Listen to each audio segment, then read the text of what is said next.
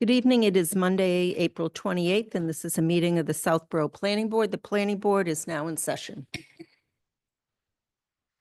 The first item on the agenda is a discussion item. We are welcoming the Chair of the Select Board, Kathy Cook, to discuss the Neary School project. So thank you, Mimi, for letting us do this. I've got with me my colleague on the Neary Building Committee, Mark Davis. And then behind Mark is Denise Eddy, who's also on the committee, and Jason Malinowski may be joining us by Zoom. 7-member committee, so that's 4 to 7. So I'm going to just cut to the chase. I've got a lot of slides. We're not going to do them all. I just want to leave here answering any questions that anybody has on this project. I'm sure you've heard some things about it at this point. The vote is going to be on May 10th at 9 o'clock at Algonquin. We need a 2/3 vote to pass, which is, we all know, you especially, that's a heavy lift for a lot of things. We also need a positive vote on May 13th to exclude the debt from the annual 2.5% levy. So 2 positive votes are needed. That one's a 50% vote for the project to go forth. The MSBA is going to vote on April 30th on the grant that we believe we are going to be awarded, which is $35 million and change. We then have 180 days from that vote to pass this. So if it doesn't pass on May 10th and May 13th, we could conceivably bring it back. That decision will be made depending on the amount of the vote. So no decisions being made what to do if either one were to fail on the 10th and the 13th. Okay. The Algonquin, as everybody knows, is bigger than Trotter, so that's why we used it. It's going to be in the gym. The auditorium is going to be for those with children. So there's not going to be separate daycare. So if you want to bring your child, you'll go into that. It's going to be fully wired mic. There's going to be an assistant town moderator in there. So it should work out fine as far as being able to be comfortable. We hope to be done by 12 because there's a lot of things that got postponed to the afternoon to accommodate us. So we're going to be as fast as we can. It all depends on how many people want to talk. So the presentation is going to be pretty quick. I think it's going to take a while to get people in. The last Medfield did this a few years ago, and they've got 12,000 people, and they had 2,000 that came. So if you do the same ratio, we'd have 1,800 or so. So it'll take a while, I think, to get 1,800 people in, no matter how many people Mr. Haggerty has there, because a lot of people will show up probably right at 9 o'clock. So we will see. Okay, so I'm going to describe the project and then go right to the cost, which is where most people are concerned at this point. And Mark is going to talk about the site, which is the second most, our largest concern we think people have as far as the project itself. So Colleen, can you keep scrolling? I'll tell you when to stop. It's about the 10th slide, I believe. I just don't have my numbers in my slides, so I can't tell you which one it is. So keep going, keep going.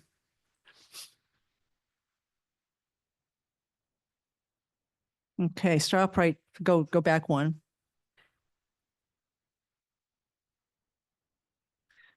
Now back. Now go back 2. There you go. Okay, so this project has been under discussion for about 5 years. There's been 2 committees. There's been the original school research subcommittee that looked at 2 things, which is the demographics of the town in the future. We did 2 different studies to try to predict what the school-aged children would look like so that we would know what the appropriate school configuration should be. We also took a look at what the school committee would like to see for grade configuration. That committee lasted about 2 years. Jason Malinowski chaired that one too. Katura Martin was on it, and I was on it from advisory. That committee concluded that we could not close a school and still house what we believed would be the school population. We would need to still do something. However, we did conclude we should close a school because of a variety of reasons. And the grade configuration that got voted on was that we would have pre-K through 1 in one school, grades 2 through 5 in a second school, and then the current Trotter would stay 6 through 8. We looked at every configuration you could come up with those grades, and that was the configuration that the school committee approved and voted on. So that was the first step. Second step was to form the Neary Building Committee, which Lisa was on to begin with from the select board. We decided to work with the state on this project because we wanted their money. That's the advantage of working with the state. They have money that will significantly reduce the cost of the project. When we built Woodward and Trotter and Finn in the early 2000s, we received about 63% of the cost of the schools. The state doesn't have that much money now, so our grant started out at being 39%. We got it moved up to 42%. Then we added some points for having a green HVAC system and other things as far as maintenance goes. So we ended up getting it up to about 47%. However, because of the cost of construction today, it is about $1,000 a square foot to build a municipal building because of the rules that make you pay prevailing wages all the way through from top to bottom. The MSBA doesn't award grants with that full cost in mind. They basically cap it at $600 a square foot. So our effective reimbursement rate is now 32.5%. Now, we did start at 18, we got it moved up a lot, but they're going to basically give us a third of the cost of this project if it is approved. Okay, so when we started out, we had numbers in May that were really mind-boggling. The cost of the project for new four-year school was about $150 million. The town share of that would have been at that point $123 million. We have worked steadily over time to where we are today, so we believe the town's share, and this is estimated, is going to be about $68 million if the project gets approved on May 10th and May 13th. So that would be the bond when the project gets finished in the summer of 2028. The timing is that if it does pass with the next two votes, then we'll go one more school year in Neary. Neary will be closed in June of 2026. At that point, the design of the building will be done and construction will start. The bid will go out, we'll get awarded. We'll spend 2 years to build the building. The kids from 4th and 5th grade will be moved to, one will be moved to Finn, one will be moved to Woodward. We have to add modular classrooms to make sure that everybody fits. So that's all been looked at and designed. So that's the plan as far as the timing goes. So the disruption would be 2 years, and then in the fall of 2028, the new school would open, and it would be for grades 2 through 5. Okay, can you go to the next slide, Colleen? So this is a summary of what we think the cost of the project will be today. We believe the gross cost is, I'm going to round up to the nearest million, $109 million. We expect the grant to be about $36 million. We think we're going to get checks from the federal government and the state because of the geothermal system that's planned to be used that are about $5 million, which gets us to our net cost to the town of about $68 million. We believe the debt service, once the bond is permanently floated using a 30-year amortization period, is about $4 million. We also expect a significant operational savings from the reduction in full-time equivalents in the school system of 9.5 people, which is going to give us about $1.2 million. So we think the net impact to the town budget year after year is going to be about $2.9 million. We believe that the standalone, okay, so now you can go ahead and go. So next slide will help me as far as the next piece of it goes. Okay, so this is to me the whole kahuna as far as understanding the impact to the town. You've heard a lot about costs, you've heard about some numbers. Most of them have been wrong because they've come from people that haven't been directly involved. So this is what, after a really deep dive into what we think real estate taxes are going to look like for the next 7 years, and I'll explain in a second why we use 7 years, is going to be on the average single house. The average single house price right now is about $957,000. That's adding up all the prices, divided by the numbers. So that is just a simple arithmetic mean. Right now, we think that the taxes on that are $14,272. We believe by 2032, the taxes are going to be $20,619 on that house. The average price in 2032 is going to be about $1,175,000. Of that $20,619, we believe that $589 will be the impact of the new Neary project, which is 2.86% of the total tax. So we've gone back and really scrubbed the budget for the next 7 years. The tax impact for fiscal year 2027 looks high, it is high. It's simply taking this year and knowing what we know, starting with that. We all know that it starts coming down, that we're not going to have a 13% increase, but that's how we had to do it because we haven't gotten to next year to try to scrub that budget. So this is probably really conservative, especially fiscal year 2027. But we got some things going on in later years that are helping the budget. We are moving the emergency dispatch operation to a regional center, and we're going to get a state grant for 4 years that will pay for it completely. So that cost is zero. The cost of operating the K-8 system is going to be reduced because of the more efficient school if the project were to be approved. So to me, the number that's most important is that very last number. So if you look at the taxes, 20,619, only 589 is from the NERI project. In my accounting world, that 589 I would characterize as immaterial. What's not immaterial is the 20,619. So everything else is significant, but the NERI project does fit in fairly nicely with our debt schedule. You know, towns always have debt. It goes up, it goes down. Right now, we're at a really low place in our debt. We've got all the schools paid off except for 2 more years for Algonquin. K-8, the new schools are totally paid off. So this is a very good time to start looking at acquiring new debt. So we think it fits in pretty nicely as far as our debt schedule. We've also scrubbed the capital schedule as hard as we can. We've put in things that have not been approved, but we believe are at least they have some chance of being included to make sure that we didn't cannibalize other projects. So we have put the library back in, even though their last grant application failed. They believe they can go back maybe in 5 years. They're hoping that the criteria will be different than it was this past time. So we've put that back on because people like the library. We don't want to think that the school would prevent us from expanding the library. We have done something that we've never done before, which is shown on the debt schedule, the bonding of road work so we can get more done faster than we do with our annual allocation. So that's on there. We've added some money for fixing or remediating the Atwood property with the lead where the old water tank used to be. So we've added things in there that haven't been approved because we think that there is at least a reasonable chance that they will be approved.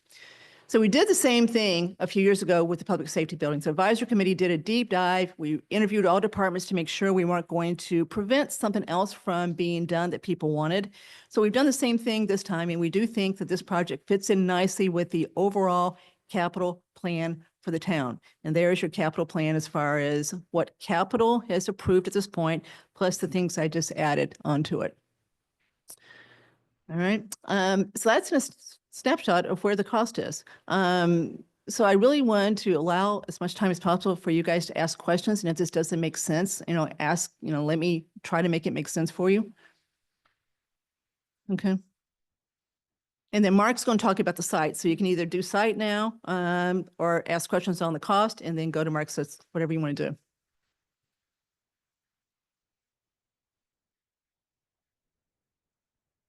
Okay, Mark Davis. I am a member of the building committee. I think I've been up here a few times before. Can you put my slide up?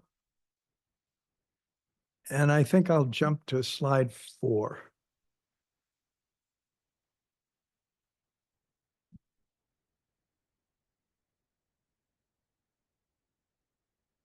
One of the reasons I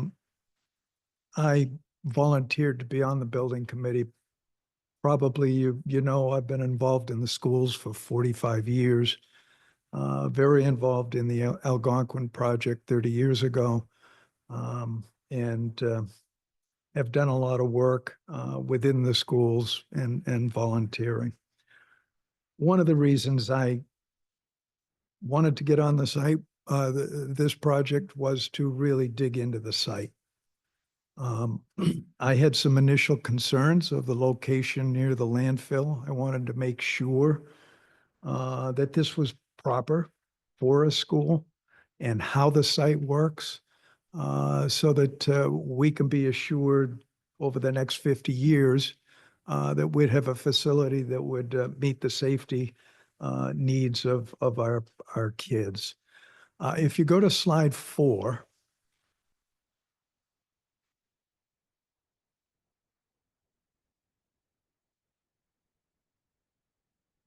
right back one, right there. This shows the existing Neary School. I've skipped some slides, but this kind of gives you a quick picture. To the right is a wetland and actually classified now as a river. I think 30 years ago, that was classified as a perennial stream. But I can tell you last July during the drought, it was running. There's a later slide we could stop at if you need to, but this drains pretty much everything from the Crystal Pond area under Route 9 in front of Ken's. And then it gets into a little river and comes right down through the woods. North of the site, which is everything to the right, is a very large wetland catchment area. And that is where everything drains to. Everything drains north and slightly northeast. The entire drainage, surface drainage, all goes that way. The groundwater flows in the exact same direction. It all flows to the right on the plan into that same catchment area. So there's two wetlands that impact the site, the one to the right, which is between Trottier and the existing school, and then one to the left, which most people have forgotten about, but that's even more critical to the school. Essentially, the lines that you see written there, we've transposed the 2,000-foot Rivers Act buffer. We have the 100-foot conservation buffer. Originally, we thought we would put the school to the right where the fields are. And when we determined the river was there, we were impacting the buffer. We also found that the soils there were not suitable for constructing a school. Basically, we would be removing a lot of just fill material. Nothing wrong with it. It just wouldn't support a school. And if you've ever been on that field, there's high groundwater. Groundwater ranges between 18 inches and a couple feet down.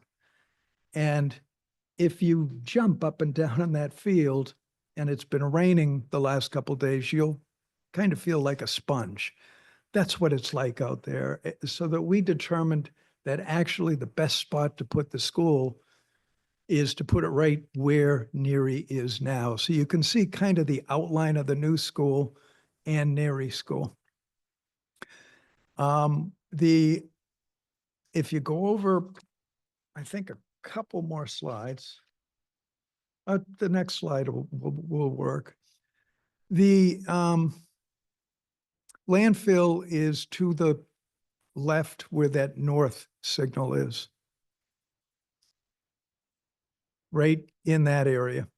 And the dotted red line there, there's another plan I'll show you in a minute, but essentially that's where the capped landfill is. That's where the Lundblad field is. Then there is a section of down gradient sloping, and it slopes all down into the wetlands. There are a series, we did a whole series of borings so that we could really determine what was going on under the ground. We did not see any evidence of any contamination. We did not do deep water testing, but we did do some superficial testing. Most of the borings all yielded the same kind of results. The closer you got to the school, the better the soils were. So our decision to place the new school right over the old school is probably the best course of action. If you go to a couple slides further. I'm sorry, let's just go back.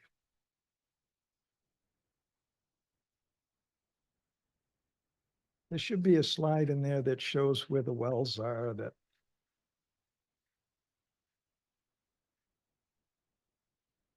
Little bit further. Back. Nope, keep going. That's the existing, that's the new drainage. We can get into that. Next one, next one. There we are. You'll see some,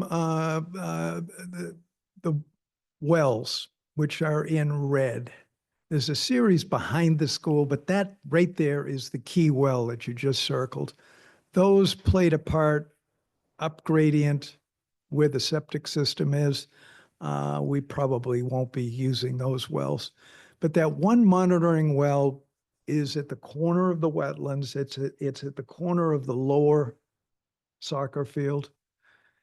And that's the key one that is between the landfill and the school. Essentially, the town tests the deep water wells once a year. They also test the surface wells, which tells you what's going on the surface. And they also do gas testing. They have gas testing wells all around the landfill, and they do that 4 times a year. They also walk the site annually, and Power Engineering then makes recommendations to the town if they see something such as animals burrowing into the sidewall or something going on at the field. We have been testing it since 2000. DEP recently extended their aspects of the testing program from 30 years to in perpetuity. So essentially, we do the well testing, we take the results are then analyzed, and then it goes into DEP, they look at them, they approve them, they make any recommendations, and then it comes back to the town. So both the wells show some level. The up top ones were owned by the school department. Yeah, basically they were between the septic system, which is up gradient of the school. The school pumped up into its leaching field and then forced the water into the leaching field. So we had test wells between the school and there. Essentially, what we're doing in the new school is that we will be adding under the foundation. We will put a waterproof membrane so that we have a vapor barrier between the ground and the school. We obviously will check the fill and make sure that everything is suitable to build on. We'll probably be replacing some of it where we're putting down the foundation supports. And also under that will be a radon type system that pulls any gas that they can get under the school. We're not concerned with the gas from the landfill. Gas goes up. It doesn't go into the ground. We're just concerned that we want to make sure what's going on underground never creeps further east. And to date, we haven't seen any evidence of that. That one well that gets tested at the bottom of the hill does show a very low level of contaminants that hasn't significantly changed in 30 years, so that we really haven't seen anything of concern to both the town and the state. Further, we may put 3 wells right up in front of the school so that we'll have a vapor barrier. We'll have the ability to control groundwater by pulling any moisture out from under the foundation. And we'll be able to test and match those test results to the school. But the good news is, and I made this statement a week ago, and in 45 years in business, I have never made this statement. The wetlands on this site are our friend. They serve a critical need. That one wetland between the landfill and the school is the one that takes the surface flows and potentially whatever's in the surface flows go into that wetland and then get taken north through a stream that runs right north. And I hate to say into the reservoir, but that's just the way it goes. The underground flows, which the deep water wells test, also flow to the north. So there is no physical way of anything from the landfill being to go west. And everything for 30 years tells us that is exactly the case. So that's all the good news. If you want to flip to toward the end, I can quickly, yeah. Right at the very last two slides, you'll see one rendering.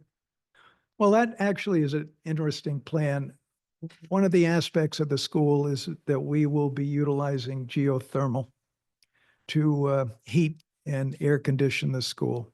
And essentially we'll be dropping 600-foot wells. It's a closed loop system. We only use the groundwater to heat or shed heat. So in the summer, we're taking all the hot water and the heat from the building, sending it down into the earth to right around 55 degrees. And then it's sending back up that chilled water so that we can cool the building. And in the winter, it's the opposite. So essentially, we've got three potential well fields, and that's where that system would go. If you go a couple more slides, actually the last slide, it shows you a site plan, and I can kind of run you through that. Essentially, the site plan doesn't radically change. The school's probably 10 feet to the east than it is now. The gym is over there to the left. That's the two-story part. And then the classroom wings are all out in the back with the 4 grades, each grade with its own classroom wing. To the right-hand side is the school administration, art and music, and the cafeteria. The library is up on the second level, kind of in that middle courtyard area so that all the classes share that area. Parking pretty much remains. It gets expanded to the left a little bit. And we've totally separated the bus routes. So the buses come in where they come in now, loop around in front of the school and come out. For those of us that bring our kids or grandkids, as I do, to the school, we come up the first driveway and loop over to the side of the school, the south side, and drop the kids there near the gym. So there's no conflict anymore between the buses and the kids, which really makes that parking lot work that much better. So let's let them ask some questions now. We're going to run out of time, Okay. I think. That's pretty much it. Great. Thank you very much, Ms. Houlihan. Yeah, thanks so much for coming in. I think it's good that you guys are getting out there and getting some presentation time. So just a comment. So I'm on a butter. There is the southwest, which is the leaching field, is soaking wet all the time. So just so you know, it's not dry, it's wet all the time. And when those 4 homes were built on Clifford and it was clear cut by 4 acres, all that water goes down and it goes nowhere. It sits. So if you have walkers from Clifford Road, it's unavoidable and it's disgusting. So I don't know if you factored that in, but that's a marshland back there.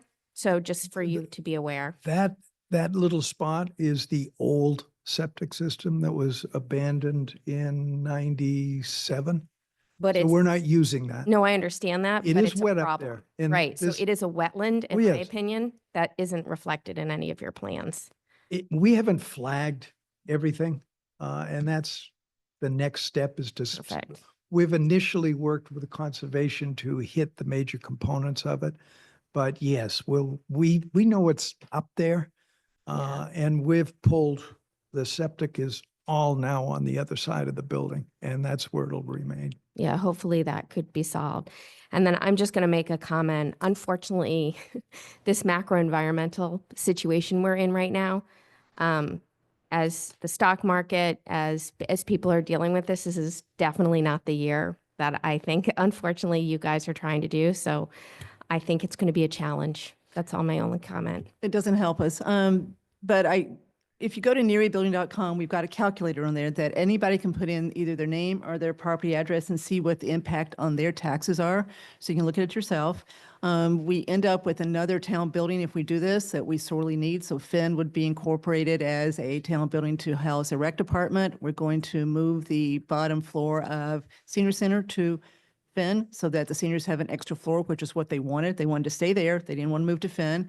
So that's a problem too. So there is added benefit to this. NearyBuilding.com is a website that's got all the details on it, including the calculators. So I ask, would take a look at it. It's got a lot more than what we talked about tonight because we could talk all night if we really wanted to about this. So I hear you. And of course, 5 years ago, so Fair enough. Yep. Just one more comment is just the mitigation or contingency plan should the federal government decide not to fund things because they're making a decision every day. So we're relying on 5 million. The MSBA grant, is that any federally or state funded?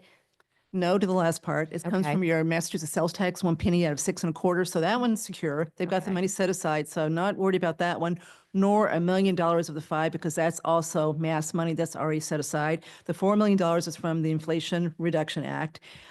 We've got people in Washington that think that that's actually going to stay because there's a lot of people in red states that want that money for various things. So you're right. We won't know, we certainly can't guarantee it, but we are hopeful that that money's going to stay there too. Does that calculator factor that in with and without that 4 million? no. Okay, I might be something to think Yeah, about. there are two things that we also could do with that, that 4 million, and we don't even apply for that until So 2028. it's done. When it's placed in service is when you get the money. It's out there. At some point, if we feel it's not there and we no longer have a contingency, we have a pretty healthy contingency we're carrying on this. If it's not used that way, we could also drop down to a different air conditioning system, not as efficient. It's basically wouldn't have the geothermal component to it. But the cost of what we're doing with that it's significant. But we do have some alternatives. One thing that I think we have accomplished as far as public goes is to convince people something's got to be done in Erie. It can't stay like it is. It's a mess. You can just list the things. So that part we think we're over. So to push this for another few years, you can't keep Neary open like it is for another few years. This will be one more year and then they'd be out. But Neary needs so much work right now. We did look at trying to rehab it, and the cost of rehabbing was more than a new school. So that was one of the projects we looked at is to see, let's just rehab it. And that was more than building a whole new school. So I hear you, Marnie. And I wish we didn't have the macro environment that we do at this point, but it is what it is. So I do hope we can overcome it. Ms. DeMaria. Hi, guys. Thanks for coming in, and I liked your presentations. So we know that there's less children in town, and also we know that from Council of Aging that people in town are getting older. Mhm. So I guess my question for you is, why now? What's broken? I know, Kathy, you mentioned there's a lot of things that have happened that have to be done at the school, but is it going to improve the education of the children in the school? We Is it believe going to so. bring people into our town who are interested to live here because they're going to get a better education than the education they're getting right now? We believe it will continue to encourage people to come into town. Southport already has a reputation for a good school system, so we think that will do it. But the educational benefits of this school are enormous. I don't know how old your kids are, and I don't really remember this, but one of the biggest complaints is the number of transitions that you have to go through in the school system every other year. You go in one year and come out the next. And so parents complain, kids complain, teachers complain, administrators complain. We get rid of that. But more than that, with those 4 grades, we think teachers can collaborate better. You've got a ability to help more on the special ed side than we can now with the structure that we have. But what's broken now? Neary's broken. Neary has no cafeteria, hasn't had for 20 years. Neary needs a new roof right now. Neary's electrical system is falling apart. There's no ADA. You can't get a wheelchair in a bathroom there. The gym doesn't work. You can't use that at all. So you just go on and on. The school has to be replaced one way or the other.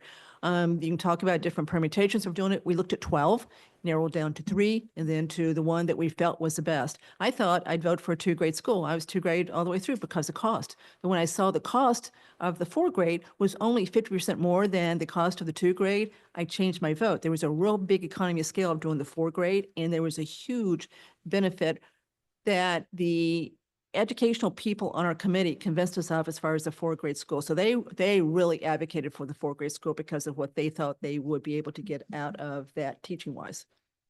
This is all on the website. So you'll see the educational benefits, you'll see the site work with the concerns with the landfill, and then a lot of work on the cost there. So I guess I just wonder why the work wasn't done to fix the school. 'Cause I do ask, why now? That's my big question for you is why now? Why do we have a leaky roof? Why can't the wheelchairs fit through the door? Why does the gymnasium not work? Why? We have kicked the can for 40 years on this school. We've known about ADA since the mid-70s, and nothing's been done. The problem with disabilities is that we have block walls in the school. Not only are there block walls, they're supporting members. So you can't just take the blocks out and widen the door. You've got to take that out and structurally support the school. So moving those block walls is incredibly expensive. Anything the other idea was to let's fix it and let's just do things one at a time. Just the mere fact of replacing the roof triggers all the other code issues. And the biggest code issue that hits us is the energy code, which just came into force last summer. And it would require us to replace all the windows, replace the facade, re-insulate the building to meet those exact codes. The building is not sprinklered. The building has no air handling system. The only way you can get fresh air in the building is to open a window. And gee, that presents a safety issue. So anything that you look at in that school is an issue.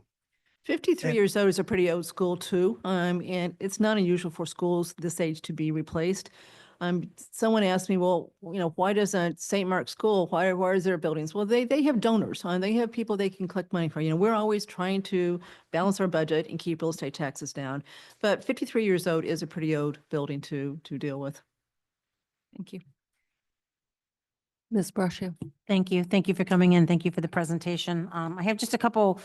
Marnie actually had one of my questions answered, so that's good. I'm going to try to keep my comments and some questions. I'm hoping, Kathy, maybe you don't answer tonight, but there's a way I can get an answer to. I know we're on a pretty tight course. schedule tonight. So one of the things is the 9.5 teachers that we talked about. So you've talked about the school and giving the kids a better education. How do these 9.5 teachers make a better education, I guess? Or why are we losing 9.5 teachers? Well, it's by attrition, I'll tell you that. I Okay. don't know who they all are because it's a sensitive thing. Mhm. But with the 4 schools, sometimes you have to have one here and one there, but with a combined school, you don't have to have necessarily 2 of something. So that's part of it. I'll get you the answer as far as what they think, but they've got it listed as far as where those 9.5 positions are going to come from. Okay, no, that's fine. I'm just, and a couple of the last couple questions I have are questions that I've been asked that I don't have the answer to. One of the answers to that too is the design of this school. Instead of the usual 8 to 10 foot corridor, that's basically just useless space. The state won't even reimburse us for that space. We widened that corridor. We call it a learning commons. We're bringing some of the classroom activities, some of the STEM activities out into that corridor. We're getting reimbursed for a lot of that corridor by the state because it's now educational space. But the benefit of that is it puts the special needs education right there near those grades. And some of those teachers that we're losing is a consolidation of the special needs. It makes us far more efficient. Lisa, this is a really efficient school. The NERI right now is 212 square feet per child. This one's going to be 162. The MSBA told us when we submitted that this is the most efficient project they've seen in a long, long time. So we did everything we could to get the square footage down. We got rid of the auditorium. The gym is going to be a good gym. We need more gym space in this town. The kids don't have places to play basketball. They have to go to St. Mark's and Faye, whatever. So you're going to have more gym space because we're going to have Finn now that we can use, plus the gym at NERI. So we've done everything we can to make it a really efficient school. But I'll get you your answer on, Okay. what the composition is. I just think, Kathy, that that's a question that's going to be asked at town meeting. I think Okay. people are going to Well, that's want to fine. know. Ask us things that you think we're going to be asked, Yep. so we're ready, so. Another thing I keep hearing about is with the tariffs and everything else, and you're estimating for 2028, what happens, so town meeting, say, approves the 68 million. What happens if you go over because of the tariffs and the construction costs and everything else? I know I've Can't heard go this over. from a lot of people. And so we can't go over that. $108 million is a number that the MSBA has assigned a contract for. So if we were to go out to bid and that bid comes in over, we won't be able to do the project. Remember public safety, we had $20 million or $25 million approved. 5 was for the land from St. Mark's, so 20 to build. The contract came in at 15. So we're hoping that happens this time too. But again, because what Marnie said, who knows, right? So we can't go over the $108 million because the way this is structured with the MSBA, that contract says you have to have a bid less than that or we're not going to give you the money. Okay, I think that's an important point, and that's going to come up at town meeting. And then, how many kids in your projections, as far as enrollment numbers, before we reach a crux with, between all of the schools that, there's a potential issue? Is it 100 kids potentially? Is it 200 kids? And I'll tell you why I'm asking that is, I've heard from a lot of people lately that, a lot of the seniors are concerned.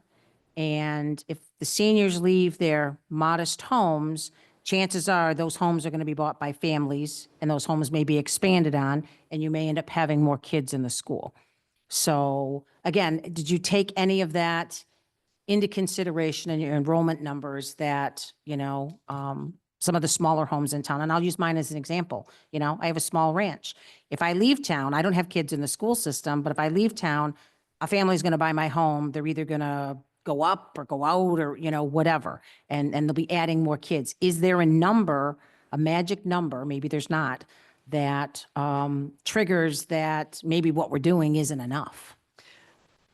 The answer is it's possible, but that's why we picked the Neary site instead of like Woodward. Woodward, we were not going to get any money. We couldn't tear Woodward down because the state would not give us any money because it was too new. Woodward was really hard to put anything new on because you'd be pushing it back with the, next to Lotusquama. So with this one, we know we could expand if we have to. We actually even drawn it out where we would expand to if we had to. So there's 586 kids now in 2, 3, 4, and 5 today. This is being built for 610. So we tried it, but we've got the studies that takes into account what they believe birth rates are, but it is an estimate. Things could change. So we know we could expand if we had to. So we believe between the ability to expand, the studies we've done, that we have done the best we can to predict the school age population in this town. Okay, no, it's fine. I just, again, these are things that people have No, these mentioned to me. Good questions. And then my last question is actually a question that just actually talking about the senior center tonight.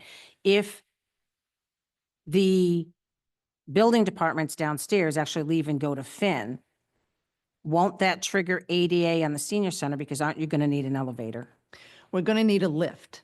And Lift, John okay. Parent has looked at it and we believe that he can do it in a way that he won't trigger it. So he's willing. Okay. So he stays up above. They want him there. They all move and there will be a lift put in, but he does believe he can do this in a way that will not trigger ADA for the senior center. Okay, thank you.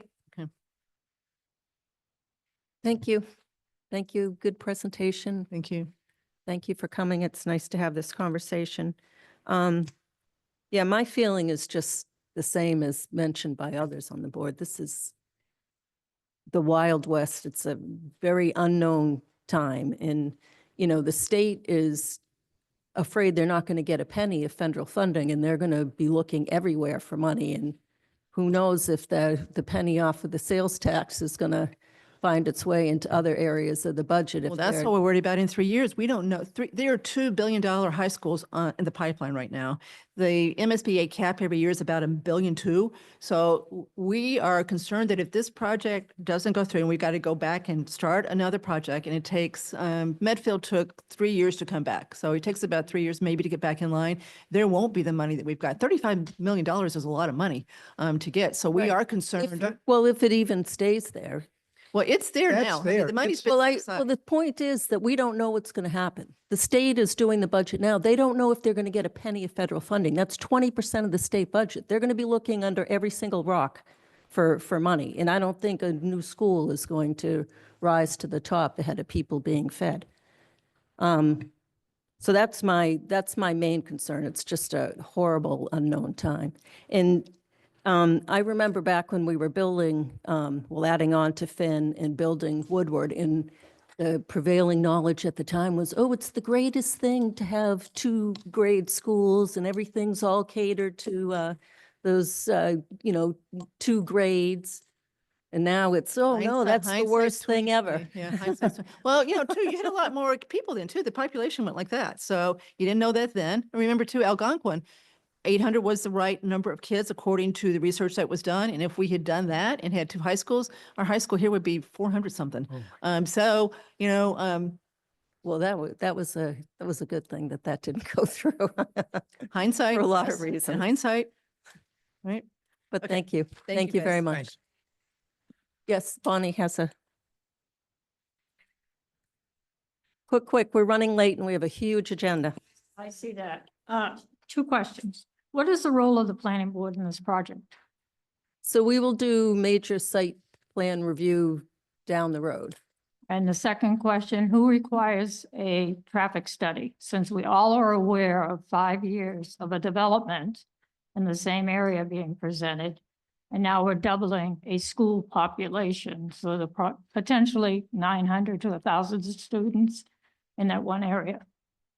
So who requests a traffic study? We could through the site plan process. And we do have money in the budget for it. So that'll be done before a design? Well, the site plan is after the design, when the site plan is done before building. And I'll say that for another. Thank you. Thank you. Thank you very much. Thank you. Quick question. Oh, okay. Sorry. I'm a little confused about when, You have to introduce yourself sorry. and give your address. okay, Patricia Burns Fiore. I have a question. I'm confused about the way that this project is being presented, that, as you probably all know, I've been to a number of these meetings. And what I've heard is that the cost of the project is $109 million. And the expected state funding is in the range of $35 million, leaving a balance for the town to fund of $60 million. But when the article is approved at town meeting, it has to be the $109 million. However, I read the town meeting warrant for the special town meeting and the ballot that we're filling out at the election. And neither one of these actually has an actual cost in it for $109 million. So I'm really wondering whether we are just, by voting on these at the special town meeting and on the ballot, writing a blank check. The motion at the special town meeting will have the number in it. That is not part of the article as written and published. It's the motion, what you vote on. So you're planning to amend this on the floor, No, it's the motion that will be made will have the number in there. but you're not giving us that number now.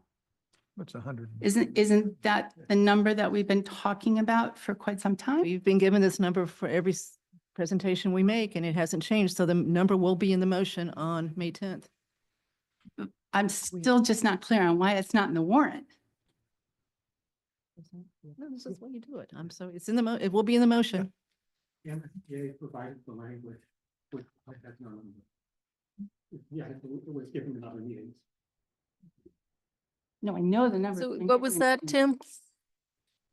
What we were told in other meetings. You got to get up.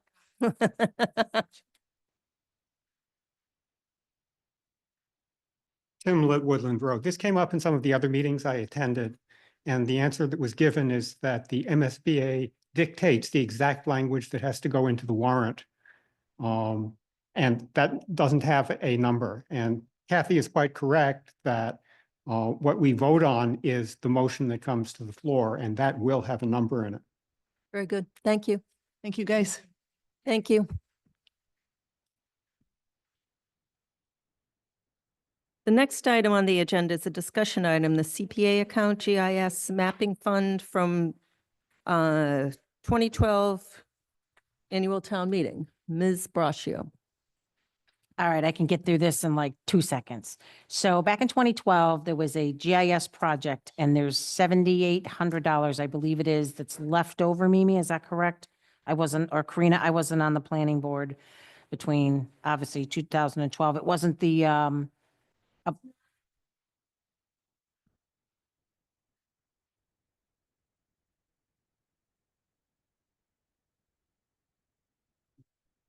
this is for the GIS. I think that's CP. It is, but that's what I'm asking about. So that 7,800 was, it's left over of a larger amount. Okay. It should be in that vicinity. Okay, so what my question is to the board is, it's been hanging out since 2012. So I would just ask that if the board is going to use that on a GIS updating going further, as a member of CPC, if the board would commit to giving us a plan within 3 months and then using the money within a year, or that it would come back. It's just that it's hanging out there and it's funds that could be used for other CPC projects. Does that sound fair? Yes, understood. But so the GIS project, for those who don't know, was that all the subdivisions were mapped, the open space was mapped, and there's a fabulous spreadsheet that links to all the decisions, all the plans, all the open space, the deeds. And so there are still a couple subdivisions that, since that time, that have been approved that aren't part of that. So could we get those? Right, so I'm working on part of that right now with the consultant. To update from 2015, when the deed research database was developed and implemented with Mass Autobahn. And they had hired an attorney to do a lot of the legal research. And it created a Google Drive that has all this data on it. It's very handy, like Mimi said. So I do have ARPA funds slated, a small amount, to get that started, to start setting up some of those new locations, which I'm working on getting to. We also know that this fund is available. I know that, Freddie's been coming once in a while and saying, hey, because I asked her about the deed research, and Freddie Gillespie will say, there's money there. And I just need a little guidance, like is it an application? Is it just a letter? Do you know, or is that on the website without having to? Or how do we get the funding? Is that the question? Yeah, what does this CPC need from planning to start? Just a path, Karina, just a letter. Outline? Yeah, just an outline saying that, we plan on using the funds. This is how we're going to continue the project. Oh, yeah, And, that's- again, they'll be used within a year. And that's really all I need to be able to, put that Is on. everyone in agreement with completing that project? Right. Perfect. Thank you. Again, it's just so we can, there's a lot of things hanging out that we're Yep, trying to clean up, understood. and this was one of them. Good So, for you, thank you. being responsible with taxpayer funds. And it'd be really helpful, because there's a lot of work there. And if we engage another, like a legal assistant, that usually costs more than just a standard engineering consultant. Thank you. Thank you. Next item. Just before we get into, so we have 7 public hearings tonight. In 4 of those public hearings, we have no new information, or the information arrived very, very late. And I just think that we have, in our rules and regulations, we have a submittal deadline of 7 days. And I think that we really need to start clamping down, because it's a disservice to this board, and it's a disservice to the public people trying to follow these hearings, to have things just show up at the last minute. And the planning board takes a lot of heat that permitting takes so long, and when people don't show up prepared, that makes things last longer, and that is not on this board. So I just wanted to get that out there. So the first public hearing, which is prepared, is 10 Turnpike Road, storage facility modification to major site plan approval. Could you update us, Karina? So this is a public hearing for the modification, public hearing notice for modification to major site plan approval, 10 Turnpike Road, map 39, lot 56. Southborough Planning Board shall hold a public hearing on Monday, April 28th, 2025 at 7 PM in the McAuliffe Hearing Room, second floor, Townhouse, 17 Common Street, Southborough, Mass. Via Zoom to consider the application of REIM Corporation doing business as Malson LLC for the property located at 10 Turnpike Road for a modification to major site plan approval per Town Code Section 174-10. The hearing is regarding site modifications that happened during the construction phase. 6.05 acre site is located in the Business Highway zoning district. Copy of the application and plans may be viewed at the planning office at the Southborough Townhouse during normal business hours or on the Planning Board Agenda Center at www.southboroughma.gov/agendacenter/planning-board-29. Any person wishing to be heard on the proposed plan should appear at the time and place designated or join virtually at the following link, www.southboroughma.gov/674/virtual-meetings. Mimi Luttrell, Chair, Southborough Planning Board. So this project, actually transpired and was permitted for major site plan and lower impact development special permit back in 2018, 2019 timeframe. And what it was is an existing two-story, 2.5-story building, or I can't remember, that was received an addition to become all-American self-storage facility. When they did receive their permits, they provided the information necessary. At the time, there was also an open space restriction created at the back of the lot, which will be included in some of that new work. And construction started, but during construction, there were some changes that took place. There was a drainage structure that was substituted, which got approval. There were other items that were changed, but didn't get approval at time of construction. So when we had Fuss and O'Neill engaged to do a review of the as-built, they supplied peer review comments, of which many of them have been addressed, but there were still some outstanding items. So the application includes two of the most recent peer review letters from Fuss and O'Neill that indicated some of the changes. And I can give you a brief summary. Some of the changes that happened were there is a trench drain across the driveway now in order to catch water before it gets onto Route 9. That was previously not there. There was a change to the detention basin. There was an emergency overflow that was coming over the bank, pointed towards Route 9. Instead, the design change was a modified structure internal to the basin that was tied into the system towards the trench drain. There were some landscaping issues of some of the plants have died. There is a swale on the western side that has to be a little bit more defined. There was a swap out of 1 or 2 parking spaces, and then there was some pavement adjustments that were found to not really impact the drainage. So the drainage was re-reviewed by Fuss and O'Neill during the as-built review. So there are still some lingering items. The plans that you see are the as-built plans with what was permitted versus what was built. So the applicant, as part of getting a temporary certificate of occupancy several months ago, agreed that they would come back for a modification, codify the changes so that we would have eventually a final site plan for the site. So in looking at some of the review comments, many have been addressed, but I still think there's a few that still, some of the landscaping and that swale. But the major concern of the drainage, I believe, was addressed and approved through Fuss and O'Neill's review. So at that time, it wasn't a the drainage being proved to be sufficient and working for the site answered that there were no public safety issues. Therefore, a temporary occupancy permit was in the appropriate way to go.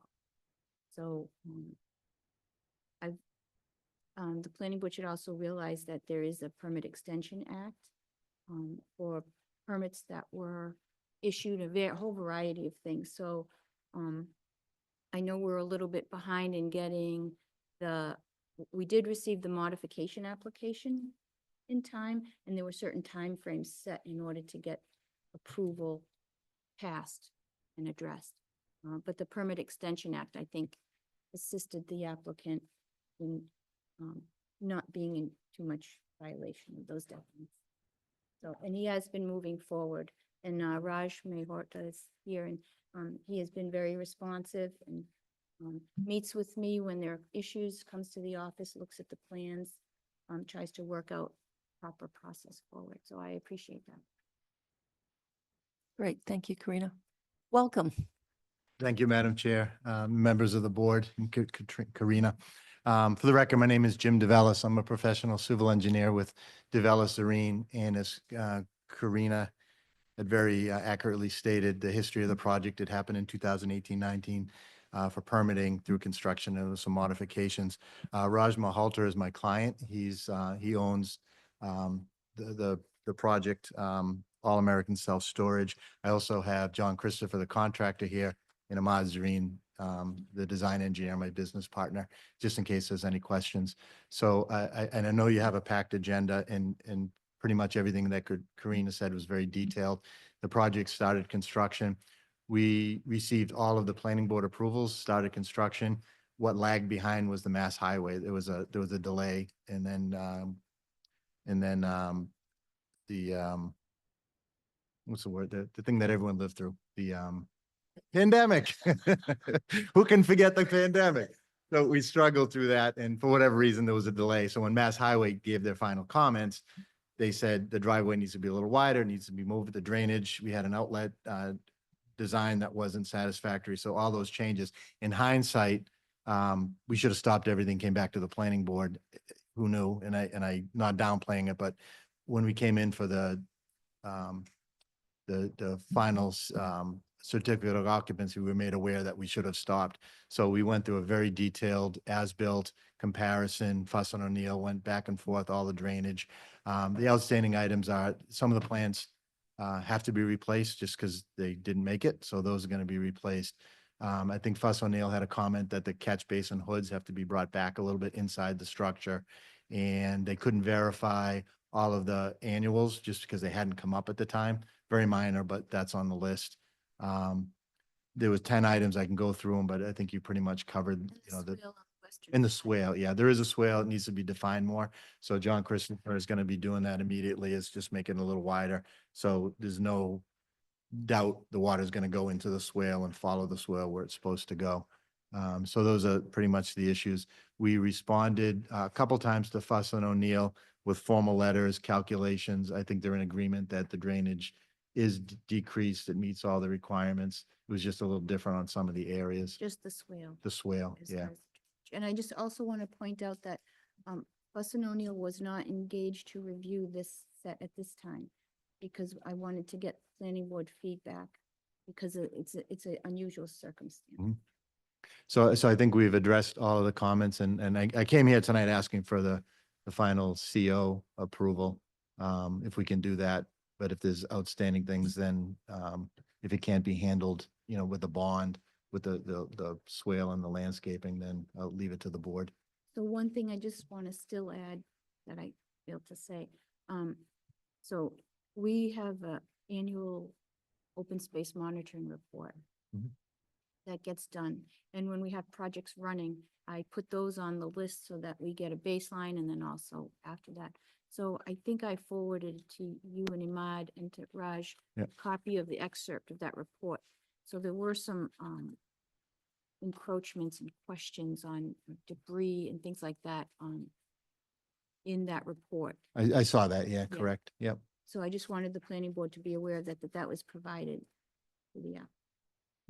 Okay, and then, we did receive, review from the fire department with their standard, comments. And I just want to point out that they do have, a building numbering program that they have now.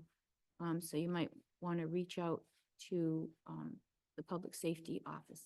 Yeah, we received no objections to any of the comments they had. They basically said it should be numbered number 10, and it is number 10, Or the doors too. the doors, With yeah. the So no objection to any of the requirements that they have. You finished? I am. Ms. Houlihan? Yeah, so I just have three things. The first is the lumen plan. So you cannot have 5,000 Kelvin, period, like nonstop in our illumination law.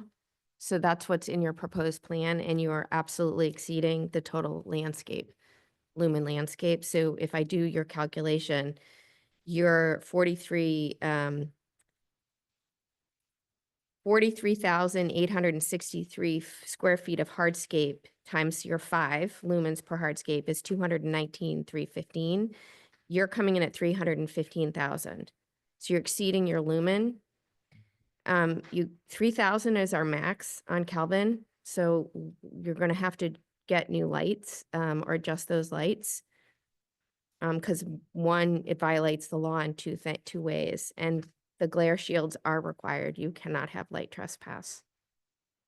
Marnie, and just for the record, I okay. just want to state, and they'll probably address this, but I was informed that the approved plans, and I did see it, allowed 4,000. for, up to 5,000. 5,000 on the plan. If you look at the signed endorsed plan, so So when were those lights installed? Or 2020? 2020? Because it got approved in 1819 and it was constructed in We had 2020. purchased it. Yeah. We purchased the lights. So that, I mean, I think we need a waiver then for the site plan modification. Don't you think? Because this is, you go through the whole new process, so you'd need to apply for a waiver. Even though they're what we were approved, we were under. We're not asking for more than what we were originally approved on the overall luminaire. Well, because you're doing a site plan modification, the new law is in effect. So you'd have to meet the law requirements, and so you'd have to put in a waiver. Because if you constructed it as you were supposed to, or done the process as you were supposed to, you would have been fine. But I think now that you're coming in arrears and your as-built are very different from what was approved, and you're applying for a modification of site plan, you're going to need to put in a waiver for that. Understood. I'm not arguing with you, but it's surprising to me, but I guess then It's you a would ask. significant difference for dark skies initiatives, and it violates what we're trying to do as a town. So I understand that you approved for one thing, but Did the rules change from? in 2021, They did change in Mhm. 2021. Okay. I wasn't aware of that, so,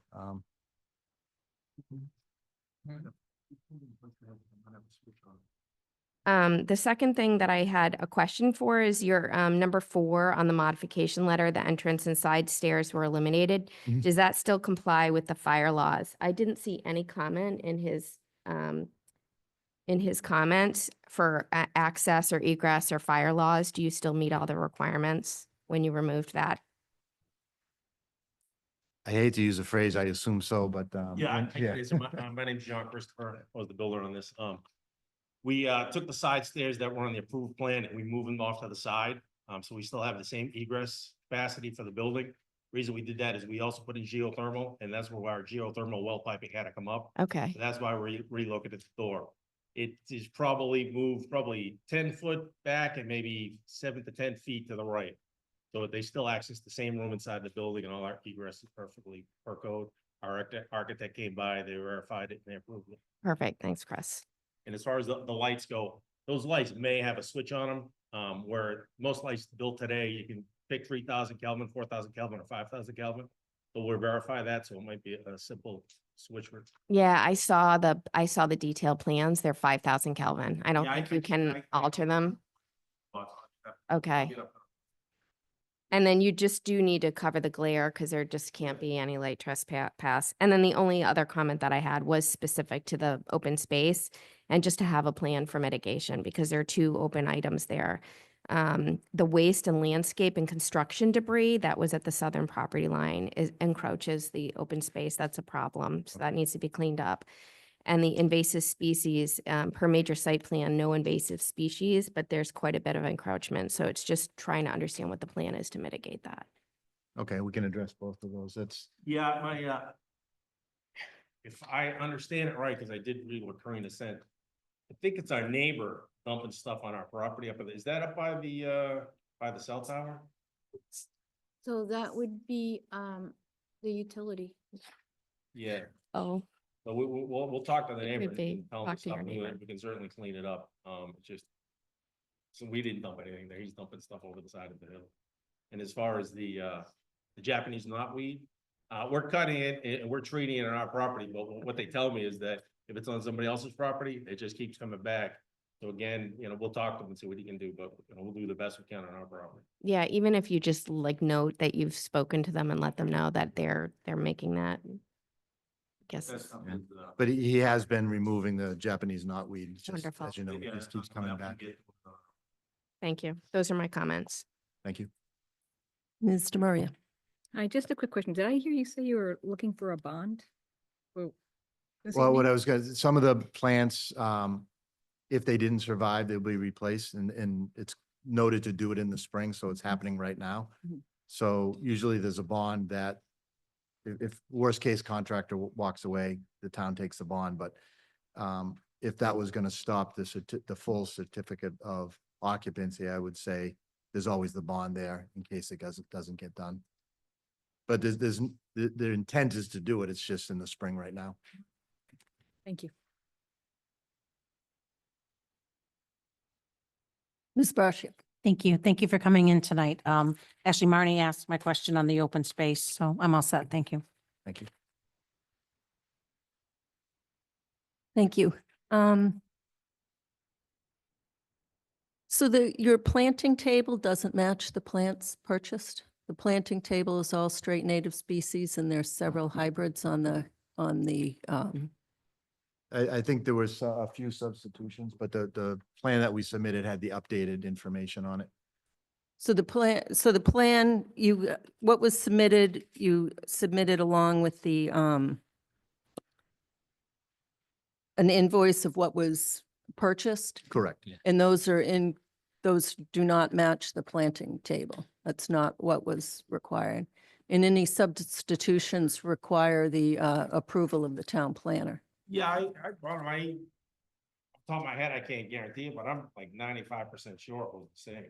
But I'll look at it again, and if it's not. I'll go through it if you want. It's a lot. So anything that has a little fancy name is not a straight species. It's a cultivar. And by definition, that's not natively grown. I don't understand.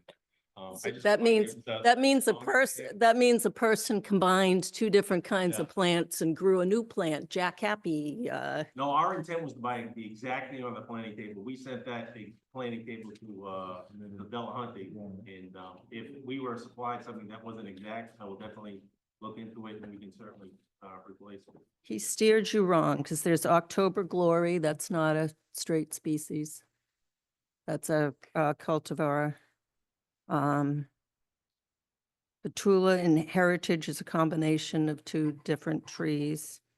Are you seeing this on, excuse me, on the plant schedule that was submitted? So Oh, the, that's the purchase. so the schedule is all straight native species, but what was purchased, and I'm assuming what was planted is not straight native species. Okay. I wasn't aware Yeah, of that. I'm gonna have to go through it and look at it, because I gave him that plan schedule and said, this is what we want, and he told us that's what we were getting, and I'll have to verify it all. Apologize. He led you astray. So if that's the case and we find that what was sold to us and planted, it would have to be removed and replaced with something on the planting plan Yeah. or a waiver, but it doesn't sound like you would. Environmentally, there's a reason for straight native species, and that supports the environment, and the cultivars do not necessarily support Okay, the so environment. In and other words, a waiver pollinators. request, we'll pull them out and put in the new Yeah. or the plants that were approved. And there seem to be a lot less trees than what were on the approved plans, on the as-built. I think they went match one, yeah, it was a even match. Gus O'Neill went through it and agreed that what was planted, what they saw out there was what was approved, with the exception some had not made it. So that's the ones Okay. we talked about being replaced. So I'm looking at the as-built. Mhm. So I didn't go out there and count trees. But,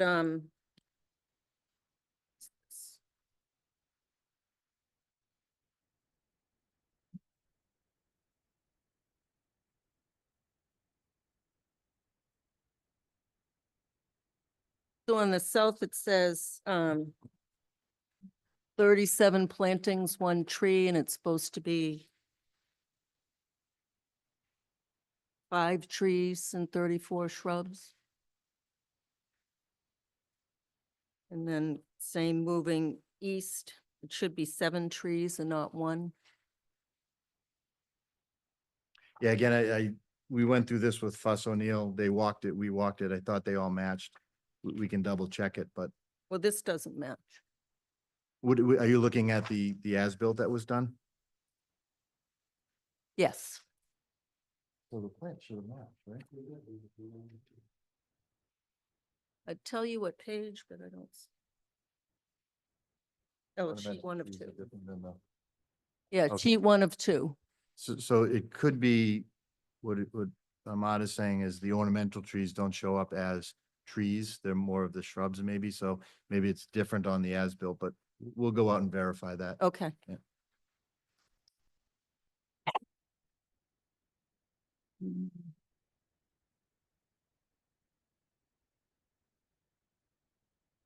And I agree with Ms. Houlihan, those lights need to be shielded because even back in 2018, there was no light trespass. Over the And property. in order for that plan to have passed, there must have been no light trespass on your photometrics, so I don't know what changed. Oh, was that? Oh, so that. Oh, so that was it. Did you bring a plan with you, Imad? The plan that showed where it said what, lights you were allowed to, what color temperature? Is that on the plan somewhere? The previously approved plan? Approved plan. Let me take a look. Oh, yeah. I think I read it in the approval. Hold on, I have the plan right here. I'm gonna take a quick look. Yeah, I saw 4,000. I didn't see the up to 5,000. Yeah, so on the plan.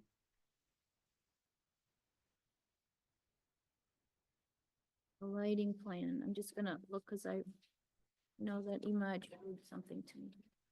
So on the, planning board endorsed plans.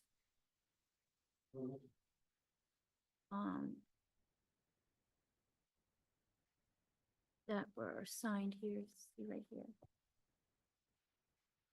The owner agrees to use no greater than 5,000 Kelvin blue LED lights for the project lighting.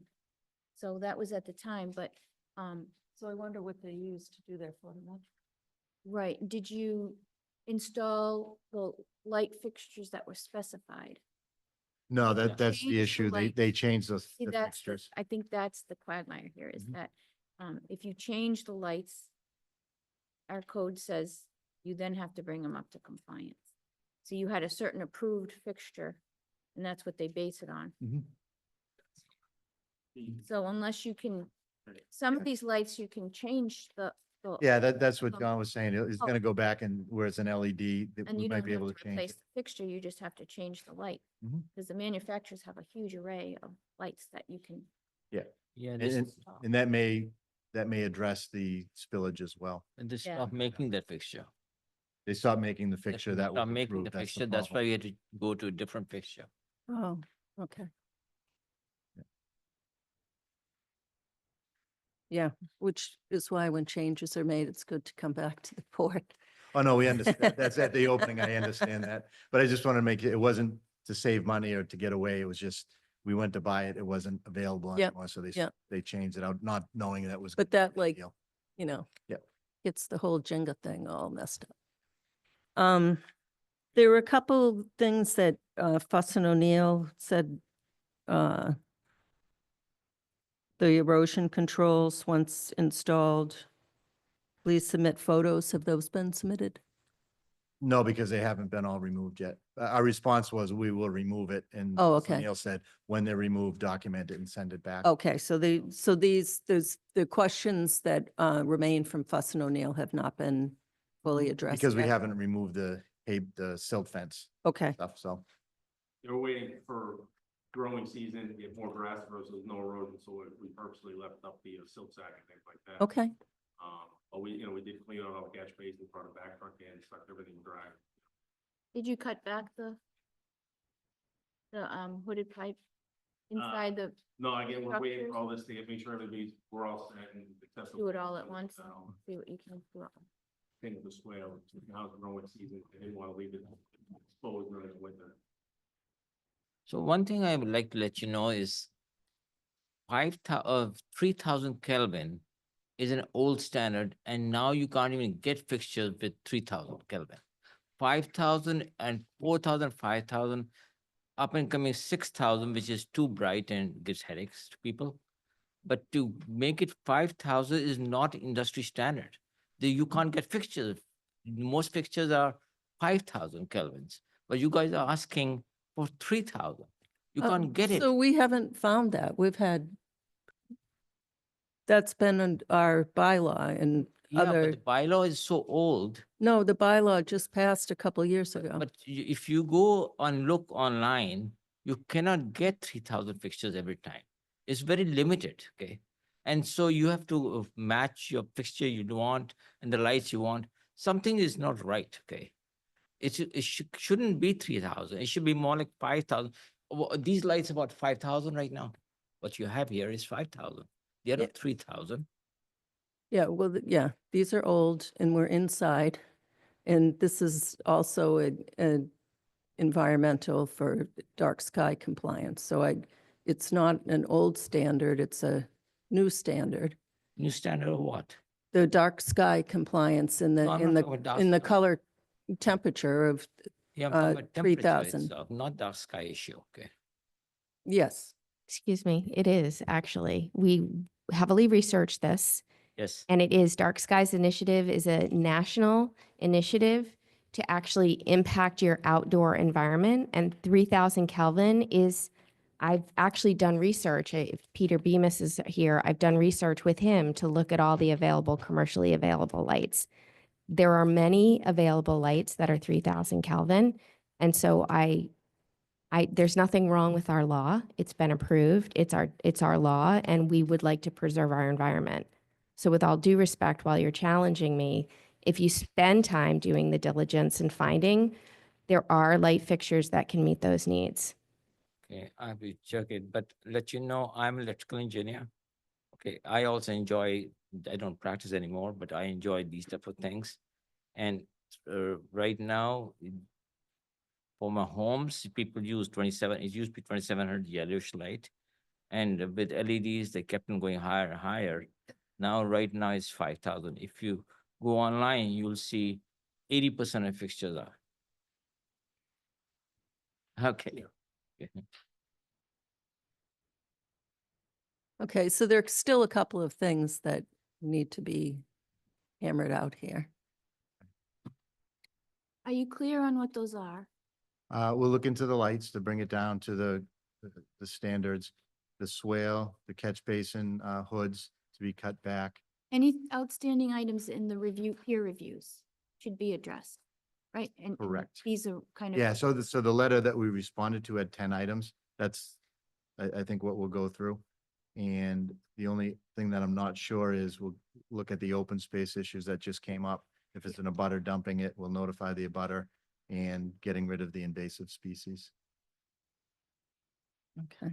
Yes, and you need to request a waiver for the next hearing for the 5,000 Kelvin.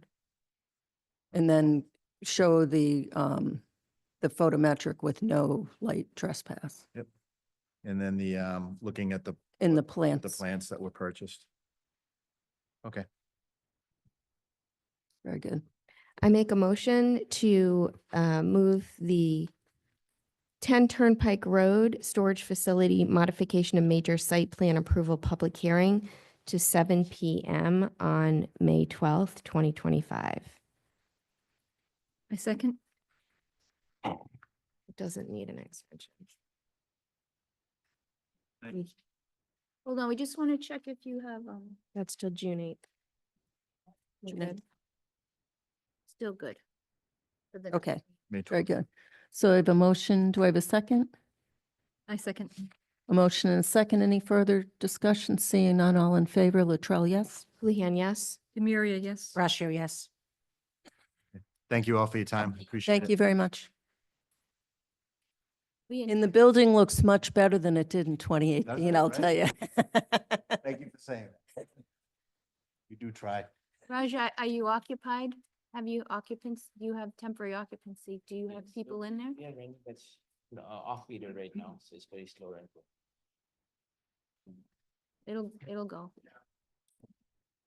Thank you all. Next item on the agenda is a public hearing, 2 Park Central Drive, change of use, Suite 140, major site plan approval.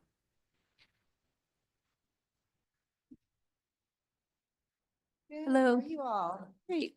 Do you want to bring us up to date on this one, Karina?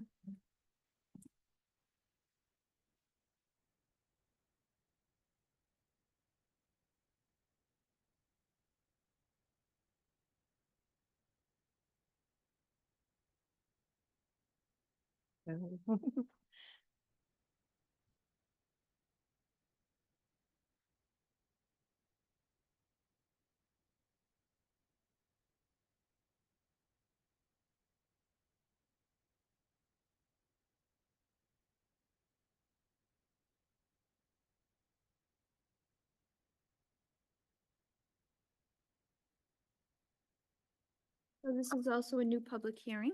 Mhm. Yeah. And with me. Okay, so this is a public hearing notice for major site plan approval for 2 Park Central Drive, map 24, lot 4A. Southborough Planning Board shall hold a public hearing on Monday, April 28th, 2025 at 7 PM in the McAuliffe Hearing Room, 17 Common Street, Southborough, Mass, and via Zoom to consider the application of 371 Turnpike Road LLC for the property located at 2 Park Central Drive for major site plan approval per Town Code 174-10. This hearing is regarding the change of use of 2,274 square feet, which is Suite 140, of office space to clinic or medical testing laboratory at 2 Park Central Drive, located primarily in the industrial zoning district along Route 9.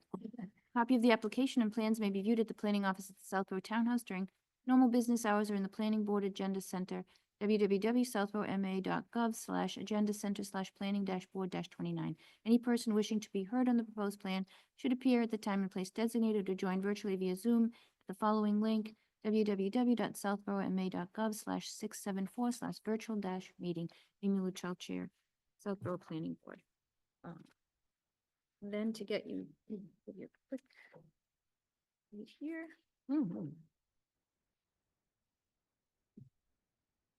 So we received the submission, filed it with the town clerk, provided the legal ad. The applicant sent out with certified return receipts. We've got our green cards back on the Thursday prior to I this got one that meeting. came in today. There's- Okay. right. That's right. And it was published in the newspaper on April 16th and April 21st for this public hearing tonight. The submission went to town departments. We received one email back from the Board of Health, which said there is no additional requirements from the Board of Health.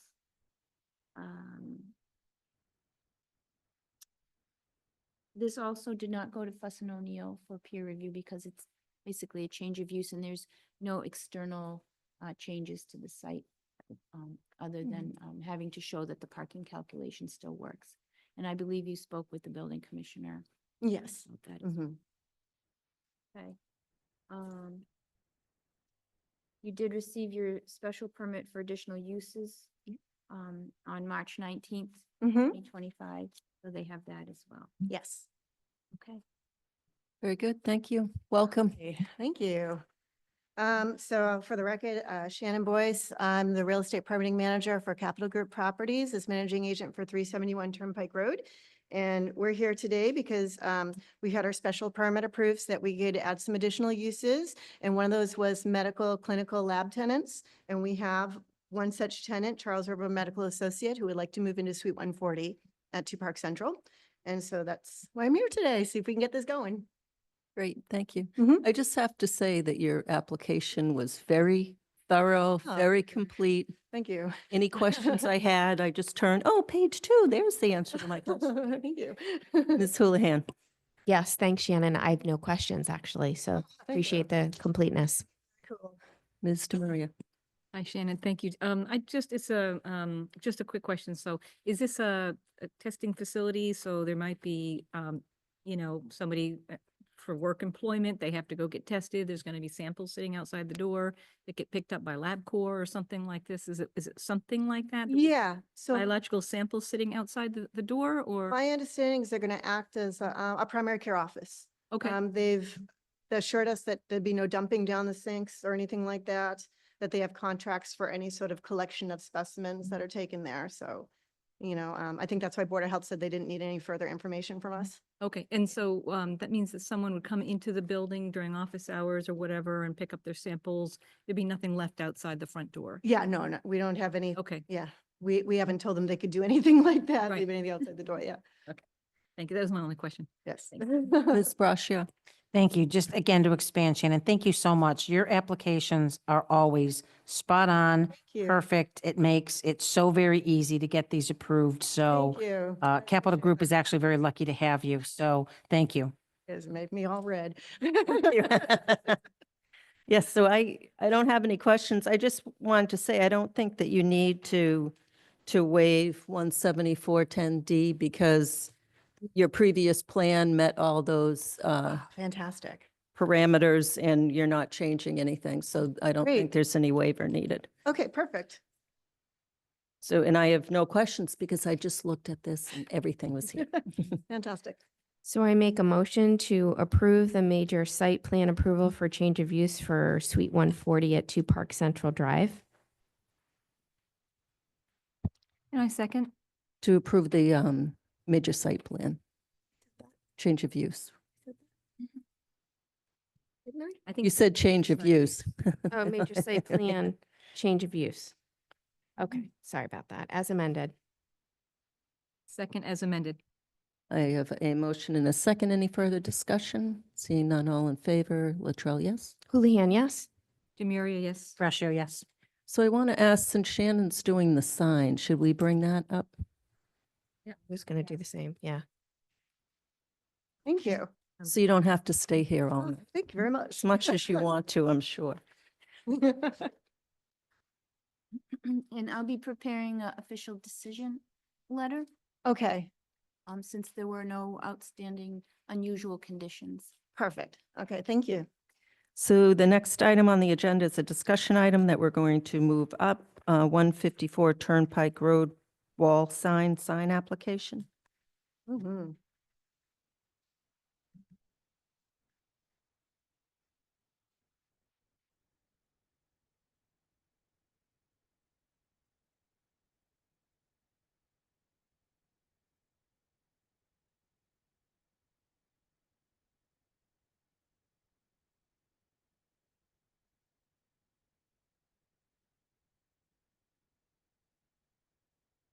Give you a quick rundown.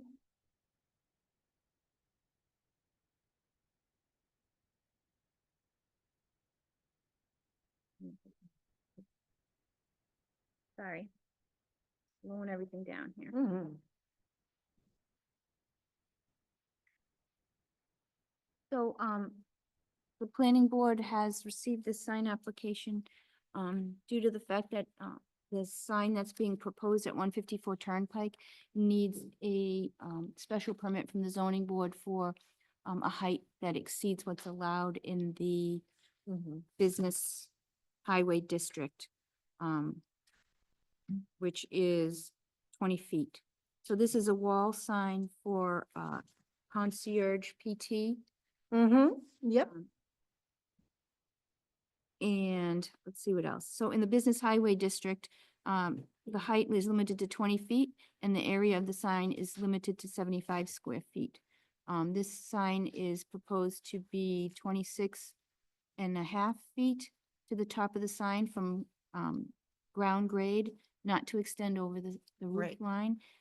It's also proposed to be 63 square feet.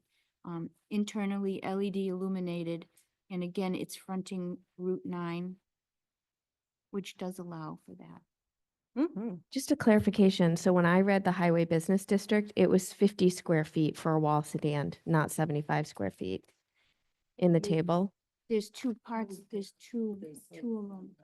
Yeah, there's one that's. I did this facing- exact same thing when. Thank you. Shannon came. Yeah, I saw that she said it's within compliance and I had written that. Okay, did thank the you for same. that clarification. And that's in the town code. Yep, wall sign. And Shannon provided images that show where the sign is going. Mm-hmm. And that's basically. Yeah. Why. I'm just gonna go right there above that main door that fronts Route 9.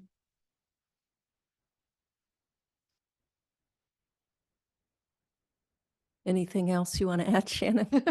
No, that's it. Just Okay. one lovely sign. Ms. Houlihan? So Shannon, I guess the question that I have is, I know you're cleaning up things. This is the Sure. third one we've seen. It hasn't been constructed yet. Why can't we make this at the requirements of the law? Why can't it be 20 feet? 20 feet for the signage? I'm Wait. sorry, yeah, for the wall signage, which is 20 feet for a wall. I guess what I could do is go back to Viewpoint and say, look, don't send me anything from tenants unless they strictly comply with the bylaws.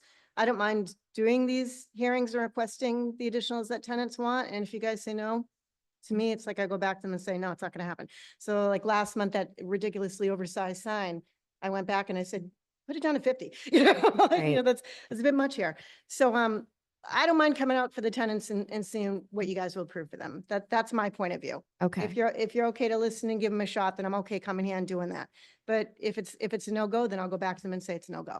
So I guess my challenge when I look at the building at Starbucks, at the Vin Mhm. Bin, at Donut Stand, they meet the requirements. Yes. So why would we allow for one that doesn't meet? And so now we have one sign, one person who wants a bigger sign than his neighbors or her neighbors. Yes. And I just don't think it sets a good precedent for us. Mhm. So I would be inclined to decline of a sign that doesn't meet the specs, which is the 20 feet. Mhm. That's Okay. just my 2 cents. Yep. So in this building, to give you an idea, that tenant is actually taking up, I guess, that whole floor. That's why their sign is sort of designed and set up there. They're not on the first floor with Vin Bin and all the others.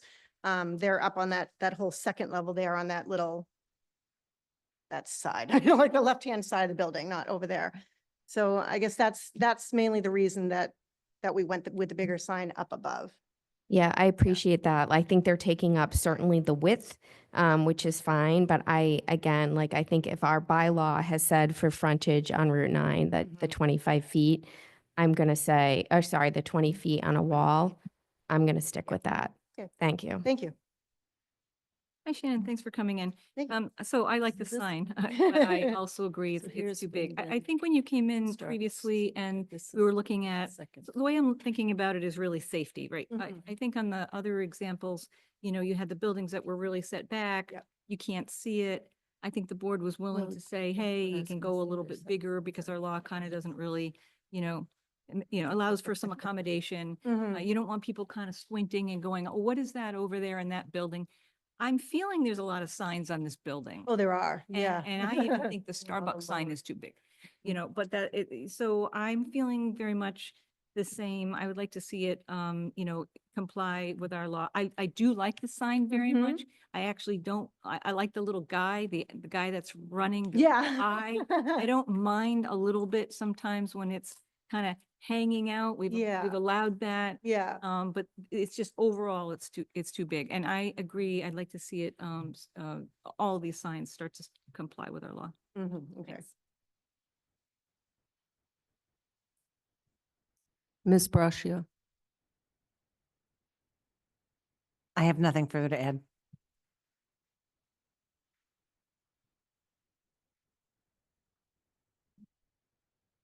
So I'm okay with the sign on the second floor, so I guess we can have a split vote on our report. So we're just doing a report and the zoning board can do what they want. What I don't like is the blanket for any future sign, because it's very specific that it's, the correct size and it's in harmony and our bylaw says a special permit for a sign, not Yes. many signs in the future. So I'm uncomfortable with any future signs. And I understand why you do Yes. it because it makes it a lot easier than seeing us all the time. But I don't think that would comply with the bylaw because it's very specific, the things that we're looking at for each specific sign, Yes. and not any future signs. Okay.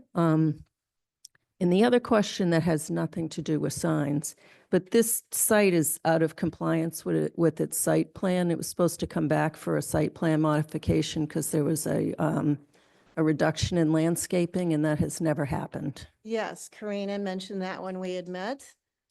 So I guess what is the process for that? So it would be a site plan modification. Site plan modification? And I mean, do I make an appointment with Yeah, Karina yeah. to kind of just review everything that I need to? Yeah, All right. yeah, All yeah. right, Give me a thank call, you. we'll set up a time and I'll show you what you need. Perfect. Thank you. I mean, can I just ask a quick question? Was this the one with the tree that was removed at the corner? Yeah, And well, was all the gonna replace- landscaping was changed, and then there was a road that connected the other office building. And I think trees were supposed to be planted there. I think there's grass there, but I don't think the Yeah, there's trees have grass gone back. there. It doesn't, it's not open anymore, so they did close it off, I guess, with grass. Okay, yeah, but I think there were trees taken down there that need to And- be replaced. Justin from your offices was handling that. Yep, Justin, okay. All right, I'll reach So you out to can him. and probably ask him reach where he's him. at with that. I think I can answer that question for you. It's been years, Oh, okay. nowhere. Okay. Since June of 2022, June 2022? you'll probably find a file with I'm sure I'll find some emails and all the. and I have a yeah. file too. Perfect. All right, thank you. All right, so we have to go through this little report. Do I have a report?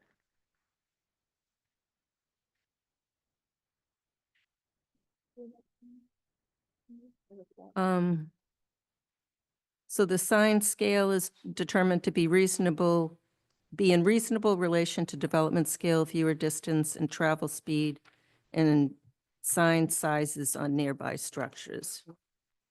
I'm a yes. I'm a no. I'm a no. Hold on. So we have 2. Are you tracking this, Mimi? Okay, here we go. And the no's are, you believe that, It should be in compliance Sign with the should be law, in which is compliance. 20 feet on facing Route 9, similar to the other signs on the building. Yes. Same.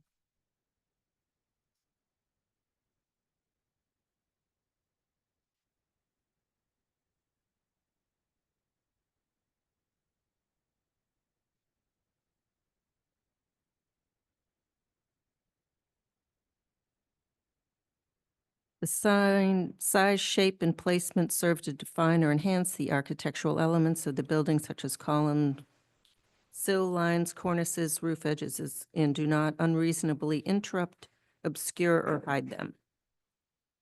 I'm a yes. I'm a yes. Yes. Yes. So yes. The sign design is in harmony with other signage on the same or adjacent structures and provides reasonable continuity in mounting location, height, proportions, and materials. So I'm a no. No. I'm a yes. So 2 yes, 2 no, and the no is on height? Yes. Correct.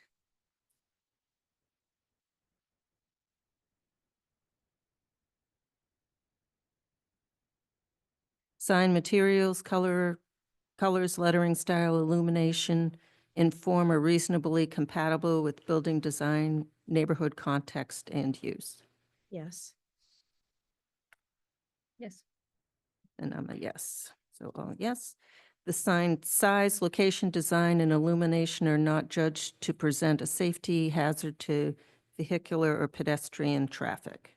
I'm a yes. Well, I'm gonna say no. No? And you know I on, think it's I think it's a distraction to drivers. Just, the size, due to the size. okay. So 3, 1. I'm a yes. Lisa was a yes. It was a 3-1. Sign. Size.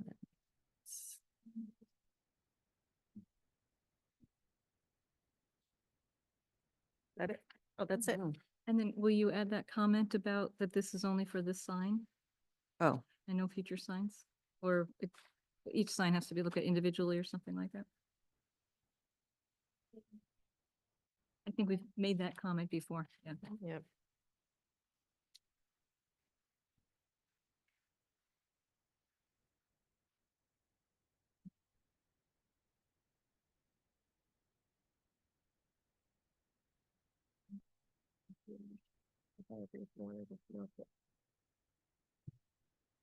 no. That's which particular sign is. Oh, okay. Physical therapy.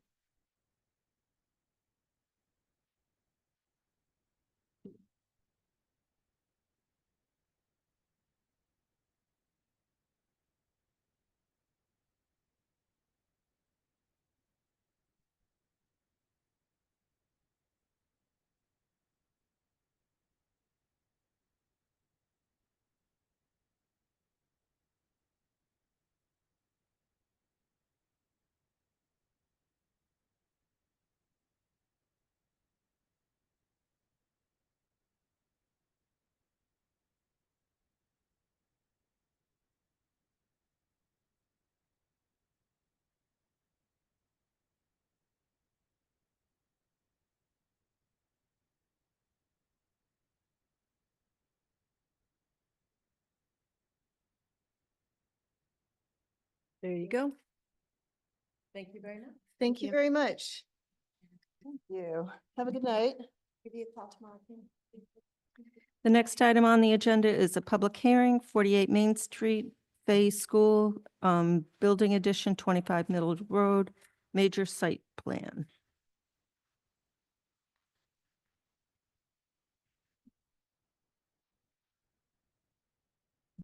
Chris Ani with Niche Engineering. Just gonna go grab my plans. Okay, Karina, kick us off.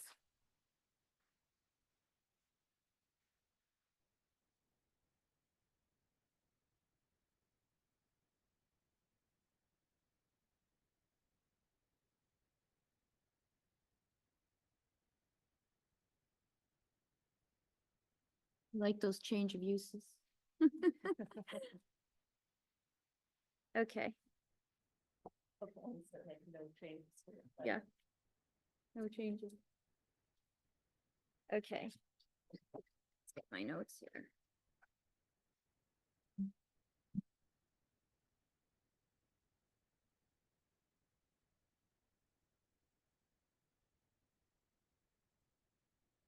So this is actually the planning board public hearing number 2 for 48 Main Street Phase School for a proposed building addition at their campus 25 Middle Road building. Since we last met, we received submission number 2, approximately April 14th. That was sent to Fuss and O'Neill on April 16th for peer review. On April 23rd, Fuss and O'Neill provided a peer review, which was provided to the applicant and also to the planning board members. That brings us to this evening. And that's where we're at. Good. Thank you, Karina. Welcome. Thanks. So like I said, my name is Chris Sodney, Product Manager with Niche Engineering. There should be a few people also virtually here. Diane Byrne with the Face School. Yep. Lucas Sturm, who's the lighting consultant for the project, and probably Ed LaFleur with CSL Consulting. So if you can let them in, just so if they want to make a comment. And while you do that, let me just add something I forgot here. So we did receive comment from the fire department. Captain Chris Dano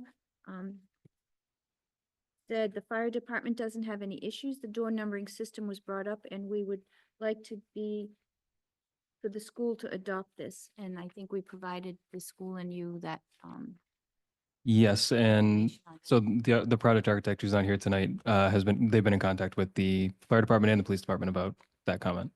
okay. So they'll work with them on that. So it was Diane Byrne, Lucas Storm, and who else do you want? up? Could be Ed LaFleur if he's there, or Casey Russo. They were both maybes, so it's possible. Yep, Lucas is there. Okay, and then also, and for the public, just so the document I'm referring to from the Public Safety Departments is called the Standardized Exterior Door Numbering Guidelines.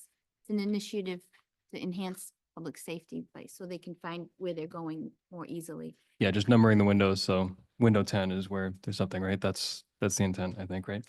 And then we did have information back from the building department who had two comments.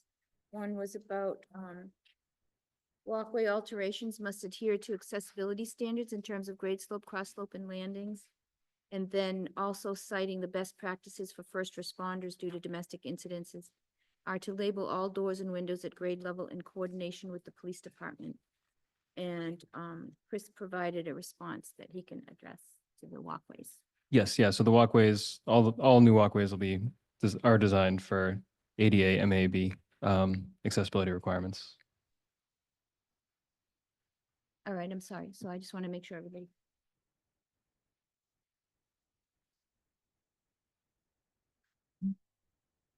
You all set, Karina? Yes, I'm good. Great. So thanks, Karina. So I'm not going to walk through all the changes just because I know there's a long agenda tonight, but feel free to ask questions. I want to just run through kind of the highlights of what we've changed since we got the peer review letter and our response. Kind of the big things, which is this plan, which I have up here, which is that it was unclear what the surface condition was going to look like. We'd had our site utility plan, our drainage plan, but the actual surface cover was unclear. So we included more of the landscape plans in the set, which is showing the new decking, the walkway, the planting locations. We'd included a planting plan before, but just showing it in the wider context of the site. Also the grading plan, which that addresses the accessibility comment as well. So we received the second letter from Fuss and O'Neill on Thursday with a few, the previous Thursday with a few other comments still remaining, which to me, in my opinion, are relatively minor. We, just to kind of walk through them, they had a comment that we did not include the water quality calcs, and that's true. We accidentally took them out when we made a change, so we'll add those back in. They were in the original stormwater report. Those are unchanged. We just accidentally deleted them. They asked for an additional test pit, which we had asked to just defer that to construction, but they insisted that it happened now. So that actually was done on Friday. I don't have the results of it, but we did the test pit. So I don't think it's going to change anything, but we'll include that when we send revised plans to you. Friday was what? What date? The 25th. And who did that test pit? So the geotechnical engineer was there for it, Haley Aldridge. Okay, soil evaluator? Yes. Yeah, they're doing it in that method. And we did move the underground infiltration system away from the building a bit from the original submission, which was that was kind of the driving factor behind that, because it had moved about 30 or 40 feet from the closest test pit. We had had one right on the edge of it before. So this test pit's right in the center of it is where we had them do it. They had asked for a couple details on the walkways, which we'll provide. That's easy. The north arrow, it's very small. It is on the plan, but we'll just clear that up and add it in. And then there was a couple comments about the HydroCAD. There are a couple discrepancies which we're working on fixing. It just kind of small little things. We're making the measurements, so you know they won't make a really much of a difference in our actual analysis. And then similarly, we can easily add in the 2, 10, 25-year storm events to that. But that kind of brings me to the big one here, which is that we had requested a waiver for the lighting based on the conversation that we had last time. So the school, Lucas, who's here tonight, went and did that hardscape study that you had asked for the lower campus, which we defined it. You can see there's the image in the waiver request. So the existing campus is at a 2.5 lumens per square foot of hardscape. The proposed project itself is an additional 0.14, so the project by itself is in compliance with the requirement. And so, you know, the school is, obviously there's students there all the time. It's open to the public 24/7. And so there's a safety concern here, I think, from the school, which is just that they have an obligation to provide a certain level of safety on the campus. And that if we were going to make a change here, it would basically, they would want to look at the campus as a whole, which is a much larger scale project than, you know, what we're here for. So that is the waiver request that we're making, and curious your thoughts.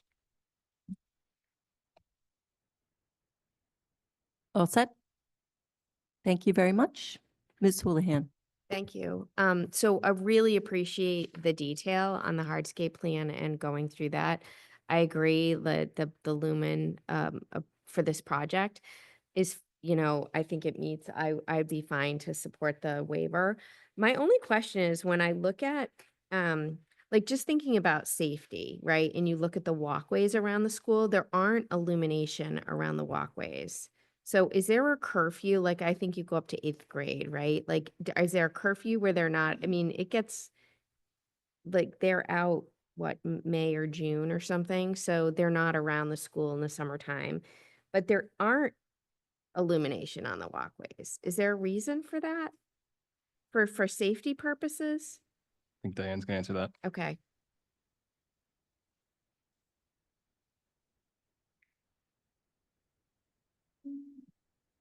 I saw her unmute. Diane, would you be able to answer that? Like even if maybe it's ground illumination that isn't shown on the plans, but I think that would be one of my bigger concerns, that less than the total lumens per hardscape is just making sure walkways are covered. Diane, you can go ahead.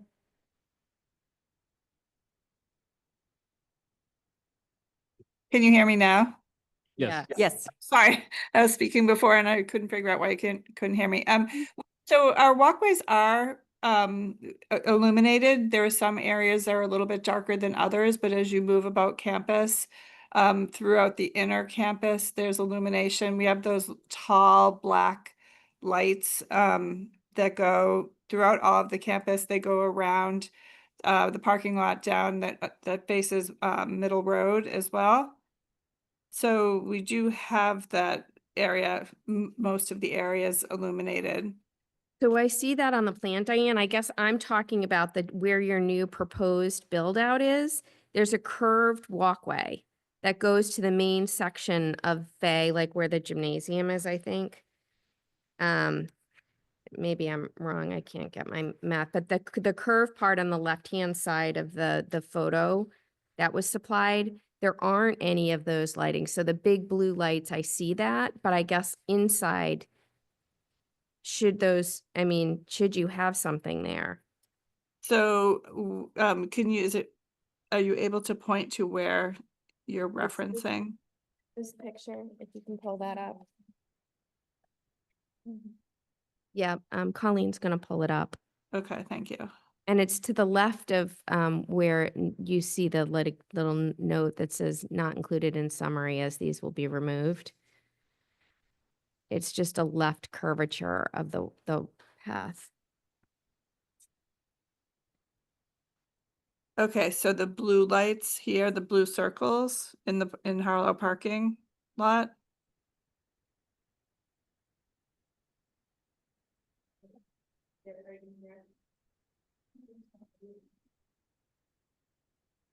You see her hand moving on the screen, Diane? Diane, do you see her hand moving on the screen? Oh, yes. Okay, right there is where I'm talking about. Okay, so That right walkway. okay, so currently there is not illumination on that walkway. We certainly could add it if we needed to. Well, I guess the question is for safety, and you need those added lights over here, one would think you'd want to protect the walkway for students. I mean, Southborough is a pretty safe community, but I would just say, like, it'd be, even if it's low-level lighting, I think there should be some level of illumination on that walkway. Sure, and we have lights that are on the different buildings that would also produce light for that walkway. So if you look at where the playground is, do you see that above the walkway? So there at the edge of that building, there's lighting, and there's lighting that's behind along that root building, so that does light up. What it doesn't necessarily light up is down closer to the pool, but there is also lighting at the pool area. So while they're not those black illuminating, like those post lights, there is light there. And I Okay. would go back to answering your question, to say yes, that there is a curfew, if you will. Students are not moving about campus. They're like after dinner, they go to supervised study, then they're in their dorm. So they're definitely not moving about campus in the dark, and they are not alone Okay. because of their age. But also, point well taken. I mean, we can certainly, once we have the building there, we can see if we need to add some additional post lights. Yeah, because I think what we didn't see is the photometric plan. Maybe we did see that photometric plan. Was there a photometric plan? Yeah, we've got the Just to photometric make sure plan. that it's covered. But I think that would be my only point, and I'm fine with the waiver. And other than that, I was, obviously you've addressed the things you still need to address from Fuss and O'Neill. I'm comfortable with the plan. Thank you, Diane. Thank you, Ms. Maria. Hi there, thank you for Thank that. you. I just a kind of an additional question on this.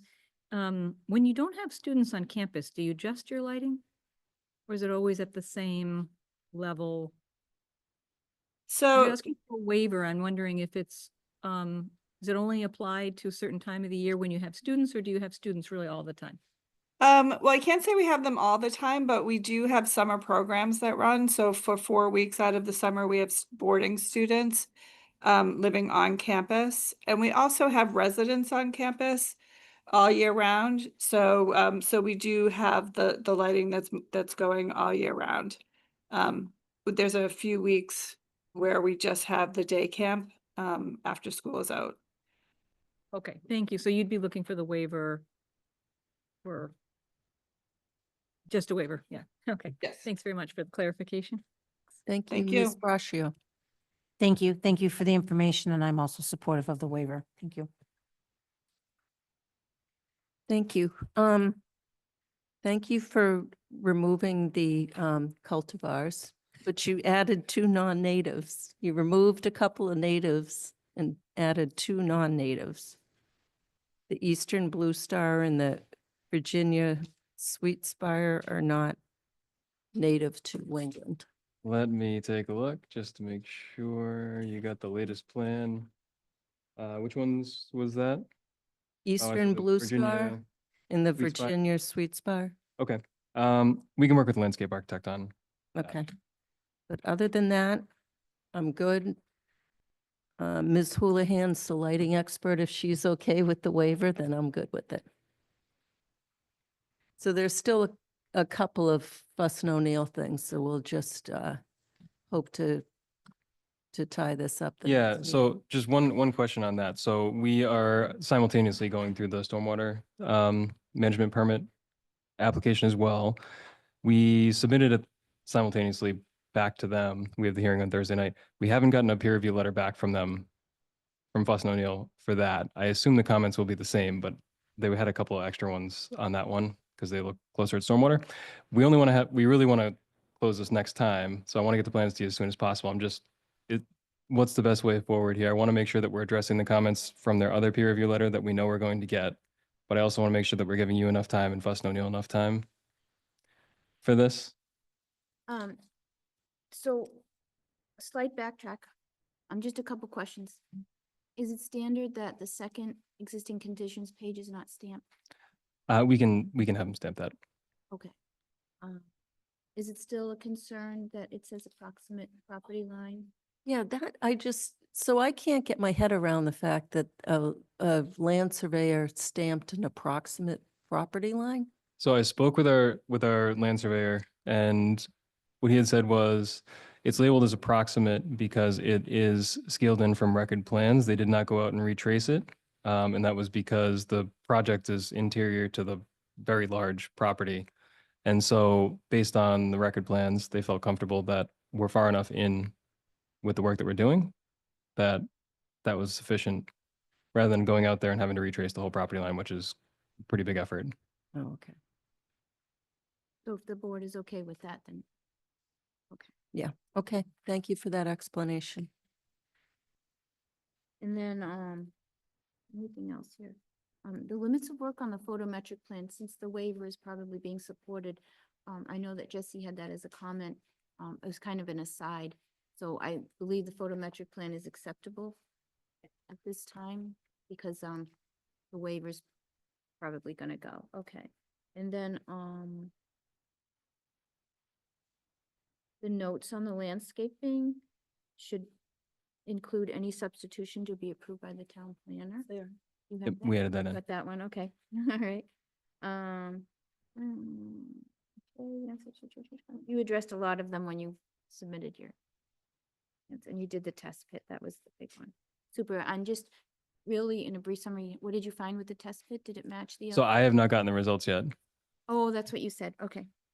course, if there was something that was wrong, I would expect that I would have been told that right away. So I don't anticipate any issues. So the question is, do you think that we can push Fuss and O'Neill? So if they submit revised plans and they're just these couple little outstanding things that they can review them and get it back, so By May 12th. we're all set to go on May 12th. Depending on how fast you get me your revised plans, and then Yeah. include the test pit info. Yeah, we can do that. And like, obviously, I understand that's a quick turnaround too, considering that, but When do you think you can have the plans to me? I mean, our plan is to try to get them to you tomorrow. However, we haven't gotten the peer review for the conservation yet. That's right. So, Thursday. and like I said, I don't really anticipate there's going to be much of a difference, but if there's even a little change, I want to make sure you have the most current plans. Right, so I can tell you that Amy Bell, who's one of the reviewers who was out for a month for surgery on her hand, she is back. So that's a big plus. Yep. So I will reach out to them once you submit to help ask them to expedite that. Okay. If- I appreciate that. No guarantee, but they usually do their best to, especially because you're pretty close to meeting everything. Chair Latrell, could I ask a question? Would we be willing to add in an extra date in May? Like Monday, May 19th, which it gives a little bit more bubble, and then we're not loading 8 public hearings in one night, and it gives a little bit more flexibility.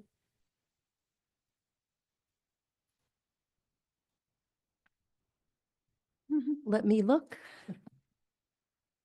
Because then I think it would give us the chance for you to get your conservation feedback, not have to triplicate or whatever the word is, like have Right. to do this, like iterate it multiple times. So does the 19th work for you? That's the first. The 19 would work for me, yeah. So May 15th is a Monday. And maybe we have 2 public hearings that night instead of everything everything up on one night. I can do it. Debbie, can you do it? I can, is it just a couple, just like a short meeting? I have nothing planned, so I can attend. I was just I wondering what. think the we would meeting was. try to do that, just so it's not all Just to loaded. accommodate a couple Yeah, and alleviate the schedule. I can, for sure. Lisa.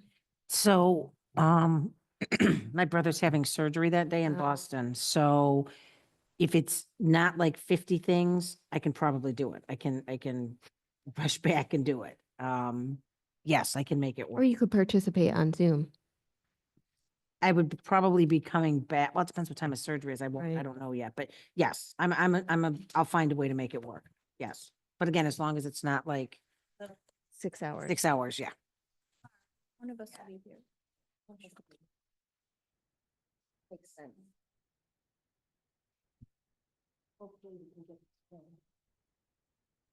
Right, and hopefully Fuss and O'Neill can get their feedback so it can make it work. Does that work? Yeah, that Okay. works for me. So there's a couple motions I have to make then. So I make a motion to move the public hearing for 48 Main, or continue the public hearing for 48 Main Street, Phase School Building Addition, 25 Middle Road, major site plan approval to May 19th at 7 PM. I second that. And does that work, Chris, 7 PM? Yes, that works. I have a motion and a second. Any further discussion? Seeing none, all in favor, Latrell, yes? Houlihan, yes? No, this is a Demir- separate vote. Demiria, yes? Brascio, yes. And then we have an. Yep. And then, can we? Yes. Would we extend it to the 23rd, though? Yes. Okay, so I make a motion to extend the decision due date for 48 Main Street, Phase School Building Addition, major site plan approval to May 23rd, 2025. I second. I have a motion and a second. Any further discussion? Seeing none, all in favor, Latrell, yes? Houlihan, yes? Demiria, yes? Brascio, yes.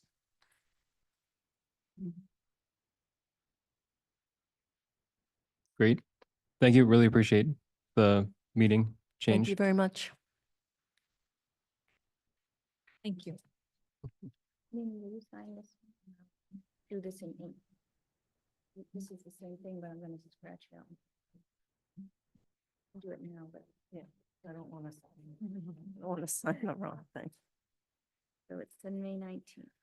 The next item on the agenda is a public hearing, 250 Turnpike Road Contractor's Yard, major site plan approval and special permit for low-impact development. Chris, thank you. And we'll be in touch when you send me the app submittal. If you have any questions in between, just call me out. Thanks. Yeah, I mean, like I said, we're gonna print tomorrow. We'll either get here tomorrow afternoon or Wednesday. Okay, just get it all in, I'll answer all the stuff. Thanks.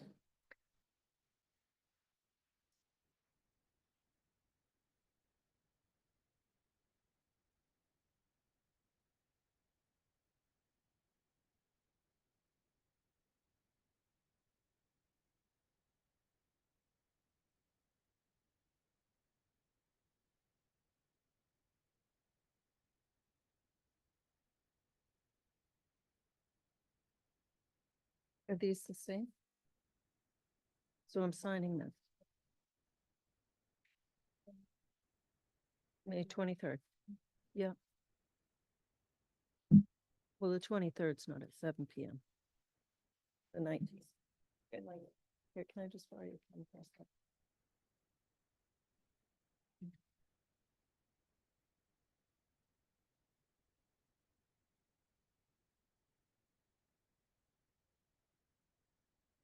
So 250, we have nothing.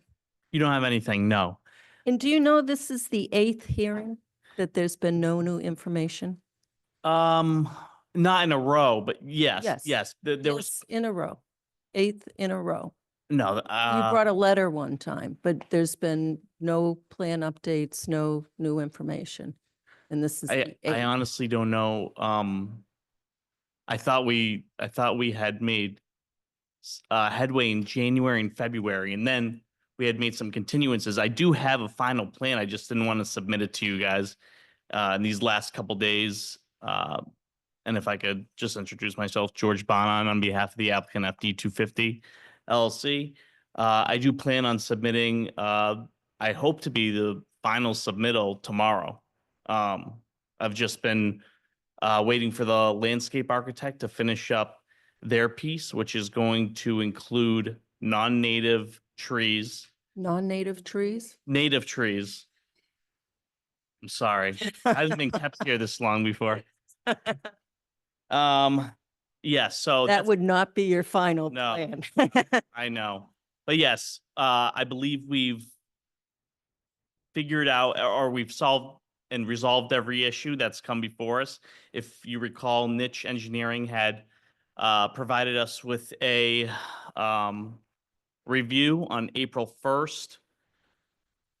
And there was a small list of recommendations, and I've addressed all of those either in a comment letter on the site plan, and the other things I've addressed, we have gone through one by one in that comment letter I had created a few months back. So I'm confident that you guys will see a plan tomorrow that you will think passes muster. To clarify really quickly, you're addressing all the Fuss and O'Neill remaining comments, and then also the comments that you posed in your letter on March 10th? Niche Engineering's comments, yes, Or just niches? correct. So the. Well, I assume that we've, And the planning board's comment. correct, yes. I just want to make sure. Mhm. I thought you referenced another letter. And I go through them quickly. It's very small. In Niche Engineering's comments, and I know you guys want to get to the next agenda item, but this will be quick. The first thing they had mentioned was to ensure that the footings of the chain link fence do not interfere with the infiltration system. I've asked the engineer, this question has been posed to him, I think for the second time, and he has once again confirmed that they do not interfere. The second thing was addressing a concern of the boards as to whether the parking spaces could back out into the 40B access way. The engineer, the peer reviewer, had confirmed that it is not indeed a street and therefore cars can park and back into that access way. The third item was, and I can't believe this wasn't picked up at some point, a small portion of the septic system encroached on a 100-foot wetland setback. And that was an easy fix because we're using the existing septic system and the trenches that we had proposed. For some reason, I don't know why we picked those, but those were encroaching on the 100-foot buffer. Fortunately, there were other trenches just slightly to the east of those existing trenches that will now use those instead of the originally proposed trenches. That was an easy fix. And then lastly, the Niche had mentioned that on the existing conditions plan, and this is, I believe, a small issue, we reflect that there are islands on our existing conditions plan, and they are there, but they are grassy islands. So and maybe that's what had caused some confusion. So our engineer, James Tatro, has addressed that in a comment letter. The islands are there, they're just grassy, and they had tar berms at one point, they don't anymore. And then as to some of the outstanding issues that we had spoken about, the sign permit is underway, and I believe this board will see that at their next hearing as a discussion item, just like the one we had just seen. Marnie, I have numbered the exhibit photos and then have corresponding numbers on an attached site plan. So hopefully that alleviates the issue of not knowing where the photos are taken. We have depicted the 40B access road on the site plan now, as per your recommendation, Ms. Braccio. And the oil water separator, Karina, has been also depicted on the site plan. And lastly, we have bolstered, to the extent we can, vegetation in the form of trees in the southeast portion and easterly portion of the site plan. And one thing I've also instructed the landscape architect to do is turn on, because they were not on, and that's probably why it seemed like there was a blank space there. There's a gas line and a water line running from the southeast corner of the building diagonally to Parkerville Road. So we can't plant trees above those. And that's why you'll notice kind of a blank strip between those two parts. Also, we have an infiltration system to the right of the contractor's yard building that prevents us from planting trees. However, Chair Luttrell, you had indicated you just want to make sure that there's enough vegetation, screening, buffering between Parkerville Road and the contractor's yard building. I have instructed our landscape architect to bolster it as much as they can, including all native species. So I think that had done it, and you'll see all those reflected on the most recent site plan tomorrow. Very good. Thank you. Ms. Houlihan. Thank you. Appreciate that. My one question was just around, oh no, I had a question. Oh, the gas line and the water line, does that require a utility easement? Because I don't recall seeing a utility easement on the plans. Well, no, it wouldn't require utility easement, I don't think, because we'll own that water line. Okay, but it's just not depicted now. It's depicted on the site layout plan. Okay. And the reason why I bring it up, because it's not depicted on the landscape plan, I have instructed the architect to now turn that on the landscape plan, so you can see exactly where it is and why, if there's no shrubbery or trees there, why that is. These, these are service connections, not main lines. These are service connections off of something in. If I'm being honest, I'm unsure. It just says water line and gas line on the plan. I will have that answer for you at the next hearing. Typically you own from the curb stop to the building Okay.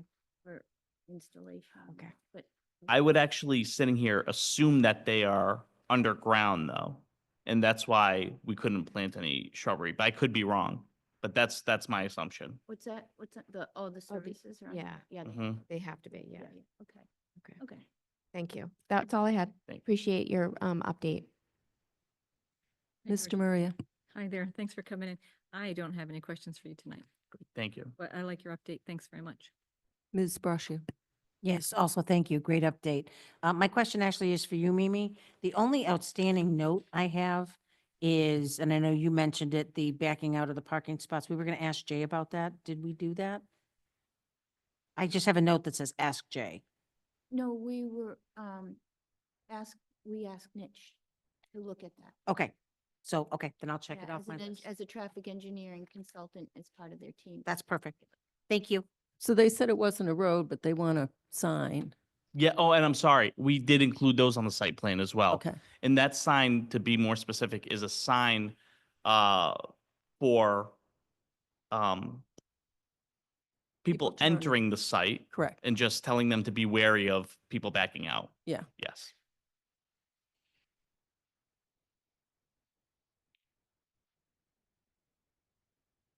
So the septic within the 100-foot setback was mentioned.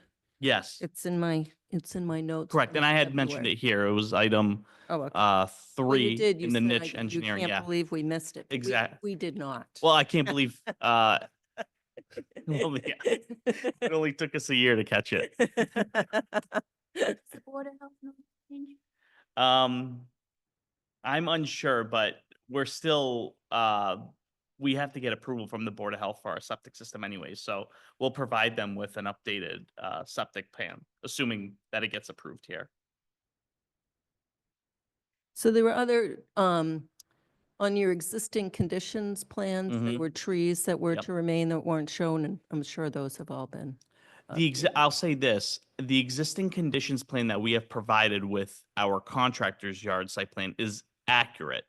So if there are trees missing or things that have not been completed as per the 2022 site plan, that will have to be discussed as part of the bond review for the 2022 site plan. Now, So these are trees that were in existence that were to remain to serve as the landscape buffer.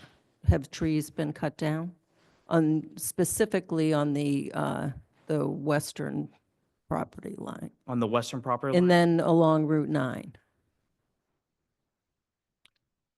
I'm unsure if trees have been cut down. all I can say is that the existing conditions plan is accurate. So So then, if, I'm not sure if, which trees specifically you're referring to. I know you just pointed out their locations, but there obviously is proposed and existing trees there now. So um, if something deviated from the 2022 site plan, we will have to address that during the bond review. But while we're on the subject, I just want to reiterate, our position is that this site plan will supersede the previous site plan. So I just want to make sure that we're all on the same plan, that once we adopt this site plan, this is the one we're going to move forward with. right, which is why I want it to be correct. Mm-hmm. So if trees that were supposed to remain have been cut down, then you're going to need to provide landscaping to mitigate for that.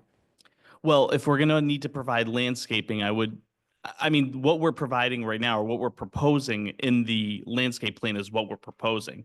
And I believe it's up to par. And we haven't heard an issue with the existing landscaping there at this point, or what we're proposing up until now. So I would, Well, no, so Mhm. I've mentioned that the existing conditions plan did not show the trees that were on site that were to remain. absolutely. So if the existing conditions plan does not show trees, that means they're not there. The existing conditions plan is accurate. But all that means is that the site plan that we approve now, that will supersede the previous site plan. Correct. So what I'm saying is if those trees are not there now, Mm-hmm. and they were required to meet the code, the landscaping buffer along all the property lines, then you'll need to provide landscaping in those areas. Is there, I guess I'll take a look at it tomorrow, but from what I remember, I know there is landscaping there. There is landscaping that is at least, that creates a 10-foot buffer from the property line. I'm unsure, maybe it's not accurately reflected in the existing conditions plan, but I guess I'll take a look at it again. Can I interject something here? So, what might help clarify this? Mm-hmm. When you came in the office last week, we talked about this a little bit. I'd suggest maybe you come up with an exhibit plan that shows what was approved on the storage facility site plan. Mm-hmm. 2022, right?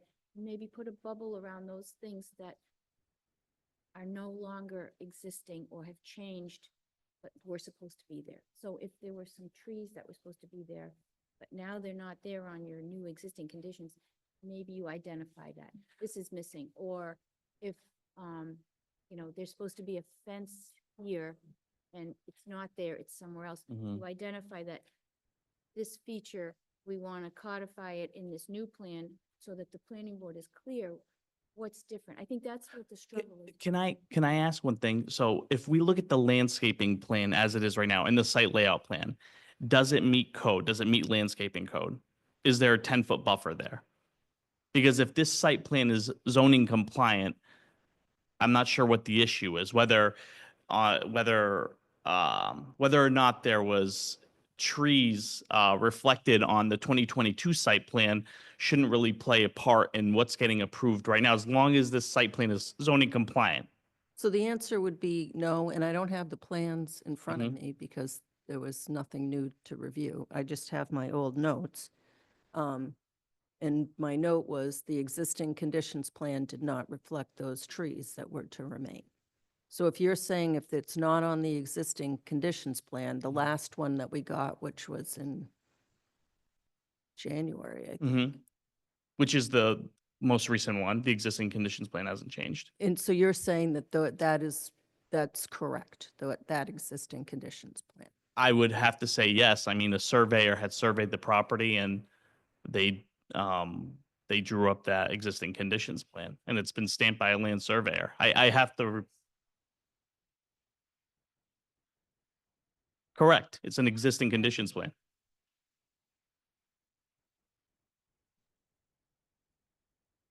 Freshly took a survey regardless of what, if it was compliant or not, you're showing what's there. Correct, You're yes. hoping that's compliant.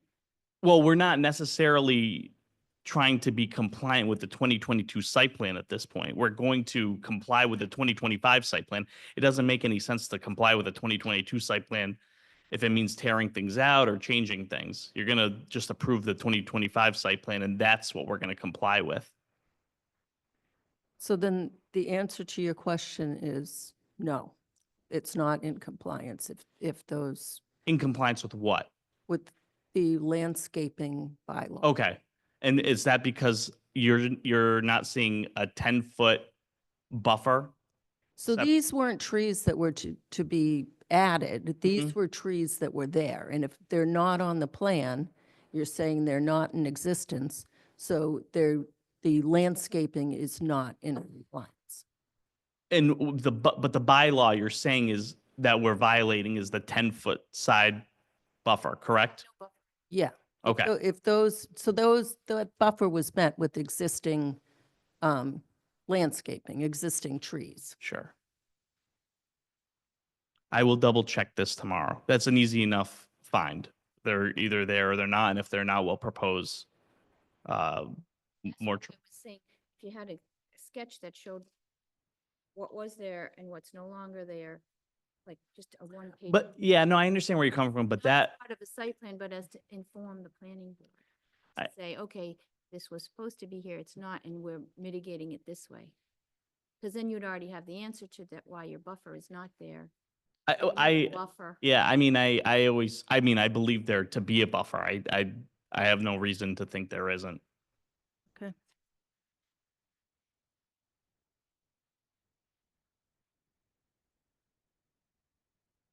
Be way at the beginning. So you do understand that there used to be trees there naturally that were never Mhm. cut down. And so at the last permitting process, approvals, you guys said, we want to use this. So we don't have to plant new trees. Can we use this as a Mhm. buffer? And the planning board said yes. So when you cut them down, you lost the buffer. So now you got to put something there to buffer. Because those existing trees that were always there for whatever, how many years, Mhm. we were going to use those as the buffer. And then this board approved. That to be used as the buffer, but then you cut them down, or somebody took them out. Okay. They disappeared. So those trees either have to go back or some other kind of buffer. That's to okay. meet the town code, right? Yeah, I mean, I assumed, I didn't think that part of the plan deviated from the previous site plan. So if there are trees cut down, it would be a surprise to me.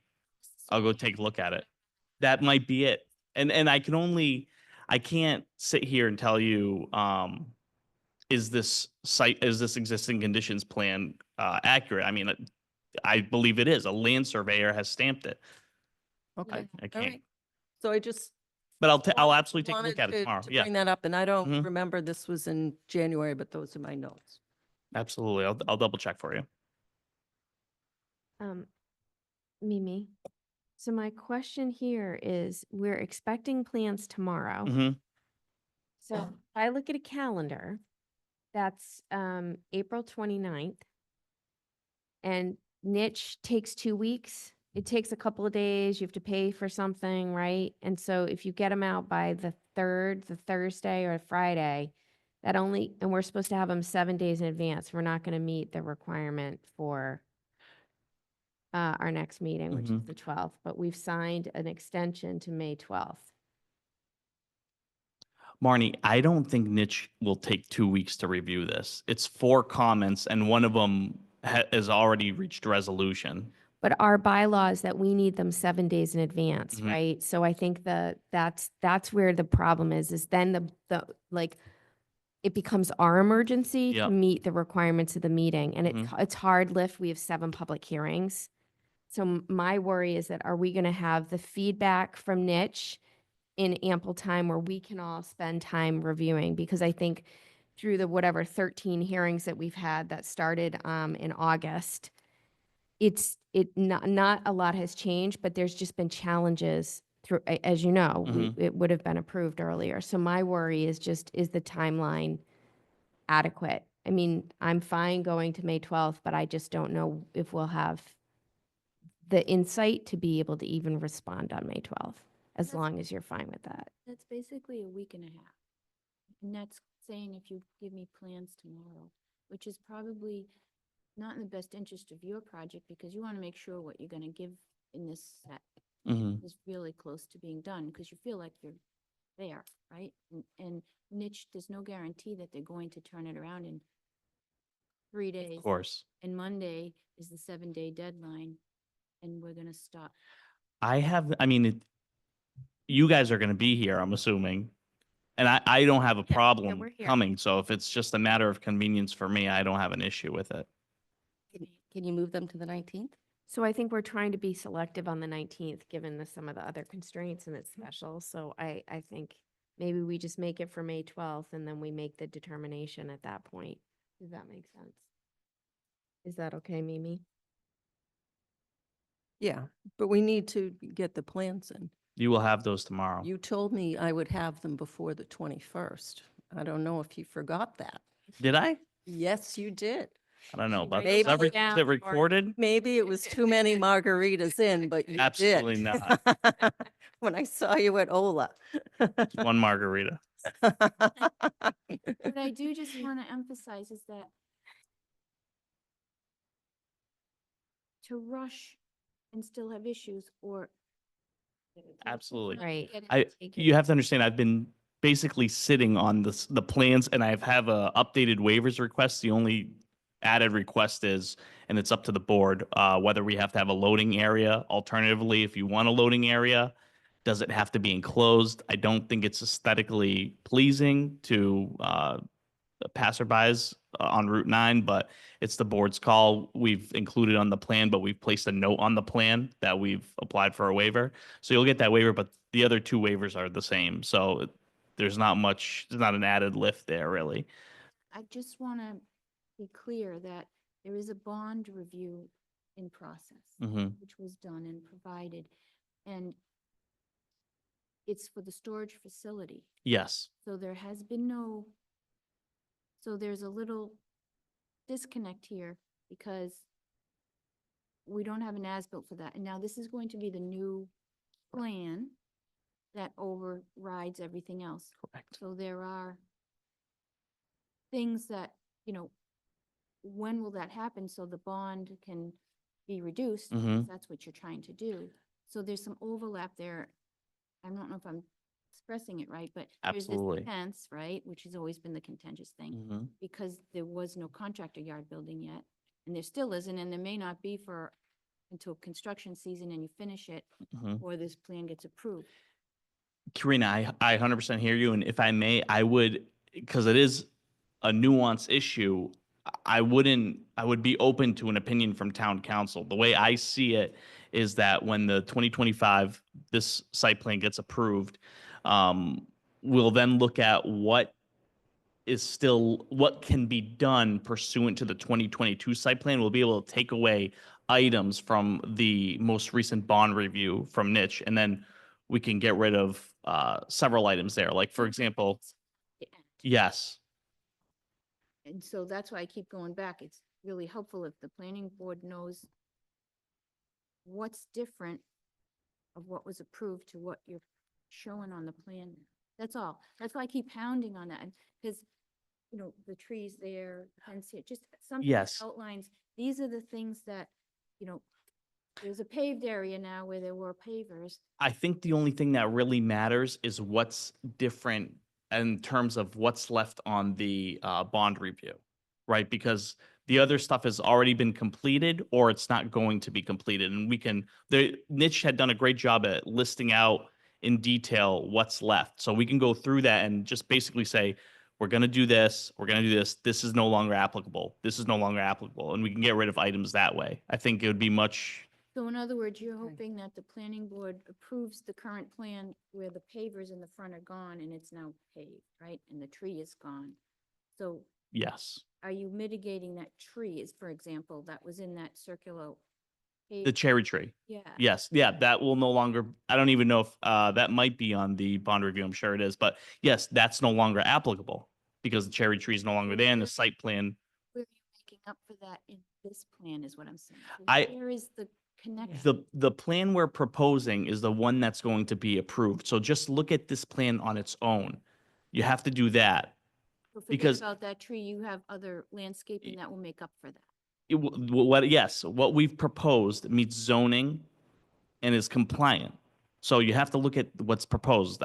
We're not gonna, because in practical terms, we're basically abandoning the 2022 site plan. And this one is going to supersede it, and it's gonna be the authoritative site plan. So this site plan has to speak. Everything that the planning board wants to see needs to be on this site plan. We've done that over the course of this last year, frankly. We've narrowed it down quite a bit. We've heard the planning board, we've taken in all your comments, and we've made adjustments accordingly. Yeah, we'll see what comes. So is that operating as a storage area now? It's exterior storage, correct? And so on the plan, it's required to have a card gate. There is a gate there, and I believe it is carded.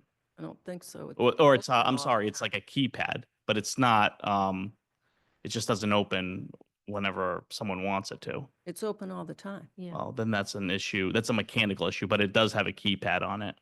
I'll bring it up. I'll bring it to the attention of our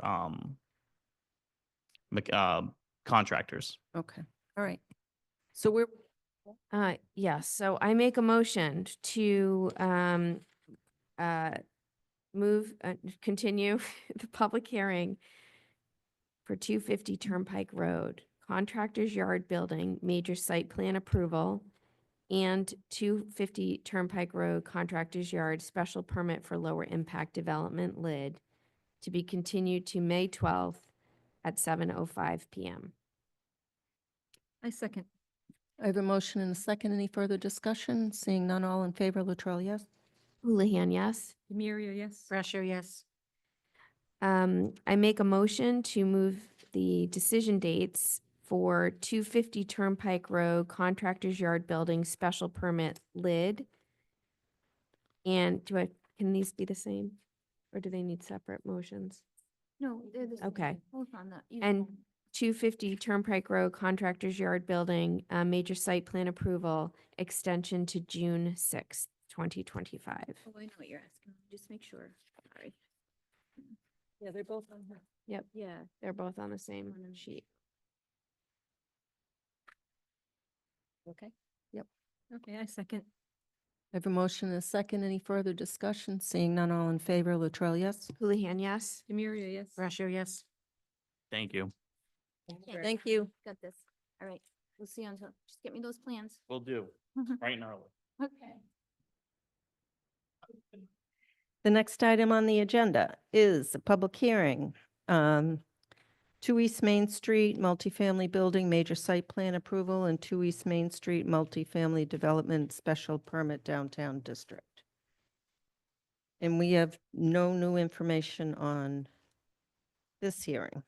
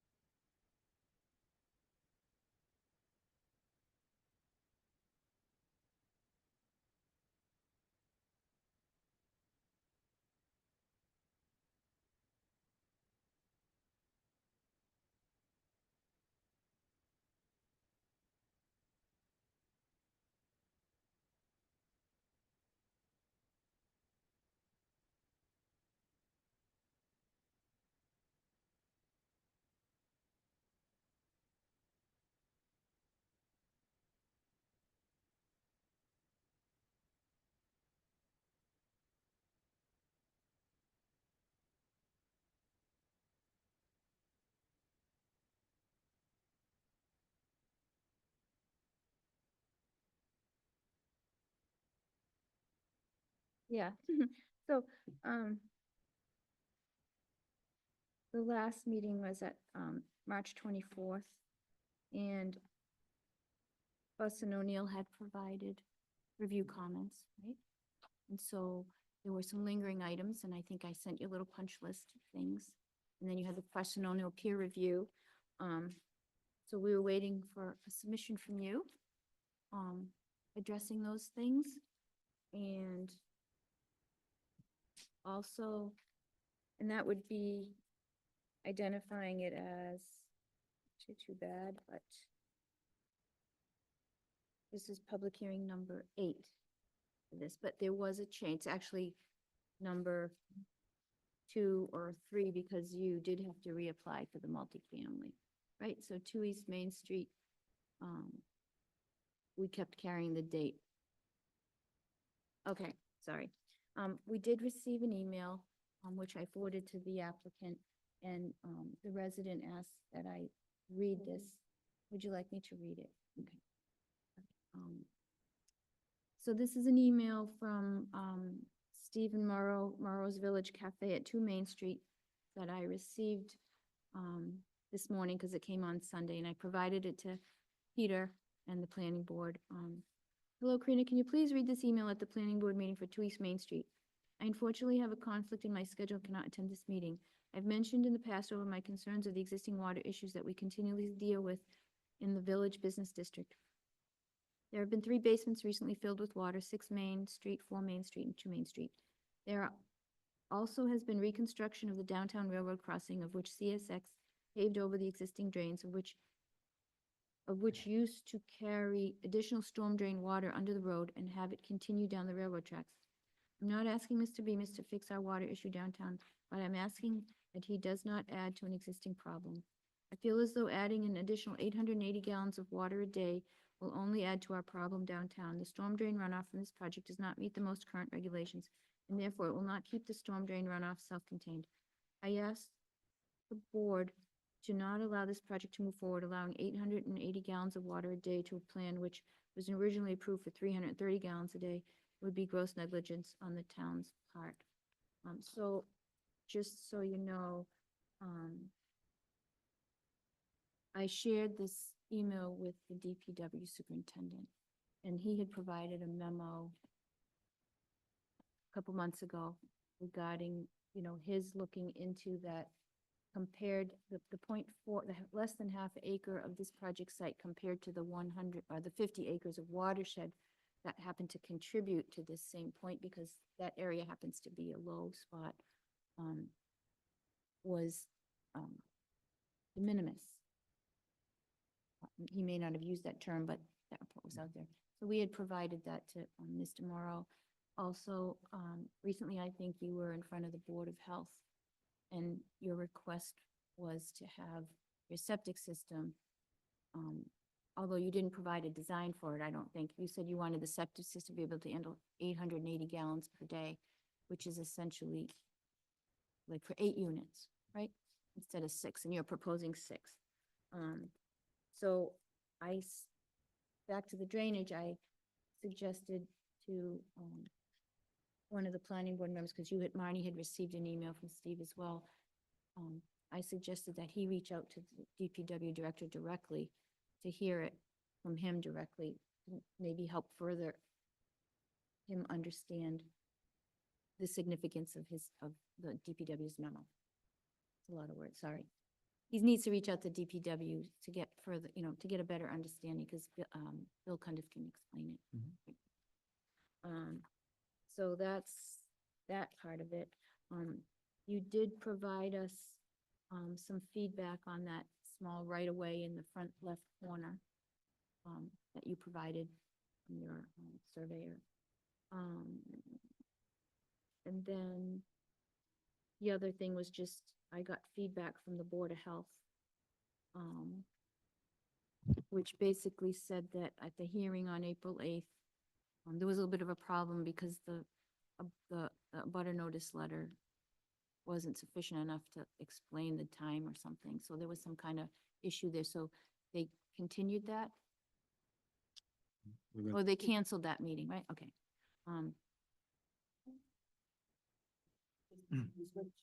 So I can read the email directly from Taylor West, who's the public health director. She said, at the hearing on April 8th, the board was provided with historical flow of the parcel. And if you'd like the details of the flow, Barbara and has that Mr. Bemis is granted a variance, was granted a variance related to the tributary on the property in 2018, and as part of it, the variance included 725 gallons as the flow to the septic system. And based on prior flow and the variance being intact, the board voted to allow 880 gallons to accommodate 8 units to the parcel based on historical information. No new variance was given. Per Dennis and Chris, our health agents, the system is a different system than what was proposed in 2018 that provides a better buffer to the tributary than what was originally granted. However, based on the complaints of abutters, the chair has decided to redo the hearing based off the claims of inappropriate notice. A new vote will be taken after the hearing, which will be on June 11th. So you got that information, right? I do. Okay. The board also noted conditionally on the plan because it did not include the 880 gallons. No, the board also voted conditionally on the plan because it did not include 880 gallons. Once the plan is provided to the board with the 880 gallon flow, they will also vote this at the June meeting.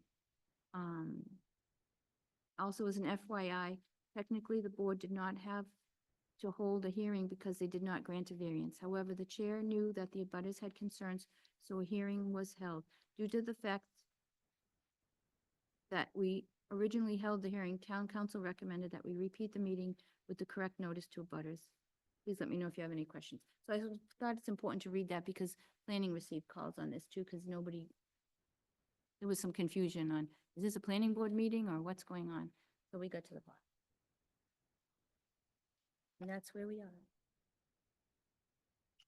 Good evening, Mr. Sorry. Bemis. Good evening. I wasn't going to do any testimony tonight because I was just concerned that Member Stein could potentially have missed one of those earlier meetings. I know for a fact he didn't miss anything from the re-noticing period, but I was concerned that early on, could he have missed one? And I just didn't want him to have to, if he had already missed one, then to not be able to participate. So I asked for confirmation on that, but I didn't get that earlier today. You forgot? Just gonna use your mic. Okay. I'm sorry, he did not do any Mullins for this project. Right, okay, good. So then I'm comfortable speaking tonight. I just didn't want to, But we already you spoke. did, and I wasn't going to interrupt you though, to say, don't speak. You're Oh. doing your own edification here. You can do that anytime you want. You can discuss the project. I can't. So I will state, for the record that I did go back to the Board of Health. We did document prior flows and usage of this property well before there was a zoning provision for downtown redevelopment. We've always been kind of backing into what we've been trying to do down there. We advanced a concept that the zoning board had approved, as you recall, for a use variance to do the hotel motel. And we came up with something to try to do something then. And we established a flow for that at that time. There was no regulation. There was nothing to fit. And honestly, it didn't make sense to come to the board for that. And that's why we came back with a regular straightforward office building that didn't get traction either. So now there is a regulation. And at that earlier time, I've never, stepped back from that. I had documented how much flow was there. And it seemed appropriate now to go back and talk to the board about it again, because we had already established these earlier flows. And now there's a bylaw, now there's a formula, now there's a requirement for an affordable unit. And I want this to be a successful project, and I want this to work. The system that we came up with for treating the effluent is much more costly than the one we were going to put there. It's has a higher superiority as far as I'm concerned. I've actually used it on a couple other projects. I like what it is. And I'm willing to make that investment there. And so we showed that to the Board of Health and said, look, this is equivalent just at 7 bedrooms. It's the same footprint, and we're actually getting further away from the receptor, which is an intermittent stream channel that's tributary to the reservoir. That's what the variance was for. But the flow, as far as I was concerned, never really needed to be a variance. We've been spot on with that. That's the flow that's been documented there. And then I went back and the board did agree. We did notice the abutters. They took issue with the fact that it was described as meeting in their posting of the event. And in my letter, it said hearing. And we talked about what was going to be discussed. There's 2 provisions within the act. The board could have ruled again that it did require a special permission, if you will, for the flow. They didn't, because they concur that we are establishing what that record is. So I'm pretty comfortable with where I am. I was disappointed that we couldn't get this done because I was trying to morph this all into one final decision while Member Stein was still part of your group. But since he's not running for reelection and he would have to step down, I am going to seek approval for my 6-unit project. I will still go forward and try to get my 8. I'll come back to you for an amendment if that's the way it has to be done, because I can't afford to just kick the can again and get no traction here. I don't want to just withdraw my 6. I don't want to just continue it. I feel like I've got good support from the board, but to put ourselves in a position of having to have a mandatory 4-member vote supporting it because Member Stein isn't available doesn't make sense to me. So I'm going to just finish up. I'll come back and see you in May at the May meeting, and we'll be ready. The Fuss and O'Neill comments, we're down to pretty much nothing. I have to clean up some architecture for you. I know you were concerned about this right of way that we gave you the records on that. That has nothing to do with this project. I think we're in the right spot now with this, and I'll just get my 6 units approved because that's what we have currently before you. And I'll come back and do the 8 and spend the money and notify everyone yet again because it's that important. I want this project to succeed. I want a good project, and I feel like the Board of Health will support that request again. Conservation has given us a 1.5 years to get the project done. Board of Health, I believe will approve this, and I look forward to your support in the future. So if I can answer any other questions, I will. I feel like the 8 also gives me the ability to do something different here. I want to do a dedicated handicap unit that's affordable. I think that's important. I don't think anyone's done that here in town. So I'm willing to, put that effort into this, but that's the only way you can do it is to have it make sense financially. So if it works, great. And if it doesn't, then at least I'll have the 6 units to fall back on at this point. Thank you. Thank you. Ms. Houlihan. Hi, Mr. Bemis. Thank you for coming.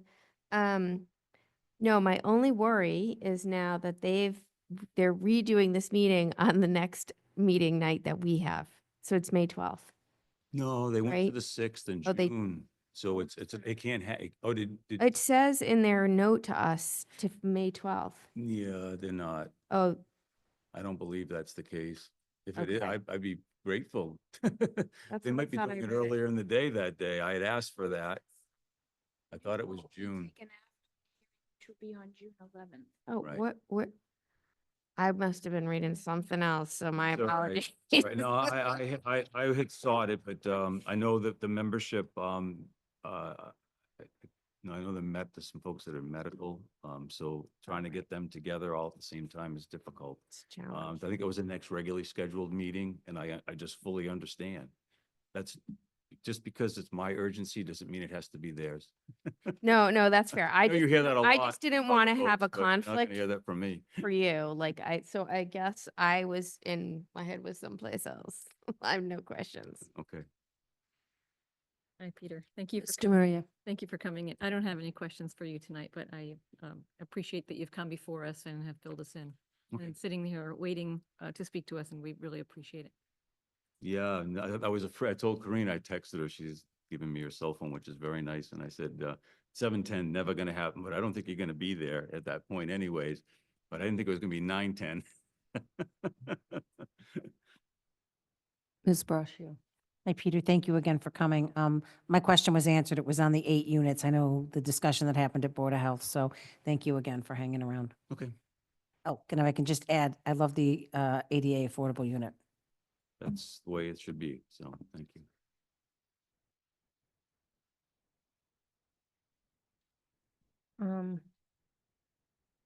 Yeah, so make sure you're in compliance with the design guidelines, the architecturals and the exterior materials and colors and then your landscaping. make sure there's evidence that that complies with the 20% and the 50% in front, in actual a plant schedule of what you're Yes. putting in there. I just wanted to, so we're just going to be looking at 6 units and you'll be approved I'll have to for come back with the. 6 units and yeah. Like I and said, it's just, the board, where the Board of Health decision doesn't exist, you can't, I can't ask you to condition your approval on something that doesn't exist yet.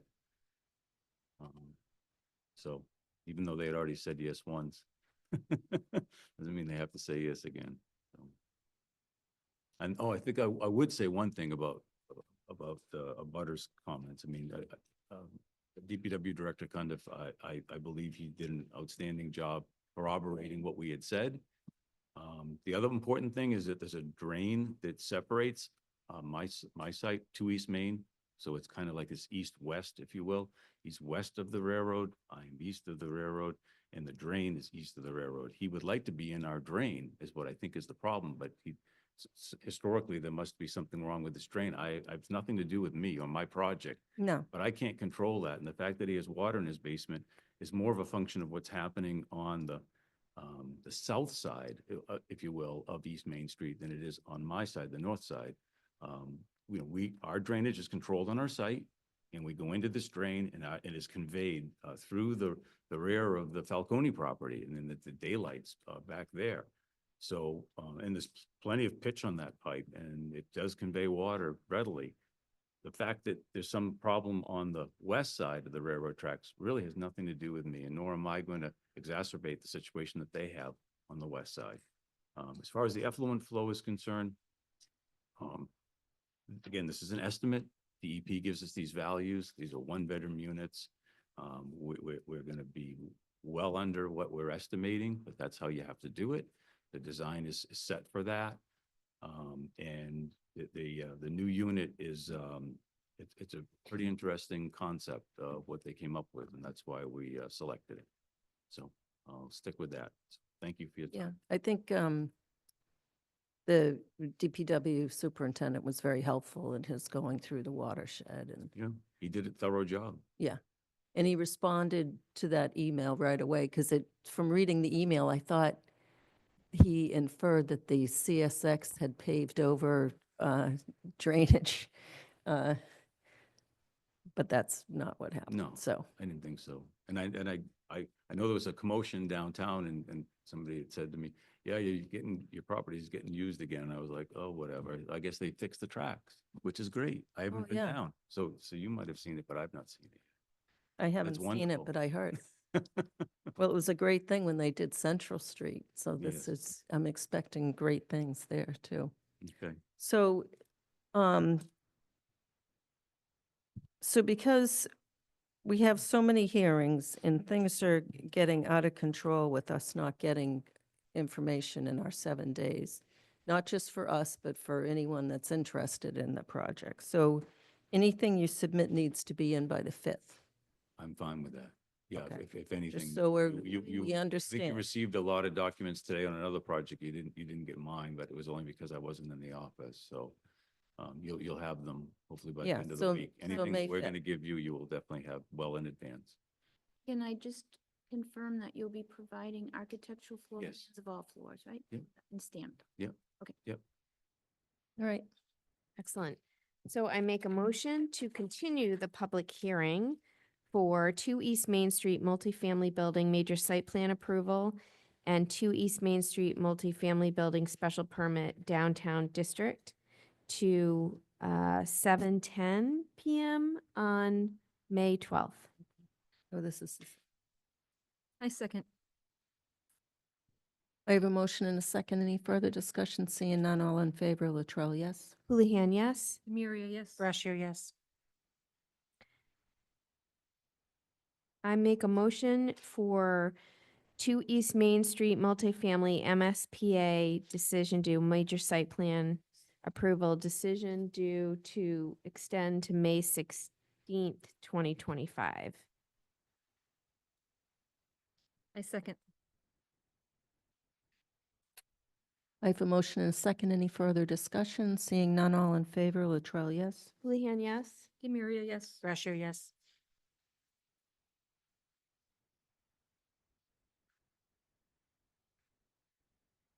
Very good. All right, thank you. Don't go anywhere. I'll go on anyway. The next item on the agenda is a public hearing, 200 Turnpike Road contractor facility modification to major site plan and modification to special permit for low-impact development. In this, we received updates on Thursday.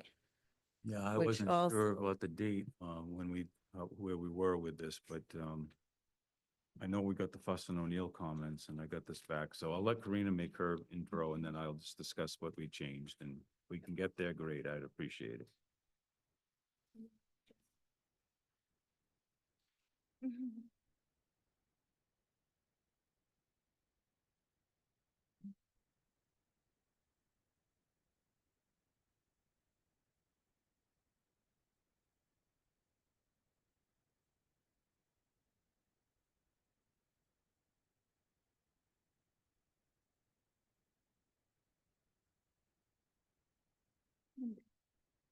If you just need the Fuss and O'Neill comments, I can give you my copy, Karina. Got it. Okay.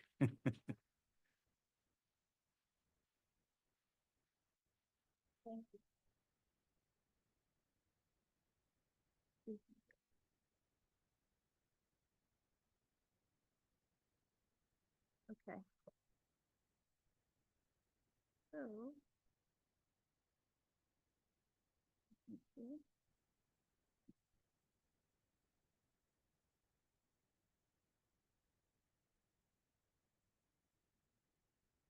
Okay, sorry about the delay. So, March 24th was the last planning board public hearing number 2. So this makes it public hearing number 3. We received submission 2, correct, on, April 24th, right? Is that? That's the most current, yes. Yeah, the most current, okay, that's right. And then, you'll be needing an extension request. We have to go further. So, Fuss and O'Neill provided review comments on submission number 1 on March 25th, 2025. We provided those to Peter, for review. And then he, like I said, followed up on March 24th. Right, or is it, it's not the 29th? April 20. April 29th, and April 24th, I'm sorry, I'm losing it. So Fuss and O'Neill had provided, and just note, they're also provided a bond review, and depending on the mitigation here. And the last comment was that, It was a new comment, because we pretty much have all the engineering issues resolved. It was a new Yeah, but it comment was the about landscaping, landscaping, that's which I right. thought we could try to resolve this evening, and we did so they had some field questions. work. Yeah, so Fuss and O'Neill had questions about the plantings in the rain garden, like there were comments on that at the time. Am I talking about the right place here? Okay, Right? So, this is because during the bond review, I said, well, what about the landscaping? And then they had to address the tree that was removed. We're adding that to the bond, Mhm. and the landscaping in the rain garden. You're gonna add that to the bond. So I'm waiting for their supplemental bond information on that. But they were waiting to hear how this goes tonight about how you're gonna mitigate the buffer correct. on the southern. And that's side. in the Yeah. plan. So that's the lingering issue, is the buffer, and then the bond review will follow at some point. Okay, sorry. Updating as we're on the fly here. Okay. Okay, good evening, Mr. Peter Bemis. Bemis, Engineer and Design. So we have resolved all the engineering issues now with the modification. So basically what Mr. Crandall wishes to do is, instead of having this alleyway between his two buildings, he will have one separate, one continuous building, and then the roof drainage can be controlled in a better pattern. We actually have enough infiltration on site to pick up the roof, and then there's a little bit less pavement. So we have a little cleaner water, if you will, getting into the drain system. So that part's an equal, and if not, a bit of an improvement. What we found, though, was this area where there was no longer a buffer. Pretty much the topic you had with this other site prior to ours. And when we did the survey work there, we were doing some supplemental survey based upon the original survey done by Santora Engineering, where we just pretty much showed a tree line being the limit of work. Unfortunately, in that section of the site where there aren't any trees, there weren't any trees, nor can I see a history of any trees. Honestly, I just don't believe there's anything of substance. There may have been a lot of saplings or smaller trees, but there really wasn't a lot of larger trees because we would have had them. I just know we went back out and then we found there was one tree that wasn't where we thought there was one. We've been showing it. That was in the southeast corner, near the DPW. It was a 12-inch tree. When we went back out for that, it was like, well, wait a minute, it's not like there was any cut here either. So there's no tree and it was coded wrong. So with the survey work that was done, so I had Zach locate every tree. So the plan that you got was, I gave you the updated sheets. We located every single tree along the entire south boundary, wrapping around to the east. And there's clearly not enough trees in that section that's closest to where the DPW transfer building is, the one that's abutting our property. So the proposal that I had was to put some evergreens at the top of slope and to supplement that with some viburnum along the mid slope. It is a sloping area, and keep our pin oaks at the bottom. It was a total of, I think it was 6 and 10 or 6 and 8. I don't remember the exact numbers, but I'm willing to supplement that further if necessary. Otherwise, I would say that, you know, the plantings were 10 feet on center. We pretty much try to put back something that was robust. I'm not trying to just do some arm waving here. There's no trees there today. And I'm going between where there are, I think it was a 6-inch and an 8-inch tree on either end. So we would be tying into those. And then as you recall, there was a pine tree that didn't have a top to it. On closer inspection of that, that snapped. We thought that someone had come in there, maybe cut that down. There was tree activity there by Lewis for controlling the power grid. There's a power line that goes through the Leeds property that comes out to that site. So they did some line trimming there and they did cut some trees towards the back where the utility pole is. And I'd given you those pictures at the last meeting. There's still quite a bit of vegetation through that zone, so I don't think we're really worried about buffer, but there's no buffer at all at the southeast end. So that's what this plan was intended to do, is give you back a buffer that you're entitled to have. And then we could go to the bond at a future date. I'm not trying to do that tonight. All I wanted to do is try to get this part done if I can, with the landscaping, because all the other issues are done. And if you feel as though there needs to be some more landscaping, then, you know, tell me what you'd prefer to see. So I've got a tree in the pine, it's a native, and then the viburnum would also be a native. So tell me. Thank you. Thank you. Ms. Houlihan. Hello, Mr. Bemis. It's nice to see you again. My only comment was Kelvin. So the lighting temperature, I didn't see Kelvin rating on either plan 6 or 8. And I might have missed it, but I just, you're obviously well within the plan. Illumination, that was really my only comment. I didn't know if you had that. I'll get it and I'll condition it, because I have no problem meeting that.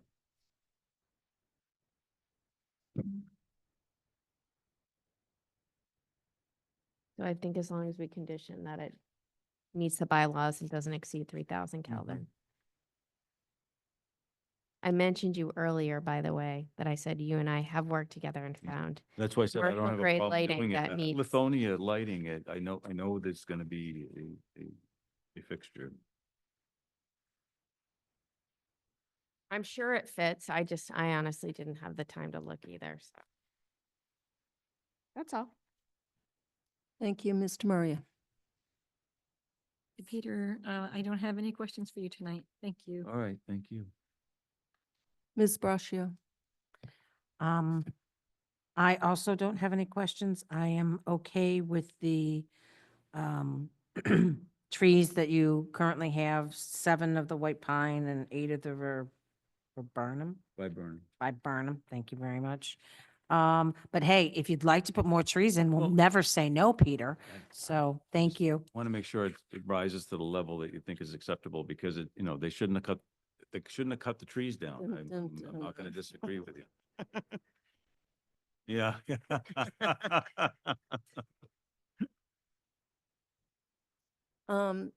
So the white pine and the viburnum are great, except for further west along the southern, where it has the little squiggly that says existing tree line retained. It was all, that whole slope was all dug out and all the roots are sticking out, Okay. gasping for air. I don't know how long those trees will Okay. last. So there needs to be a buffer all the way along that property line. Okay. Also, I'd like to see a planting table like you did on the rain garden with the plant and how many, Okay. so people don't have to count little dots. I don't know how well Yeah. all right. whoever is Fair enough. planting will do that. I know you define the trees by the parking spaces here, and that's the one thing that we are way over your minimum requirement, but as far as supplementing plantings. It's required a 20-foot landscape buffer along Not disagreeing with you. the residential. Prepared to supplement that as need be. That's why I said I have no problem with your. So there are some trees up at the top, but I would push back against any of those trees that aren't way up at the top of there's nothing there. So I think that we can extend the viburnum, I think would be an effective plant, because right now there are trees, there's an overstory there for sure. There may be not a good understory, but there's definitely a good overstory there. There were a couple up, there were a couple up at the top. Yeah, I mean, there's a 30-inch, I mean, there's some of these, we've given you the caliper on every one of them. I have to take my glasses off again if I'm gonna see what they say, but there's a 36 inches, starts at a 15, 8, 36, 2 10s, 2 12s, 8, 10, 12 again, a 4, another 30. But there's a lot of trees along that edge. It's not like it's devoid of trees, but I'll grant you that those trees are leggy. There's a trunk with an overstory. And I think it would be appropriate if we put some more viburnum through there, that would make some sense to me. And it's just a good plant. It gives you, good cover, and it offers food source for birds. So what, I don't so the parking lot was supposed to remain the same, like it wasn't. Yeah, we didn't touch that section. That's what I'm trying to say to you, is that we didn't Well, touch that section. So the whole hill's been dug up, and that wasn't like that. But I don't think there was any trees in there, is what I'm saying to you. I don't, like, again, Roots sticking out. I mean, there could be some, like I said, there could be root mass too for the trees that are at the top. I mean, they're big trees. That 36-inch tree probably had roots that were going down there. They shouldn't have really tried to rip at them, but I'm not sure. Yeah, I don't. Maybe I need to think approach and they look at needed- your picture because but I'm prepared to the whole- supplement that. That wasn't supposed to be touched, and it was touched is the point. I don't know what they've done since, other than they've cleaned up, they've been trying to clean up the site. So I guess my question to you is tonight, is it possible that we can condition this and I'll grant you, we did, I'm trying to remember how many, did you say it was 8, Ms. Braccio? Is that what it says 8? Okay. All right. So if we did 8 in that section, there's 2 more sections that are of equal size, if it takes me saying, I'll put 16 more along that edge so that we have this understory that we can establish, I'm prepared to do that, to get this done. Well, I'd like to see it on a plan. Okay. And if you read our code, we shouldn't even be discussing this tonight because the plan didn't come in until Thursday. That's No, a I'll constructive grant you that. continuance. I'll grant you that.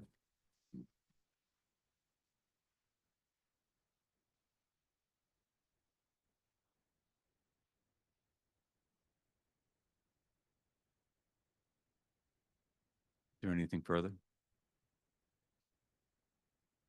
It's all about the trees, man. I know, so I will get that on the plan.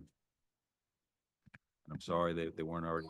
In the note, hasn't been updated that substitutions with the approval of town planner? Surprised at that. We were trying to catch that note on every plan that we did. So it should be, because the landscaping is split in two different sections, it needs to be on both of those. All right, well, maybe that's what's wrong.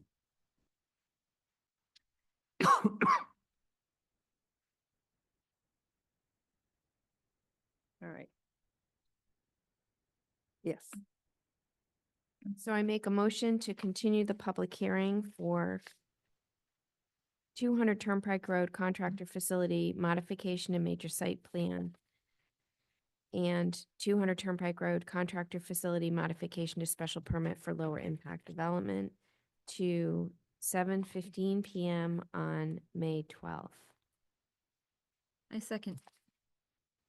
I have a motion and a second. Any further discussion? Seeing none, all in favor, Latrell, yes? Houlihan, yes. Muriel, yes. Brashear, yes. Oh, so we're good with We're the good on extension. decision. Okay. I want to just double check this because on the current, on the current, agenda, it says that we're at May 20th. Yeah. That can't be because it hasn't been voted yet. I just want to make sure we're picking the right day, right? Because this is supposed to reflect voted.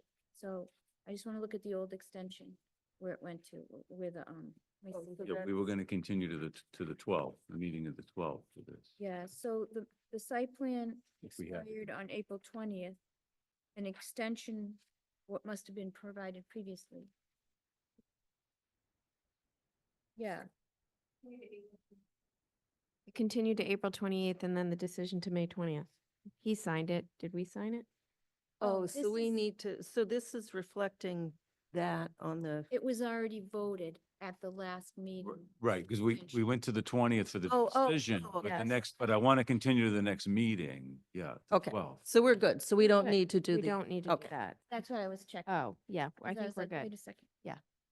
So this just needs to be signed by you from the last vote, because I had a note on there was already voted somewhere. Sorry, sorry for the confusion.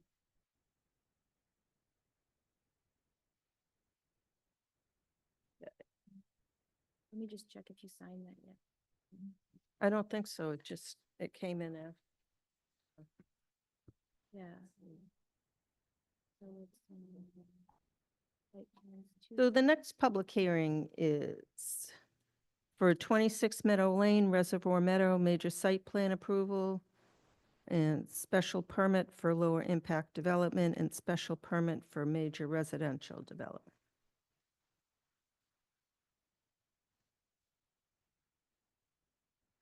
Let me look. March 24th. Oh, no, it's not. I thought it was because it said, okay, sorry. Can I have your pen? Yes.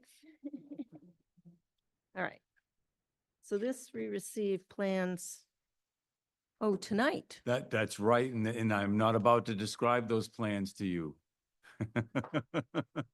But I think Zach did drop all that off today. So. He did this afternoon. And Yeah, do you want to do any opening statement or you want me just to go? Because we got first comments on April 14. hold on. Do you have any?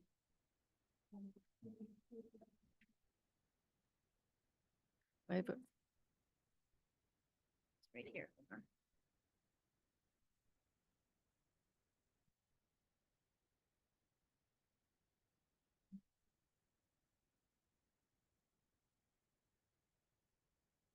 We have this extension request. Oh, and you have a clean copy of that? 26.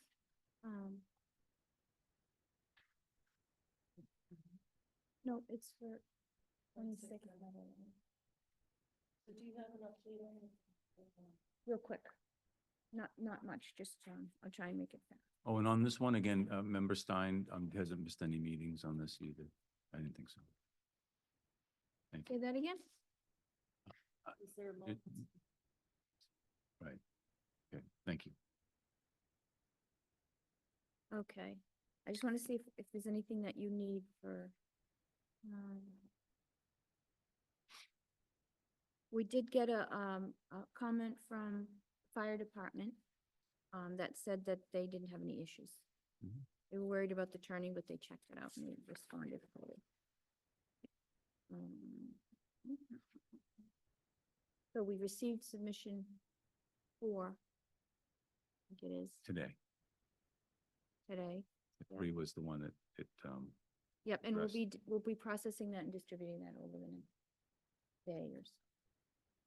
Yeah, you have that, but I gotta check it to make sure it matches the PDF. I haven't done that yet, but I'm going out on a limb here. okay, that's not, that limb is pretty stable. Okay. If I did it, you could be on the limb a little bit, but Zach did it.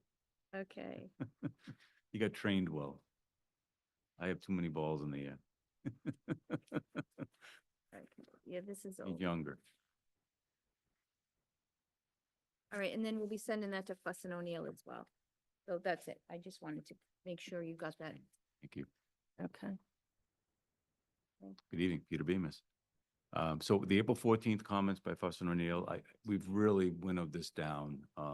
We had met with the board at the last meeting discussing the 6 units versus the 5 units and the open space. And what Fuss had brought up too was the numbers, getting all of the numbers on the plan, open space, wetlands, all the different pieces. So there's a lot of dotting i's, crossing t's, and I think we've got that there. That's what you've got for this documentation now. We're also dealing with conservation items because we got a stormwater permit with them and a notice of intent with them. So they have Lucas Environmental that's reviewed some things on the wetland side of it, and then they use Fuss and O'Neill as well for the stormwater component. And Lucas had some specifics regarding some wetland mitigation areas, replication areas that we have on the site. So there was just a lot of refinements that had to happen with this and some additional documentation. Unfortunately, sometimes as you're developing a project, especially with the scale and scope of this project, with the units and going in all the different options we were looking at, there's just a lot of moving parts, and we had to get some extra additional details in there. And then sometimes the peer review consultant is seeing it in a different light, so they introduce something new. So we get a lot of additional comments. So it's not always, I always get concerned, how many times have we been before you? Are we getting to the right place when we're done? Then it feels okay. If we keep coming back and we're doing the same thing and it's just regurgitation, it doesn't feel good on my end either. So believe me, I don't like it. But I think in this case in particular, in the case of East Main, had to go back and we actually changed the project midstream, as you recall. It was going to be a multi-use project. Then we went to one single-use project. In the case of this one, we were also dealing with some dynamics. And although there's been a number of time events that we've met with you, I think every time it's been pretty productive. And we've gotten to where I think we've got a really good project here. We've got a couple of duplex units. It should be more affordable. And it's a better project at the end of the day. I really like where we are now. The other projects would have worked okay. Probably would have made my client just as happy, but I like it when we can be happy too as designers. So I feel like we're in the right place. So you have everything. We wanted to get it to you today, specifically because we're trying to still be on for the next meeting if we can. Because again, Member Stein will no longer be a member after that meeting. So the idea was to get it into you enough time. Fuss really should have on a short list. They should be able to do it quickly enough. We'll have the conservation peer review as well to deal with. But I think you're going to find that things are in the right place. So I'll be happy to answer any questions you might have. Otherwise, that's all I need to do. Bill, are you happy with that? Yeah, I think that the reason why we Don't forget. The reason why we've changed this a couple. Sure, Bill Poutre, 8 Redgate Lane, and the applicant. The reason why we've changed is we tried to listen to at every turn, as you saw, the concerns of the neighbors. You know, they wanted the duplexes in the back, not in the front. We changed that. We tried to put screening in for one of the neighbors on one side. We fixed that. So we tried to, while the project has taken a little bit longer and we've seen different iterations, it was taking into account your comments and the concerns of the neighbors every time we made one of those changes. And believe me, they're not cheap. It's very expensive to keep on doing this over and over again, and peer review costs over and over again. But we did it so that we think at this point we're pretty close. We're in front of conservation on Thursday with God willing.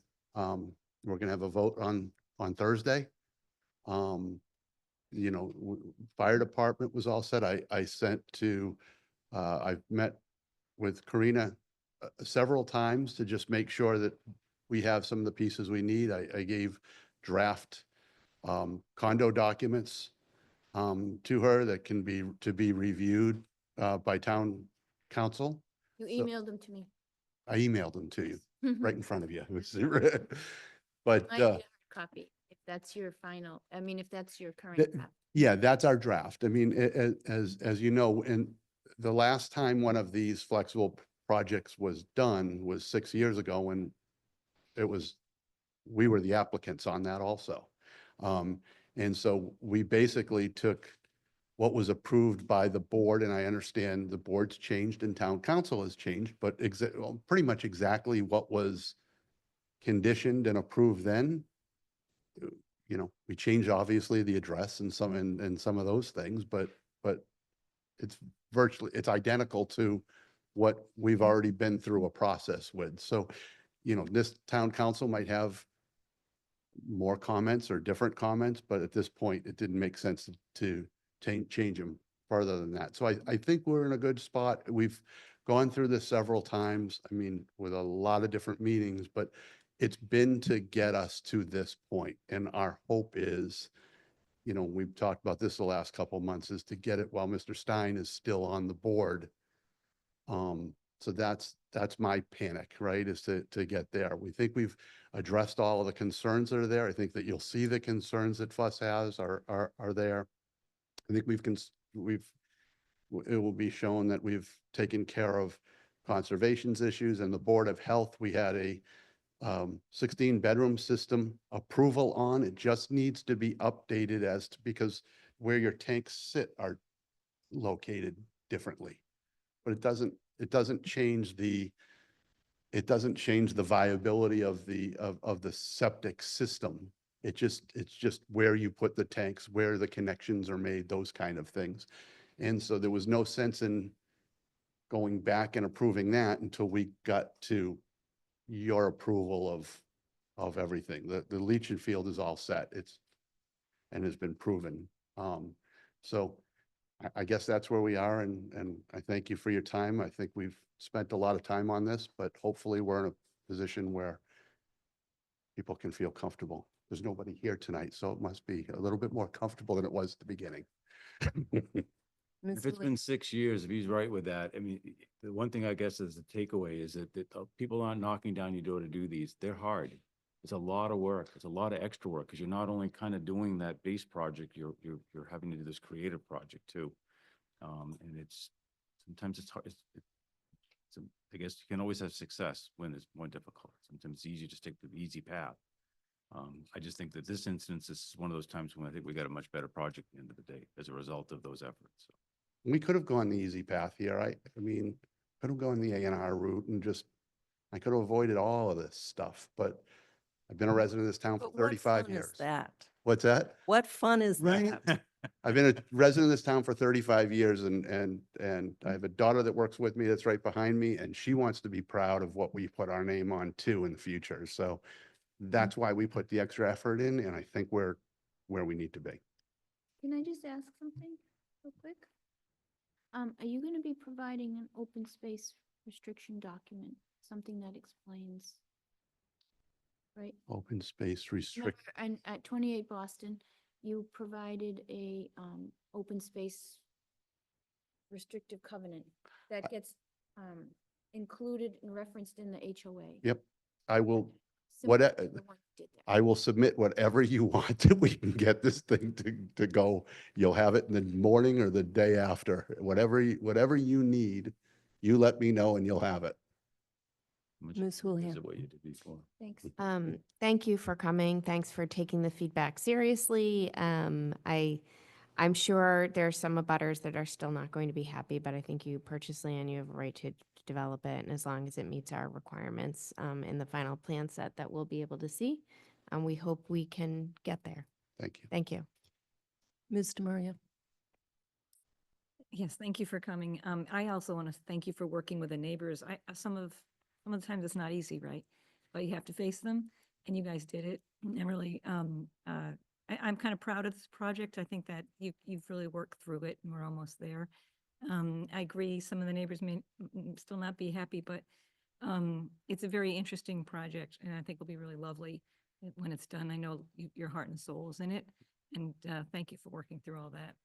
Thank you. Ms. Brascio. I don't know how I top that.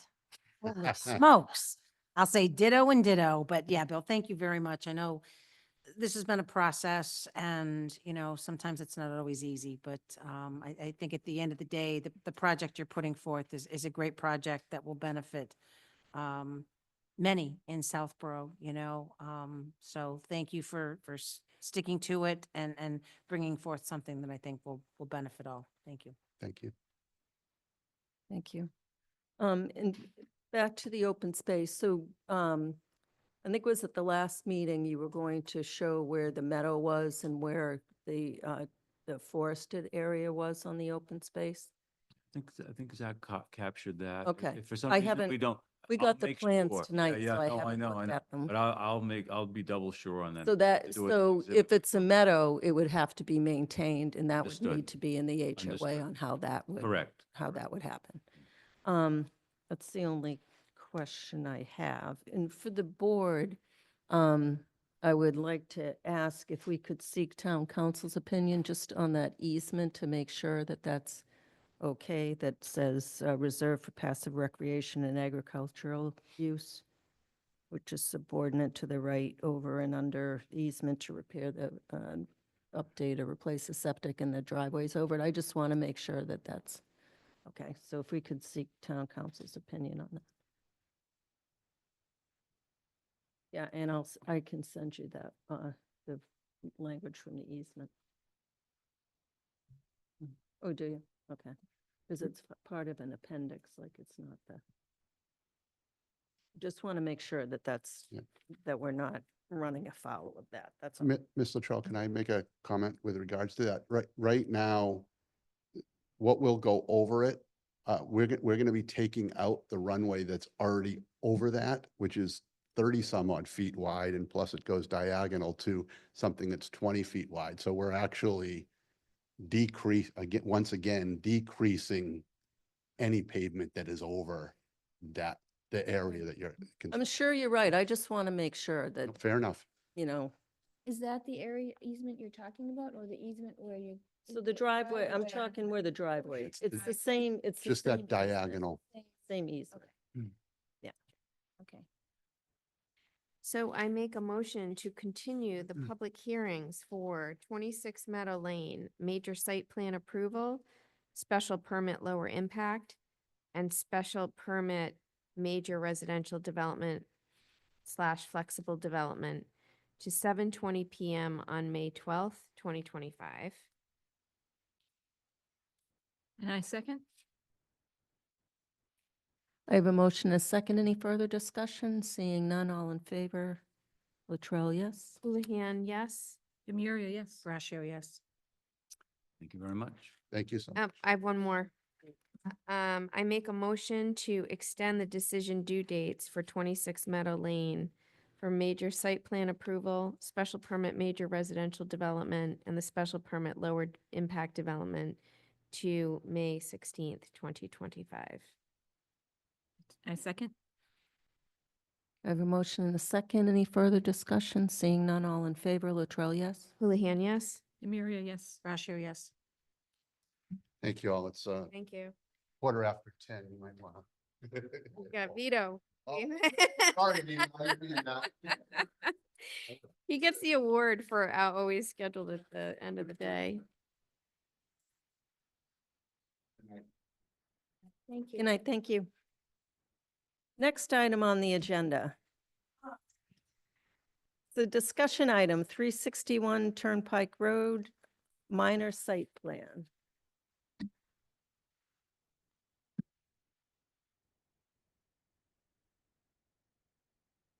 So we did drop off some stuff today too. I don't expect you to look at it. It was a landscape plan, just an updated landscape. We didn't get it in till, I was kind of waiting on it. But I kind of emailed with Karina and she said if I can get it down today, it would go in the packet, but I understand if you didn't have time to see it. But we did want to talk about the other materials we submitted earlier, just basically about the driveway access and the Fuss and O'Neill comments.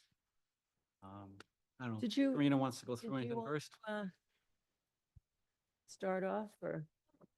Vito's doing a very good job. I'm gonna put one of the plans up. I'll grab the easel while Karina. Sure, yeah.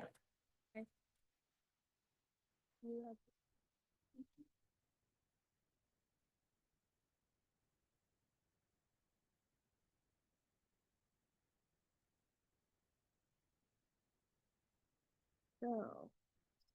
Where am I at? All right, quick updates since the last meeting on March 24th, which was meeting number 5, continued to this evening. Fuss and O'Neill provided a peer review on April 11th of submission number 3. On April 28th, today, we received submission number 4 from Vito at Cornerstone. And this brings us to planning board meeting number 6. We received also from Vito as part of the submission was, there was a request for feedback, the actual feedback from Mass DOT. Vito, and Vito provided an email on that. We also got feedback from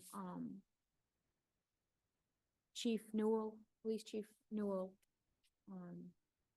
Did I forward that to you, Vito? I Yep. think I did. Okay, good. And I forwarded to the planning board members.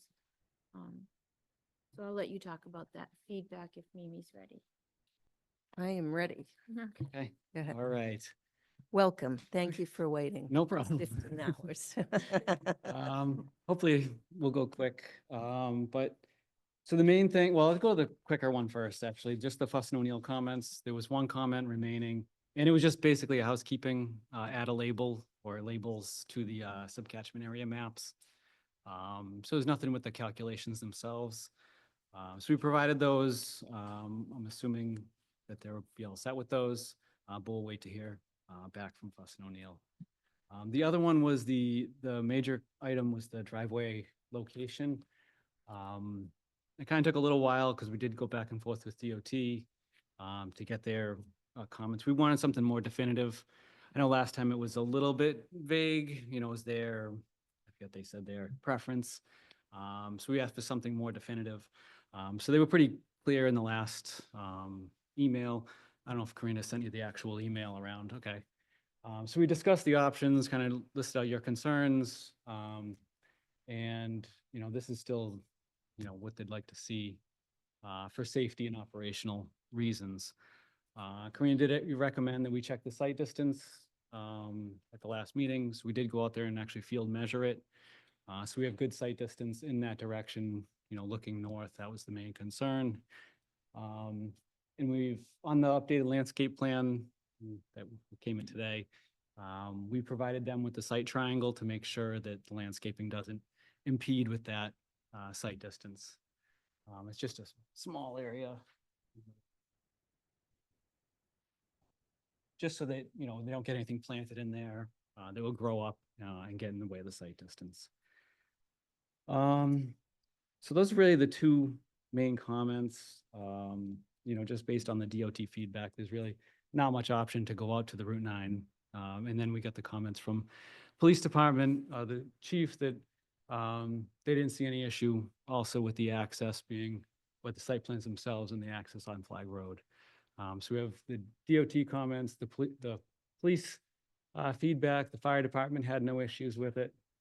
So they kind of, the applicant wanted to move ahead with this layout that they had previously shown. I think that's all I have. And if you want to go through the landscape plan, I'd be happy to. I know it's last minute, but. Thank you very much. Ms. Houlihan. Thanks, Vito. I think it's we expected that from SDOT, to be honest. It's unfortunate. It just isn't my preference. I did ask about the sign, like there's a standard sign. So what do you, can you just go through like, what is the sign, and is it a traditional, like really large scale, or is it a smaller closer to the land? It's their traditional one. I think I gave, in the original submittal, we gave a typical. Yep. But it would be something similar to that. Because in Sudbury, it's lower, like Mhm. to meet some of their modifications. So I guess Mhm. the question, does that sign impede with some of Mr. Bartolini's feedback? No, because it's down on that far end. Okay. We've provided it. It's down in this area, his site opens to go across this corner that he was worried about. So this wouldn't even play distance onto his property. And, you know, the signage requirements, they do allow bigger signs on Route 9. So they would comply with the rules for the freestanding sign. Okay, that's all I had. Thank you. Mr. Murray. Hi there. Well, I have some concerns. So in your letter, on April 19th, you wrote about the driveway access location, that a layout was recommended from the board where the traffic would enter the site from Flag and then exit onto Route 9. Mhm. There was no vote on that, so that was one person's opinion. That Mhm. wasn't my opinion, actually. And so I would have liked to have seen that this was a little bit more accurate. I pulled out a couple reports that I could find in the public domain. I mentioned them to you previously. One is the Mass DOT I-495 Route 9 interchange project. And there's different chapters, and it was produced a long time ago. But that particular area of Flag and Route 9 intersection was put on that project because it's a high crash site. So one of my questions is whether or not you've looked into that. We did look at the crash data from DOT, and a lot of that actually happens between Flag Road and kind of the Cumberland Farms area, right in that little stretch, right in there. And that's kind of the key of not having, you know, the key thing to go along with that study is to not have too many curb cuts and access points on Route 9. Getting them off of Route 9 is the safest Yes. thing you can possibly do. Well, I disagree with that, but actually, so in that report, there's a table that talks about the distances between the driveways, particularly in that area. You know, between what was Wendy's and other businesses, et cetera.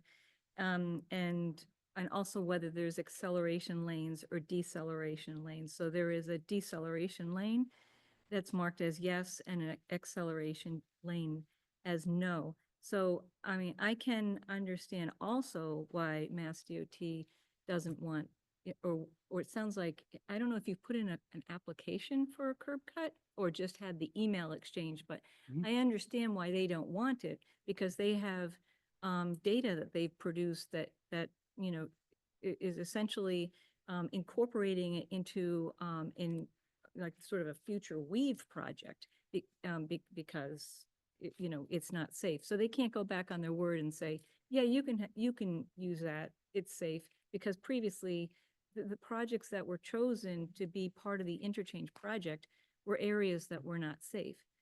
I wanted to also mention Chief Newell's comment as well. And I always appreciate his advice. And of course, that's not the plan that we're looking at right now, but he mentioned that of course, he was looking at a prior plan, right? Of, I think it was coming, oh my gosh, which way did he have it? Coming out on Route coming out on an access road. He referred to the Shrewsbury Valve Lane. So I just want to point out, that is a Route 9 with Lake Street. Lake Street is a giant street. What we have is a scenic road. It's really not comparable. And so although I appreciate the police chief, and then as it turns out, that was an alternative, it's really not comparable, in my opinion, at all. So I think what we have here is a situation that, there's an issue, there's a problem, and now it's going to be a problem for the town. I also had pulled out just from the public domain, a report of safety along Flag and Deerfoot Road. So I think Mr. Stein had mentioned when we first started the hearings that, this section of the road is one of the most studied areas in town. And so there have been multiple reports. So I found a report, it's by Tool, it's 2016, I think.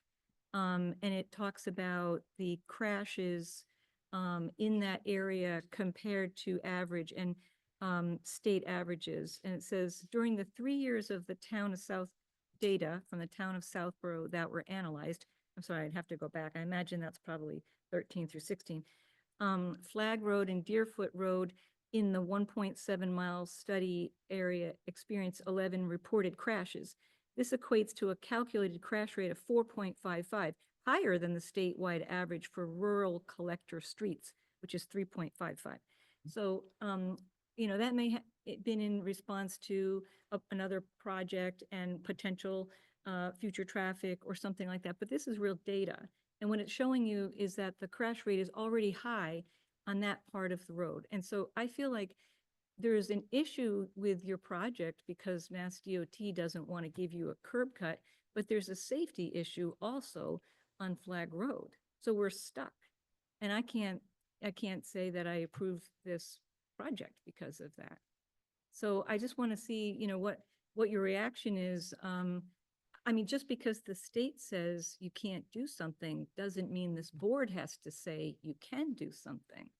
And so I just find it like, to me, it doesn't really make sense. I wonder if you've also taken a drive up there.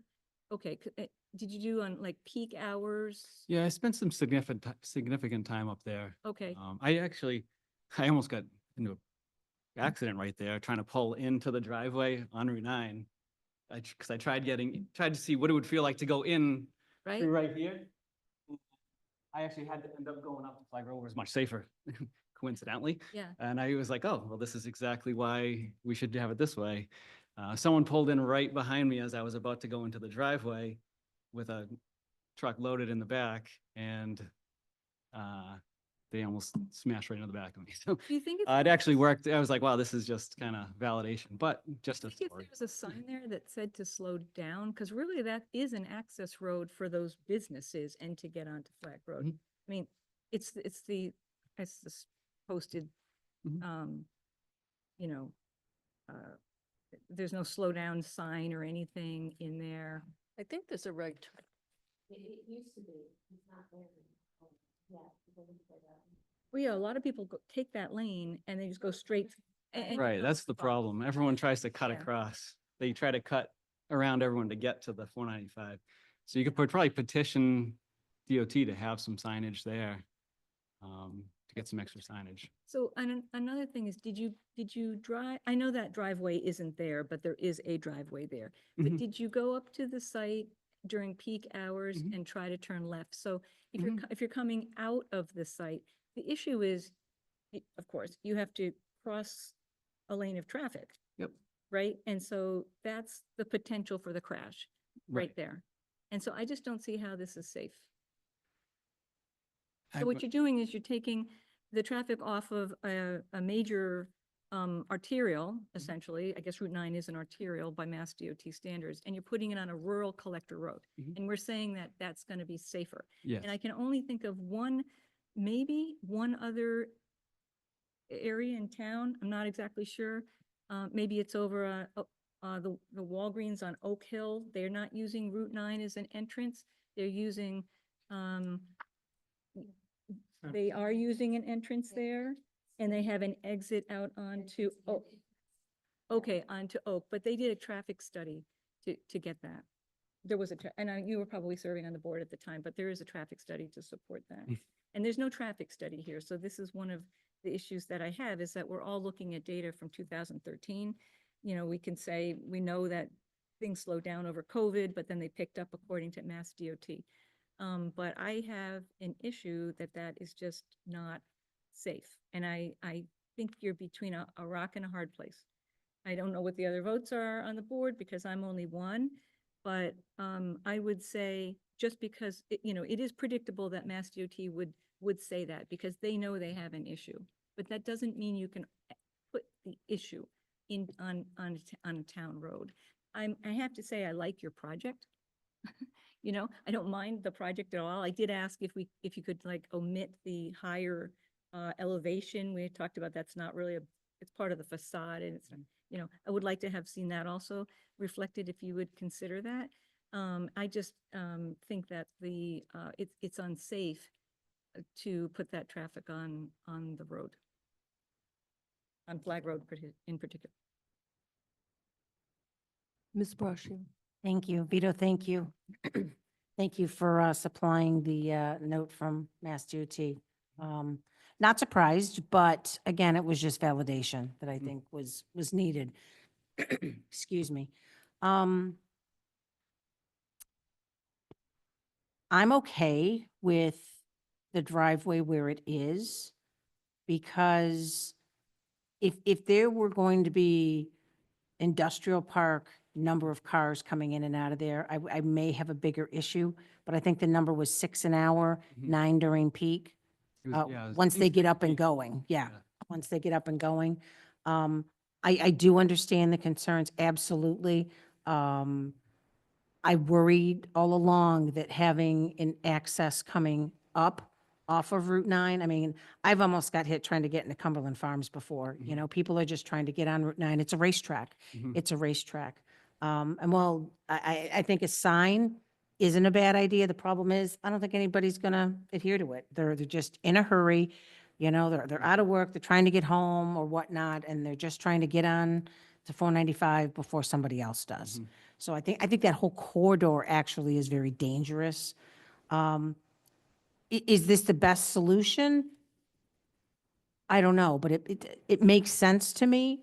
I think we've talked a lot about businesses on Route 9 and the need to potentially lower tax rates and whatnot. And so I'm kind of weighing the two. I think there's a tremendous value in having a business there. My only other question is, I know we talked about moving the rock wall from the front up onto Flag Road. Is that something you can depict on the plans, or Mimi, is that a condition? Okay, yeah, so if we could just add, even a footnote of some type that, the stone walls are going to be added here, I think that would be really helpful. Thank you. Thank you. Yeah, I know. So that's a tough site, but I think trying to get in from Route 9 is tougher. And there was a big project that was going to go, a big residential project that was going to go across the street. And that was appealed, and the permit was denied, but the judge was unmoved by the safety on Flag Road, and that was hundreds of units. Right. So I don't, there are a lot of little roads in Southborough that have too much traffic on them and are tough, but I think that that's as good as we can get. And it's an industrial lot. It's going to be developed some way. I think this is probably one of the least traffic-y uses of it. The police chief had mentioned a no right turn and committed to enforce that, because we have those in other places Yep. that I've seen police take right turns on, or left turns, actually, when it says no left turn. So I would try to do that. But otherwise, I think that we're there. Sure. So if to enforce that, you wouldn't have a rounded curb. You'd have a curb that makes it really challenging for them to Yeah. take a right turn and they would hopefully Well, pop a tire.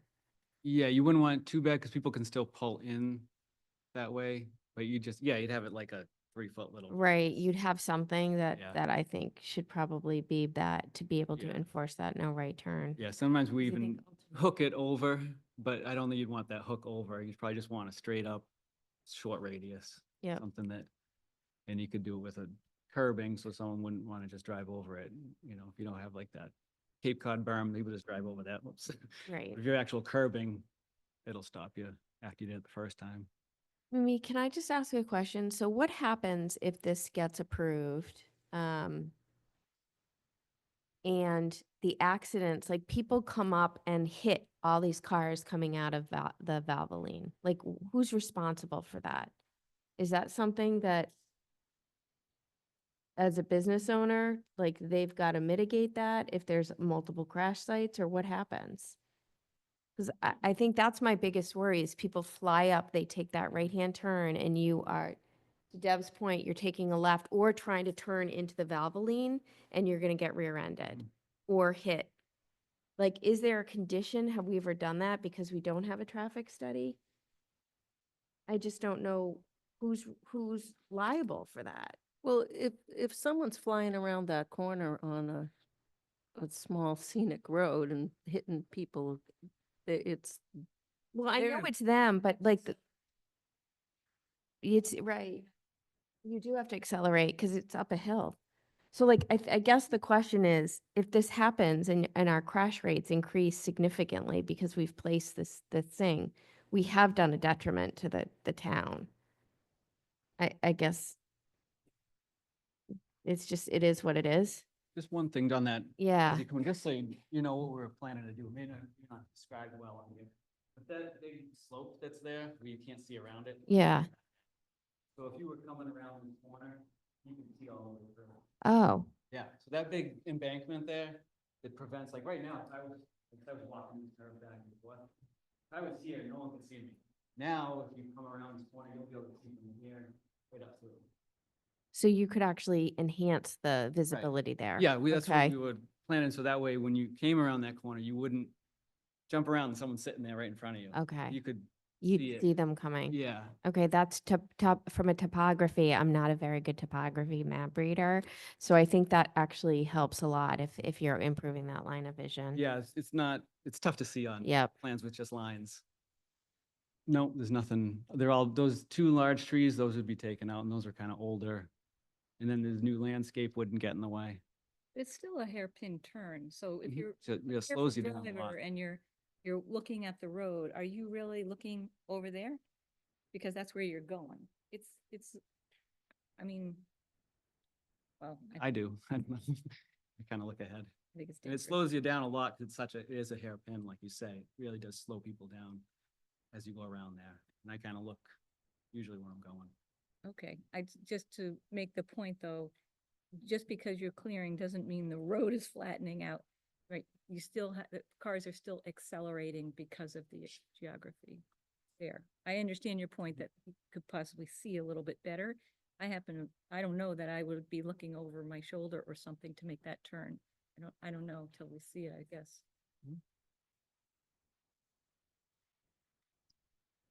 now, so you would need permission from DOT in order to, and Yeah. they're saying no. So this is what we have. And I don't think that we can say you can't develop that site because we don't want anything to exit or enter onto Flag Road. In the site plan, we have a very narrow window to deny a site plan. Just a quick question. I didn't see in your letter to Mass DOT, did you describe that there's already a curb cut? Yes. They're aware it's already there. Yep. Okay.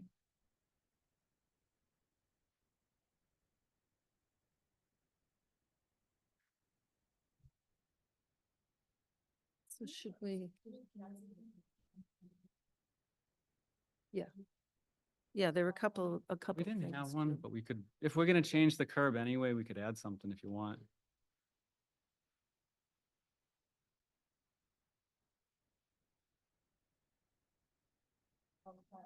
put a stop sign there, you know, what's the liability? The You know, stop sign where? at the exit, so that people don't just pull out. If you have a stop Like right sign here? coming out. Yeah, but what does that mean? Like, because I've often. Do people need a stop sign? Would someone just pull out?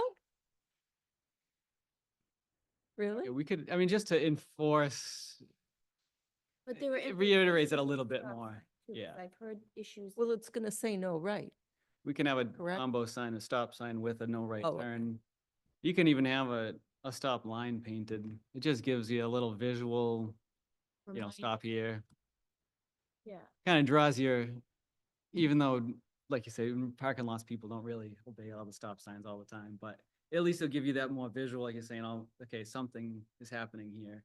I should pay attention. So we're already changing the curb to be Yeah. smaller. We can add a stop sign with a stop line. Only if it doesn't impact liability, because somewhere in my history, I remember somebody saying, but be careful, stop sign. Because there's repercussion too.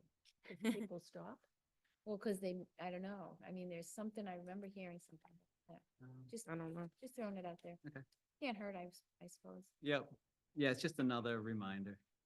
Okay, so I move, can I make a recommendation? Can we move this to the 6:30 slot? So Vito doesn't have to wait 3 times in a row for 10:30 at night? Yeah. The last one. Yeah, is that okay? Is that something we could do? Because it's a discussion. Oh, yeah. I Okay. was trying to keep hearings out of that. so, Okay, Yeah. so I move the Is discussion. that okay with you? Oh, That's great. okay. Yeah. For 361 Turnpike Road, Valvoline Instant Oil Change Minor Site Plan to May 12th at 6:30 PM. I second. So we just need to remember to put that at 6:30 because it's not a hearing, so it's not, okay. It's a discussion. Yeah. Okay, and then, so the plans I submitted, you can just throw those ones away. I'll get new ones with that curb on it. Yeah. and Stone the wall. stone, I That got was the other thing. I knew the that was. stone wall, Did you the agree no to right, that, the no turn. So we had, stop sign. so we had a motion. Do we have a second? Yes. Yep. Oh, I second. Apologies. Any further discussion? With discussion? With discussion. You were just reiterate, can I do that? Sure. You were just reiterating the list. Oh, yeah. Did you agree to lower the height of the facade? Oh. As I mentioned, there's that one on. I don't think they'd be probably willing to do that. That, part of their marketing, I'd have to ask them. You could bring it up at the next meeting, but I don't think that that's something they'd really want to. Okay, there's a similar look at the one on Route 30 in Marlboro. It doesn't have the towering facade. It's lower. It still has the Valvoline logo, but it doesn't have the on the right side. It might have been a height issue there. I'm not sure here. It still complies with all the rules for height, so I can ask them, but I'm fairly sure they're gonna say they want to leave it as it is, but I could bring it up to them. Thank you. Any further discussion? Seeing none, all in favor, Latrell, yes? Houlihan, yes. Demira, yes. So Vito. Ratio, yes. Extension. Got it. Yeah, the good one. That one. And I make a motion to extend the decision date for 361 Turnpike Road, Valvoline Station Minor Site Plan extended to June 6, 2025. Second. I have a motion and a second. Any further discussion? Seeing none, all in favor, Latrell, yes? Houlihan, yes. Demira, yes. Ratio, yes. Thank you. We have one. Oh, planners report.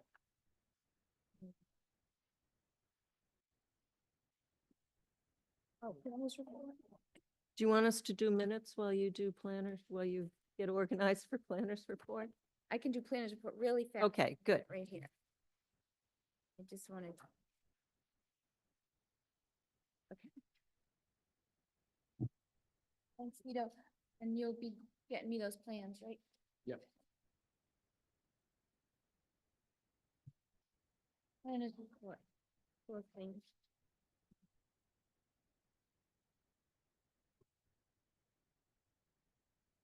Okay.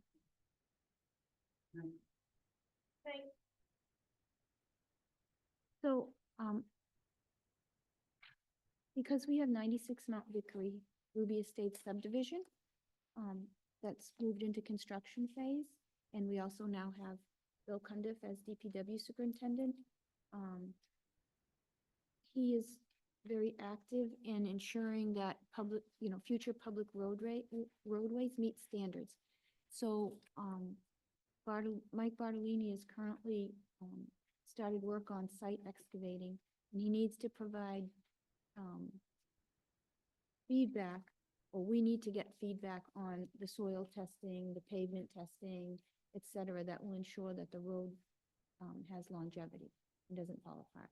So, what Bill did is, at his previous job, they would do this all up front. So when you have a subdivision and it's time to do construction phase services for the town consultant, and we ask for a retainer fee, the goal is in the future to do this all up front, not only the town consultant inspections, but any materials testing. And it has to go through a 53G account, and the DPW isn't authorized to go through 53G. Is not. So this is going, we want to do it through planning.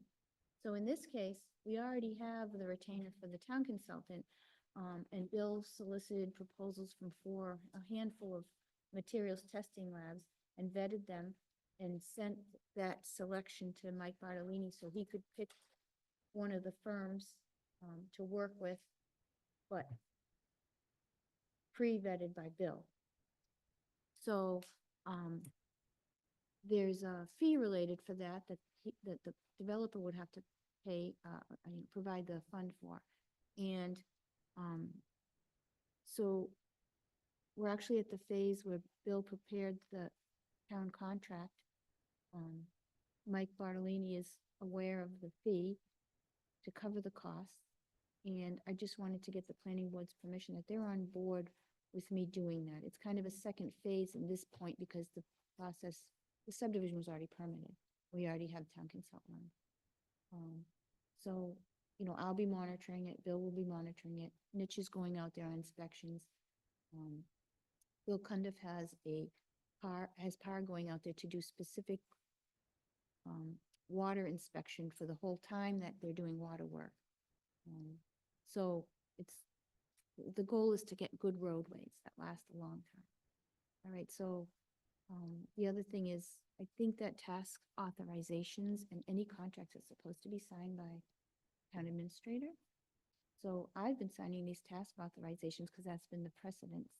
But Bill recommended that they should probably go, have Mark sign them all to be consistent. And I think there might be something in the code, and I can't speak specifically.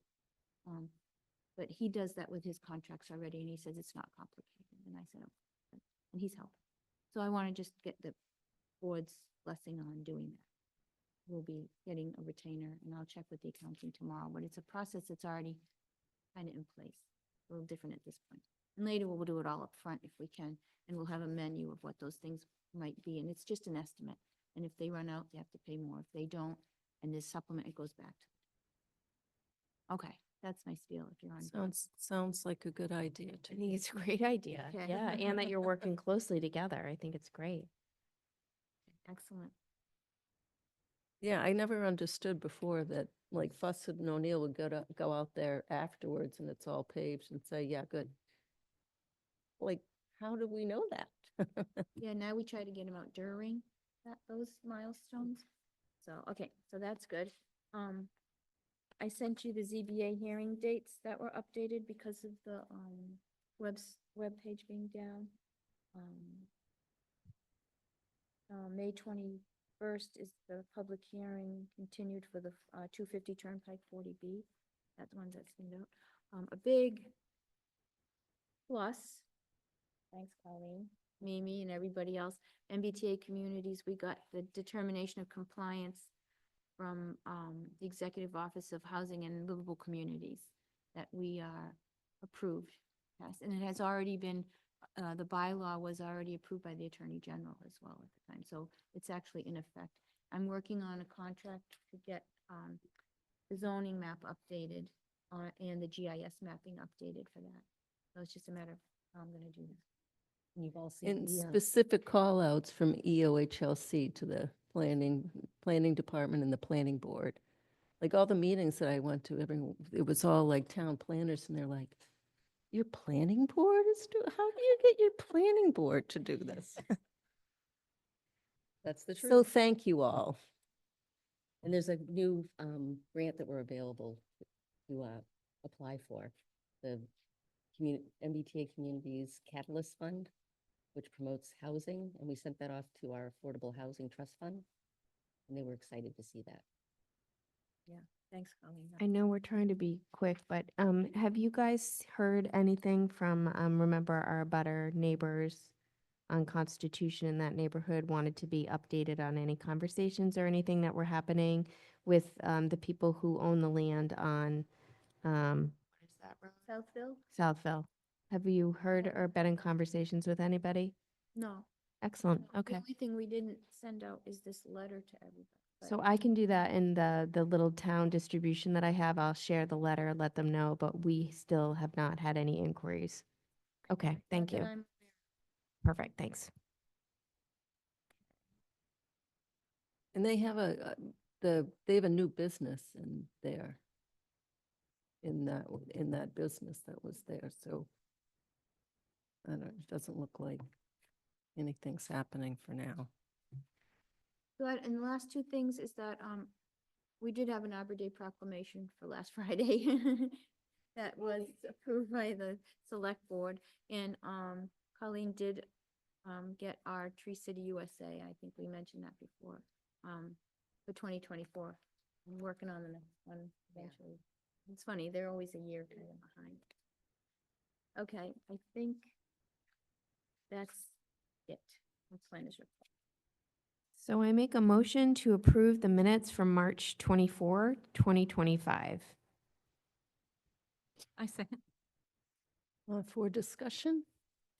And I'm just looking to see, I know you sent out updated or edited, There's a few edits. and I don't think I had a chance to go over those, so just tell me if these have already been edited. Line 56, Hodney Niche Engineering. Add niche. Yeah. That was my comment. Okay. Line 97, remove 7:05 PM. There's no time associated with the decision date extension. What line is that? 97. 97. The, Yeah, right here. yeah. Line 104, 160, 199, engineer design consultants. They had Peter Bemis's company name incorrect, so Yep, we got those, those. okay. That was 105. 104, 161, and 199. Just want to double check. And 190. In 297, Cornerstone Engineering, that was incorrect. 297? Yeah. 297. Yep. Okay. That was my comment. All right. And then I had a footer comment because I want to stay with that Colleen's going to fix before she submits it. We want to keep the format by your footer. Okay. So motion as amended by discussion. I second. Any further discussion? Seeing none, all in favor, Latrell, yes? Houlihan, yes. Miria, yes. Russia, yes. I make a motion to approve the minutes from April 7th, 2025. Second. For discussion, and this is very quick. Line 18, detached ADU.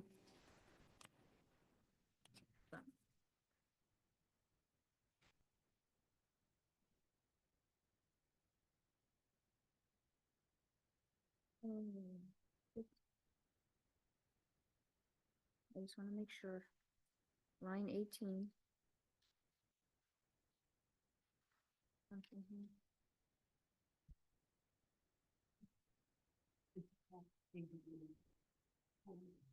That's the right spot.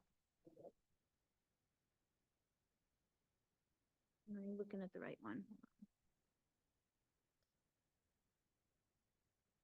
I think I have a different one. Oh, here it is. Found it? Put ADU after. Detached ADU right here. Yeah. That's it. Just that one. Should be detached ADU. Okay, Sorry. sorry, I know. Yeah. Any further discussion? Seeing none, all in favor, Latrell, yes? Houlihan, yes. Demiria, yes? Brashear, yes. I make a motion to adjourn tonight's meeting. A second. We have a motion a second. Any further discussion? Seeing none, all in favor, Latrell, yes? Houlihan, yes. Demiria, yes? Brashear, yes. Thank you all.